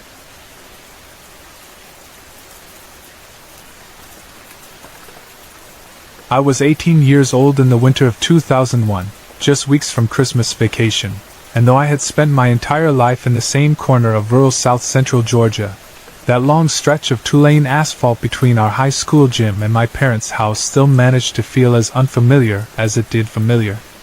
By day I could have navigated it blindfolded, 13.5 miles of gentle curves, soft shoulders, deep drainage ditches, and pine thickets that crowded the road so closely in places the branches actually brushed passing traffic. By night the route became something else altogether, an unlit, half-feral ribbon unspooling through an emptiness so complete it felt almost lunar. If you killed your headlights you wouldn't see your own hand waving in front of your nose. Your dashboard clock, your muffler, and the hum of the tires on old tar and gravel were the only reminders that you still occupied the 21st century. I was a senior then, all raw nerves and big plans, one foot in boyhood, the other straining for whatever came after graduation. Basketball was my entire universe during those months. We practiced every afternoon, lifted weights on weekends, traveled to away games with stomachs full of peanut butter sandwiches and Gatorade we bought ourselves because the school budget barely covered jerseys and bus fuel. Our squad wasn't exactly on track to win region. If you want the truth, that season we were just thankful to break even. But we loved the grind, the hiss of sneakers on varnished hardwood, the holler of coaches whose lungs threatened to turn inside out each quarter, the smell of that gym bus on the ride home, damp nylon, tired boys, and whatever cologne someone's girlfriend had talked him into wearing too generously. On the night this story begins, we'd driven 90 minutes to a small county school with concrete bleachers and a double-rimmed goal that seemed to reject every jumper that touched it. We lost by 13, yet laughter filled the return bus ride because Christmas break was only a handful of practice sessions away, and the prospect of 2 weeks without exams made the score fade like chalk in rain.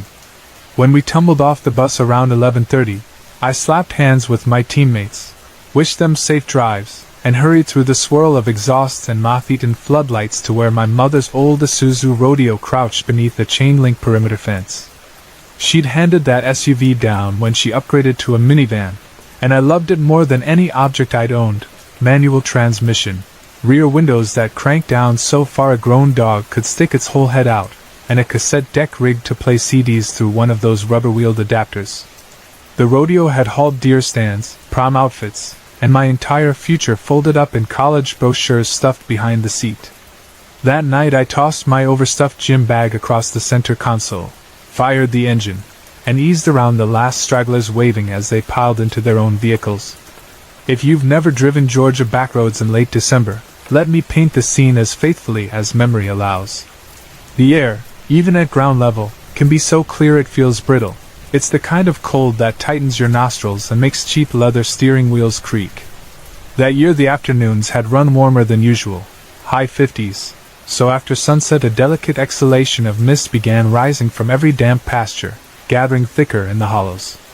By midnight a full blanket fog floated knee-high across the fields, numbing stray wheat stubble and blurring ditch lines. Overhead a nearly full moon hid and re-emerged behind ragged sheets of cloud, its silver light refracted until the whole world seemed lit by an underwater street lamp. I cranked my window down 3 inches, even though the heat was cranked, because that stream of cold air could do what sugary sports drinks and loud music could not, shock me awake for the half-hour trip to the house. I was wearing the county-issued warm-up top, navy blue with our mascot and block lettering, barely enough insulation, but I liked how the wind snapped the fabric against my collarbones. Creed's "My Own Prison" played faintly in the background, but mostly I listened to the wind in the tires and my own pulse, still high from the 4th quarter press we'd mounted too late. At 12 miles an hour I turned onto the highway spur, reset the odometer, and accelerated until the speedometer hovered at 40. That was my ritual pace, fast enough to get home within half an hour, slow enough that I could slam brakes if a mule deer or feral hog burst from the pines. Folks talk about a normal volume of roadside wildlife. In that part of Georgia, and in November and December especially, you see headlights reflected in raccoon eyes every 3 minutes, possums waddling to fresh roadkill, and the occasional gray fox trotting like a ghost under the pines. You spot full-antlered whitetails grazing near ditches, sometimes 10 in a bunch, and you learn to keep your right foot poised above the pedal because even cautious studs can spook at the whir of radial tires. Odds were high you'd eventually tag a deer. I already had the previous winter. You never want to replay. It was exactly because of that accident that my eyes never stopped scanning those shoulders, even on nights when the fog lay so thick my beams diffused to butter-colored halos. I fell into a routine: glance right, left, center gauges, right again. I imagine a passenger might have thought I was watching some invisible tennis match. Halfway home, and my odometer can confirm the precise distance, I made a slow descent toward an old creek bed where the county had built the narrowest bridge imaginable, just long enough to lift tires above winter floods. For 200 yards on either side, drainage ditches yawned wider and deeper than normal. Under that bridge the creek snaked through a tangle of hardwood and holly before disappearing into a swamp that kept local frogs singing longer than the rest of the county. I knew the spot intimately because I'd fished there with my father since I could cast. There, exactly where the asphalt dipped into the first curve, the fog went from hazy to smothering. One moment I could see tree trunks. The next my vision collapsed to the near shoulder stripe. Instinct kicked. I downshifted to second, eased off the clutch, and felt the rodeo's rear end settle into engine braking. The steering wheel vibrated in my palms like it knew something I didn't. Ahead of me, maybe 40 feet, maybe less, a shape burst from the right shoulder and lunged into my lane so quickly I had no time for conscious thought. My foot slammed both brake and clutch so hard the pedal crushed the sole of my sneaker. The rear tires locked for a second, howled, then found purchase. The engine sputtered as revolutions dropped to stall speed but somehow kept chugging. When the jerk subsided I sat frozen, palms welded to the wheel, eyes on the creature framed in my high beams. At first it registered as a dog, large, long-bodied, coat so dark it ate every particle of light my halogens offered. But nothing about its silhouette matched a domestic breed. The forequarters were too bulky, shoulders flared in a predatory arch. The hind legs, seen in profile, bent at an angle more acute than any German Shepherd or Rottweiler. The head, too, looked off, muzzle elongated, ears high and narrow rather than the triangular flop of a lab or hound. I blinked hard, half expecting the picture to resolve into something mundane. It did not. Georgia hosts red wolves and a recovering population of greys, though you rarely see either outside wildlife areas. I glimpsed a grey once, 4 years earlier, and though it had impressed me, even that animal could have walked under the chest of this beast. Its back would have grazed the mirror on most sedans, easily 36 inches at the shoulder. If I'd owned a camera then I might have tried to measure. Instead I sat paralyzed by awe and something colder, fear twisting like a wet towel deep in my gut. I'd always thought the phrase, locked eyes, sounded theatrical until that instant. The wolf, for lack of a better term, turned its face toward my windshield. 2 points of reflected moonlight glowed golden across the fog. The eyes met mine as surely as if we stood inches apart, and behind that gaze I sensed a depth, a calculation, that ripped away my bravado. This wasn't the passive, caught in headlights, glance whitetails give before bolting. I had the uneasy impression this creature had purposely entered my lane, deliberately chosen the precise second my vehicle approached, and now waited curious, judging. Because I didn't know what else to do, I slid my left hand to the steering column stalk and clicked my brights off, hoping less glare would encourage the animal to move along. The result was immediate and terrifying. The wolf straightened, though straighten may not be the right verb. It rose, vertebra by vertebra, like someone unwinding a spring-loaded steel tape. Its torso lifted until the shoulders squared and the chest thrust forward on what could only be described as hind legs. I thought menacing would involve snarling, teeth bared, hackles bristling. None of that happened. The creature simply loomed, as if to demonstrate a hierarchy I'd never before considered: vehicles, humans, natural predators, then whatever this was. The windshield framed it shoulder to thigh, but instinct told me the ears might tick 7 feet off the pavement. My logical brain whispered absurdities: costume prank, escaped circus animal. Yet my senses rejected them. Those weren't gloves but paws where elongated fingers splayed into hooked nails. That wasn't a mask but living flesh where whiskers twitched. We stayed locked that way for a span I can't clock, 5 seconds, maybe 10, until the laws of motion reasserted themselves. The wolf took one stride toward me, fluid yet cautious, and the hairs on my forearms lifted so sharply the sleeves of my warm-up top rasped the skin. I suppose self-preservation finally snapped. I slammed the shift into first, stomped the accelerator, and popped the clutch. The engine whined, the tires chirped, and the rodeo lurched forward. The beast sprang to one side, barely clearing the fender, then disappeared like smoke into the wall of white air. My heart hammered in my throat. Adrenaline surged fierce enough that my ribs felt bruised. I drove that remaining mile to the house in a state of half-shock. Twice I thought I glimpsed movement flanking the SUV, a streak of black pacing me just beyond the ditch, but I dared not look directly. When the mailbox swung into sight, I yanked the wheel up the gravel drive, rolled under the sodium yard light, and killed the ignition. For 30 full seconds I sat, keys dangling from the ignition, trying to decide whether to step out into that wet hush. The rodeo door clanked, my sneakers slurped mud. I danced sideways, slammed the vehicle lock, and sprinted the 20 feet to our carport, head swiveling, breath puffing visibly. My hand shook so badly it took 3 stabs before the key found the lock. I shouldered inside through the deadbolt, then pressed my back to the interior wall, listening for the thump of paws on porch planks. None came. Inside the house, everything felt insultingly normal. My parents had gone to bed hours earlier. Their bedroom door stood cracked so Dad could hear the weather radio if storms rolled in. The kitchen clock ticked. The refrigerator clicked as the compressor cycled. No sign my family sensed any change in the order of the world. I kicked off shoes, padded to my room, locked that door too, though I hadn't done so since childhood. Only then did I notice my t-shirt clung to my back with cold sweat. The HVAC rattled and somewhere down the hall our cat yawned. Sleep came in fragments. Every time my eyelids sagged I saw moonlit fur, saw a torso rearranging itself into impossible vertical posture. At dawn I rose, showered, and contemplated telling my father, but the words choked in my throat. The man was pragmatic to a fault. He prevailed over farm emergencies, church committees, car repairs. A werewolf encounter would earn at best a brow-raised headshake and at worst a come-to-Jesus talk about staying off alcohol. I swallowed the story whole and carried it around like a gear grinding against every mundane day. For weeks nothing unusual happened. My vigilance waned. The holidays passed, January crawled toward exam week, and basketball season resumed. We scored back-to-back wins, hosted senior night, posed for a yearbook photo.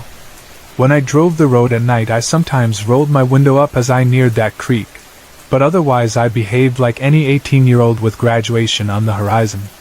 Then February delivered its reminder. The night was crisp, the stars knife-like, the air so still it seemed the world had paused for a drawn breath. The game went long, overtime victory, so everyone lingered, reluctant to surrender that warm gym energy to sub-freezing air. By the time I backed from my parking spot it was nearly midnight. I just crested a small rise past the halfway mark when, without warning, a scream fractured the hush. I can't describe it sufficiently except to say it carried both human and beast elements. The timbre of a woman's panic shriek coupled with the depth of a stag's roar. It built and fluttered and sharpened into a needle that stabbed through windshield glass to pin me to my seat. My eyes tracked instinctively to the left shoulder. Nothing. To the right. Nothing but a frosted sea. Yet the origin felt immediate, perhaps 200 feet into the thicket where the creek emerges. I didn't think. The rodeo was still in 4th gear. I mashed the accelerator. Gravel spit from under tires when I cut the corner into our lane 8 minutes later. All the while I scanned mirrors, half expecting to glimpse a shadow pacing my tailgate. Nothing manifest. But the sound lodged under my sternum, buzzing like a trapped hornet. That ended my innocence. I took to carrying Dad's old .22 rifle behind the seat. It wouldn't stop anything that tall and muscled, but clutching walnut stock steadied my hands when the night tried to breathe wrong. I never again drove that stretch at more than 30, windows sealed, heater fan whirring louder than radio. I skinned for I shined so obsessively the dash lights left permanent green halos on my retinas.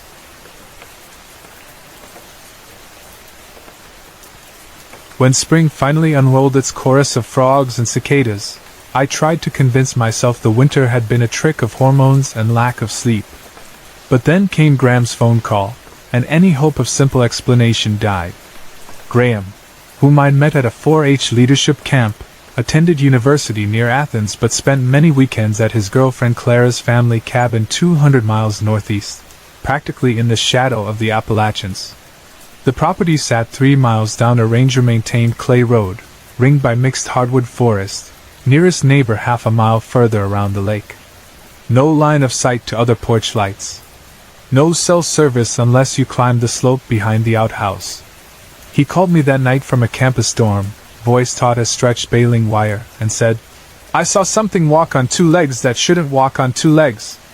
As he laid out the sequence: stubborn black dog, impossible size, human-like gait, monotone barking that repeated mechanically, I felt the back of my neck prickle exactly as it had when the wolf loomed in my headlights.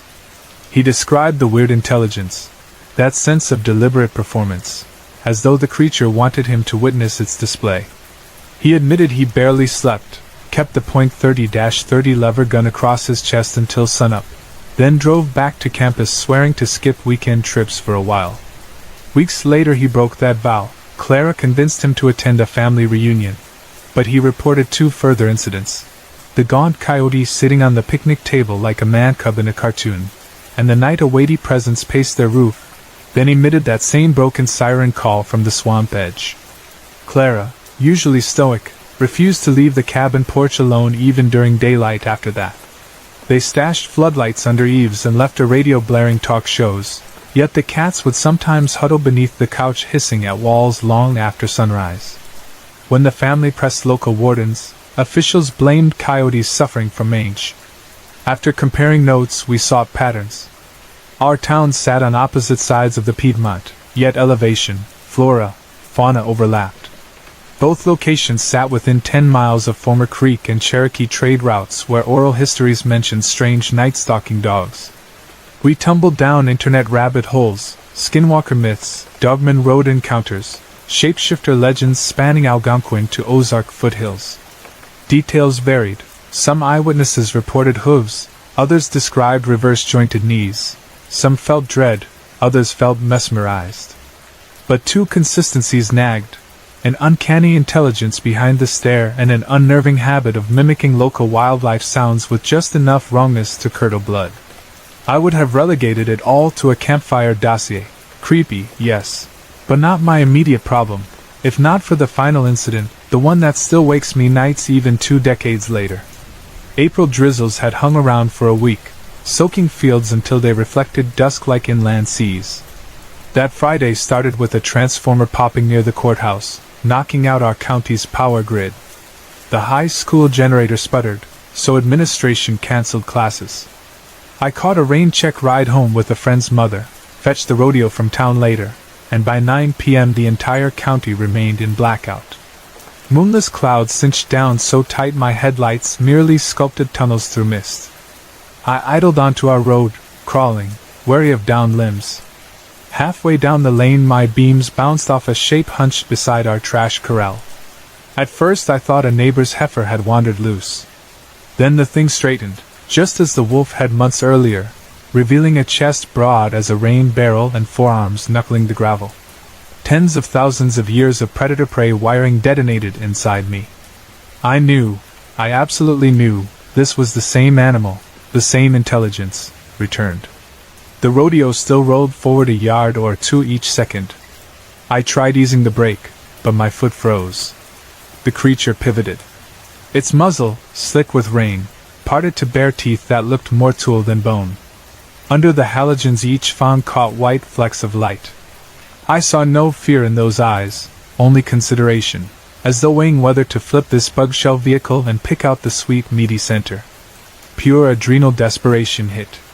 My right hand clawed under the seat and found Dad's .22. The rifle was no match for something that size, but the act of grasping stock gave purpose.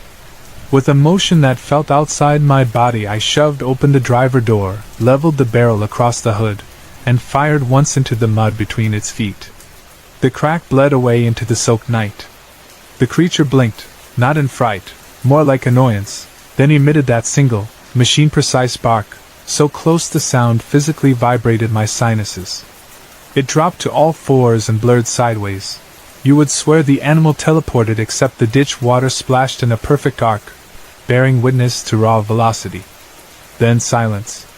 I'll never forget the moment after that bark, when the ringing in my ears faded and the blackness pressed forward, swallowing every contour beyond the windshield. The yard light, powerless, stayed dark. Inside the rodeo I rechambered, engaged the clutch, and let the wheels spin until gravel smoked under the rear bumper. When I jerked to a stop beneath the carport, my hands refused to release the rifle.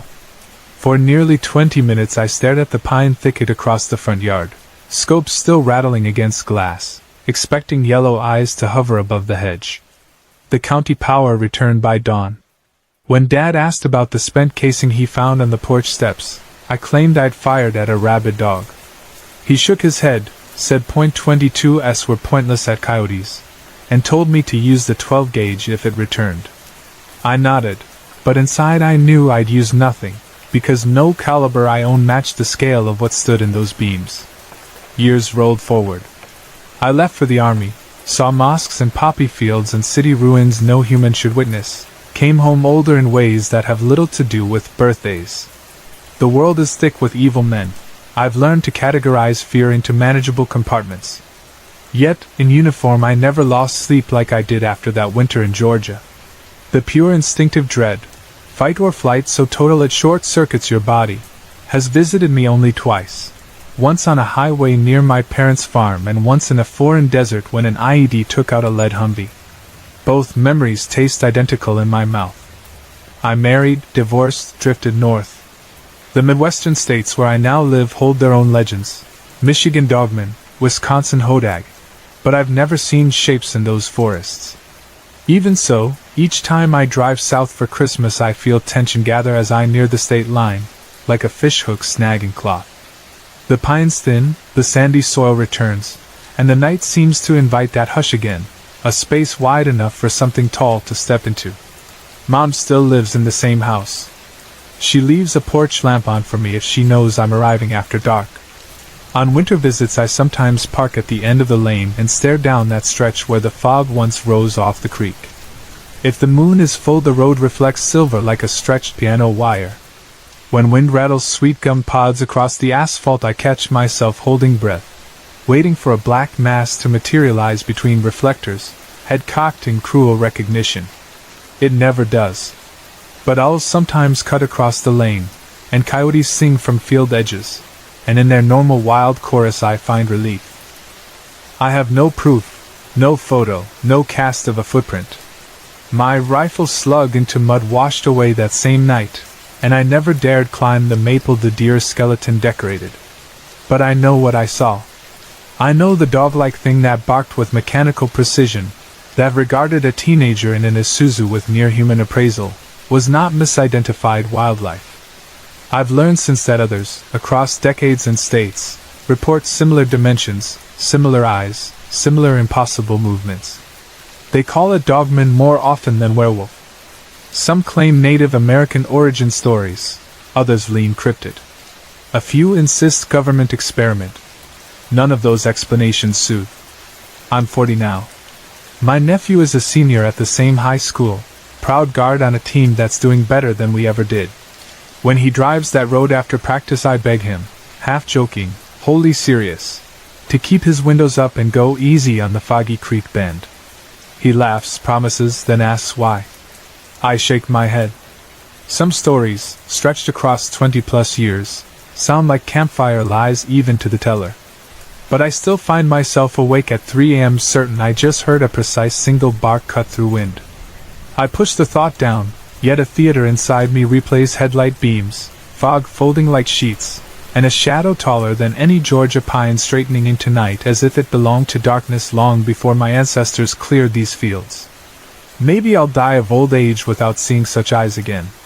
Maybe the creature continues its circuit, haunting other isolated lanes, testing reflexes of other late-shift drivers. All I know for certain is that winter of 2001 burned a truth into me as vivid as any mortar illumination. The world remains bigger, older, and less mapped than our asphalt lanes suggest. On a fog-choked Georgia road, beneath a moon blurred by moisture, I watched that truth stand up on two legs, bare its teeth, and decide, at least for the moment, that a terrified 18-year-old boy was not worth the chase.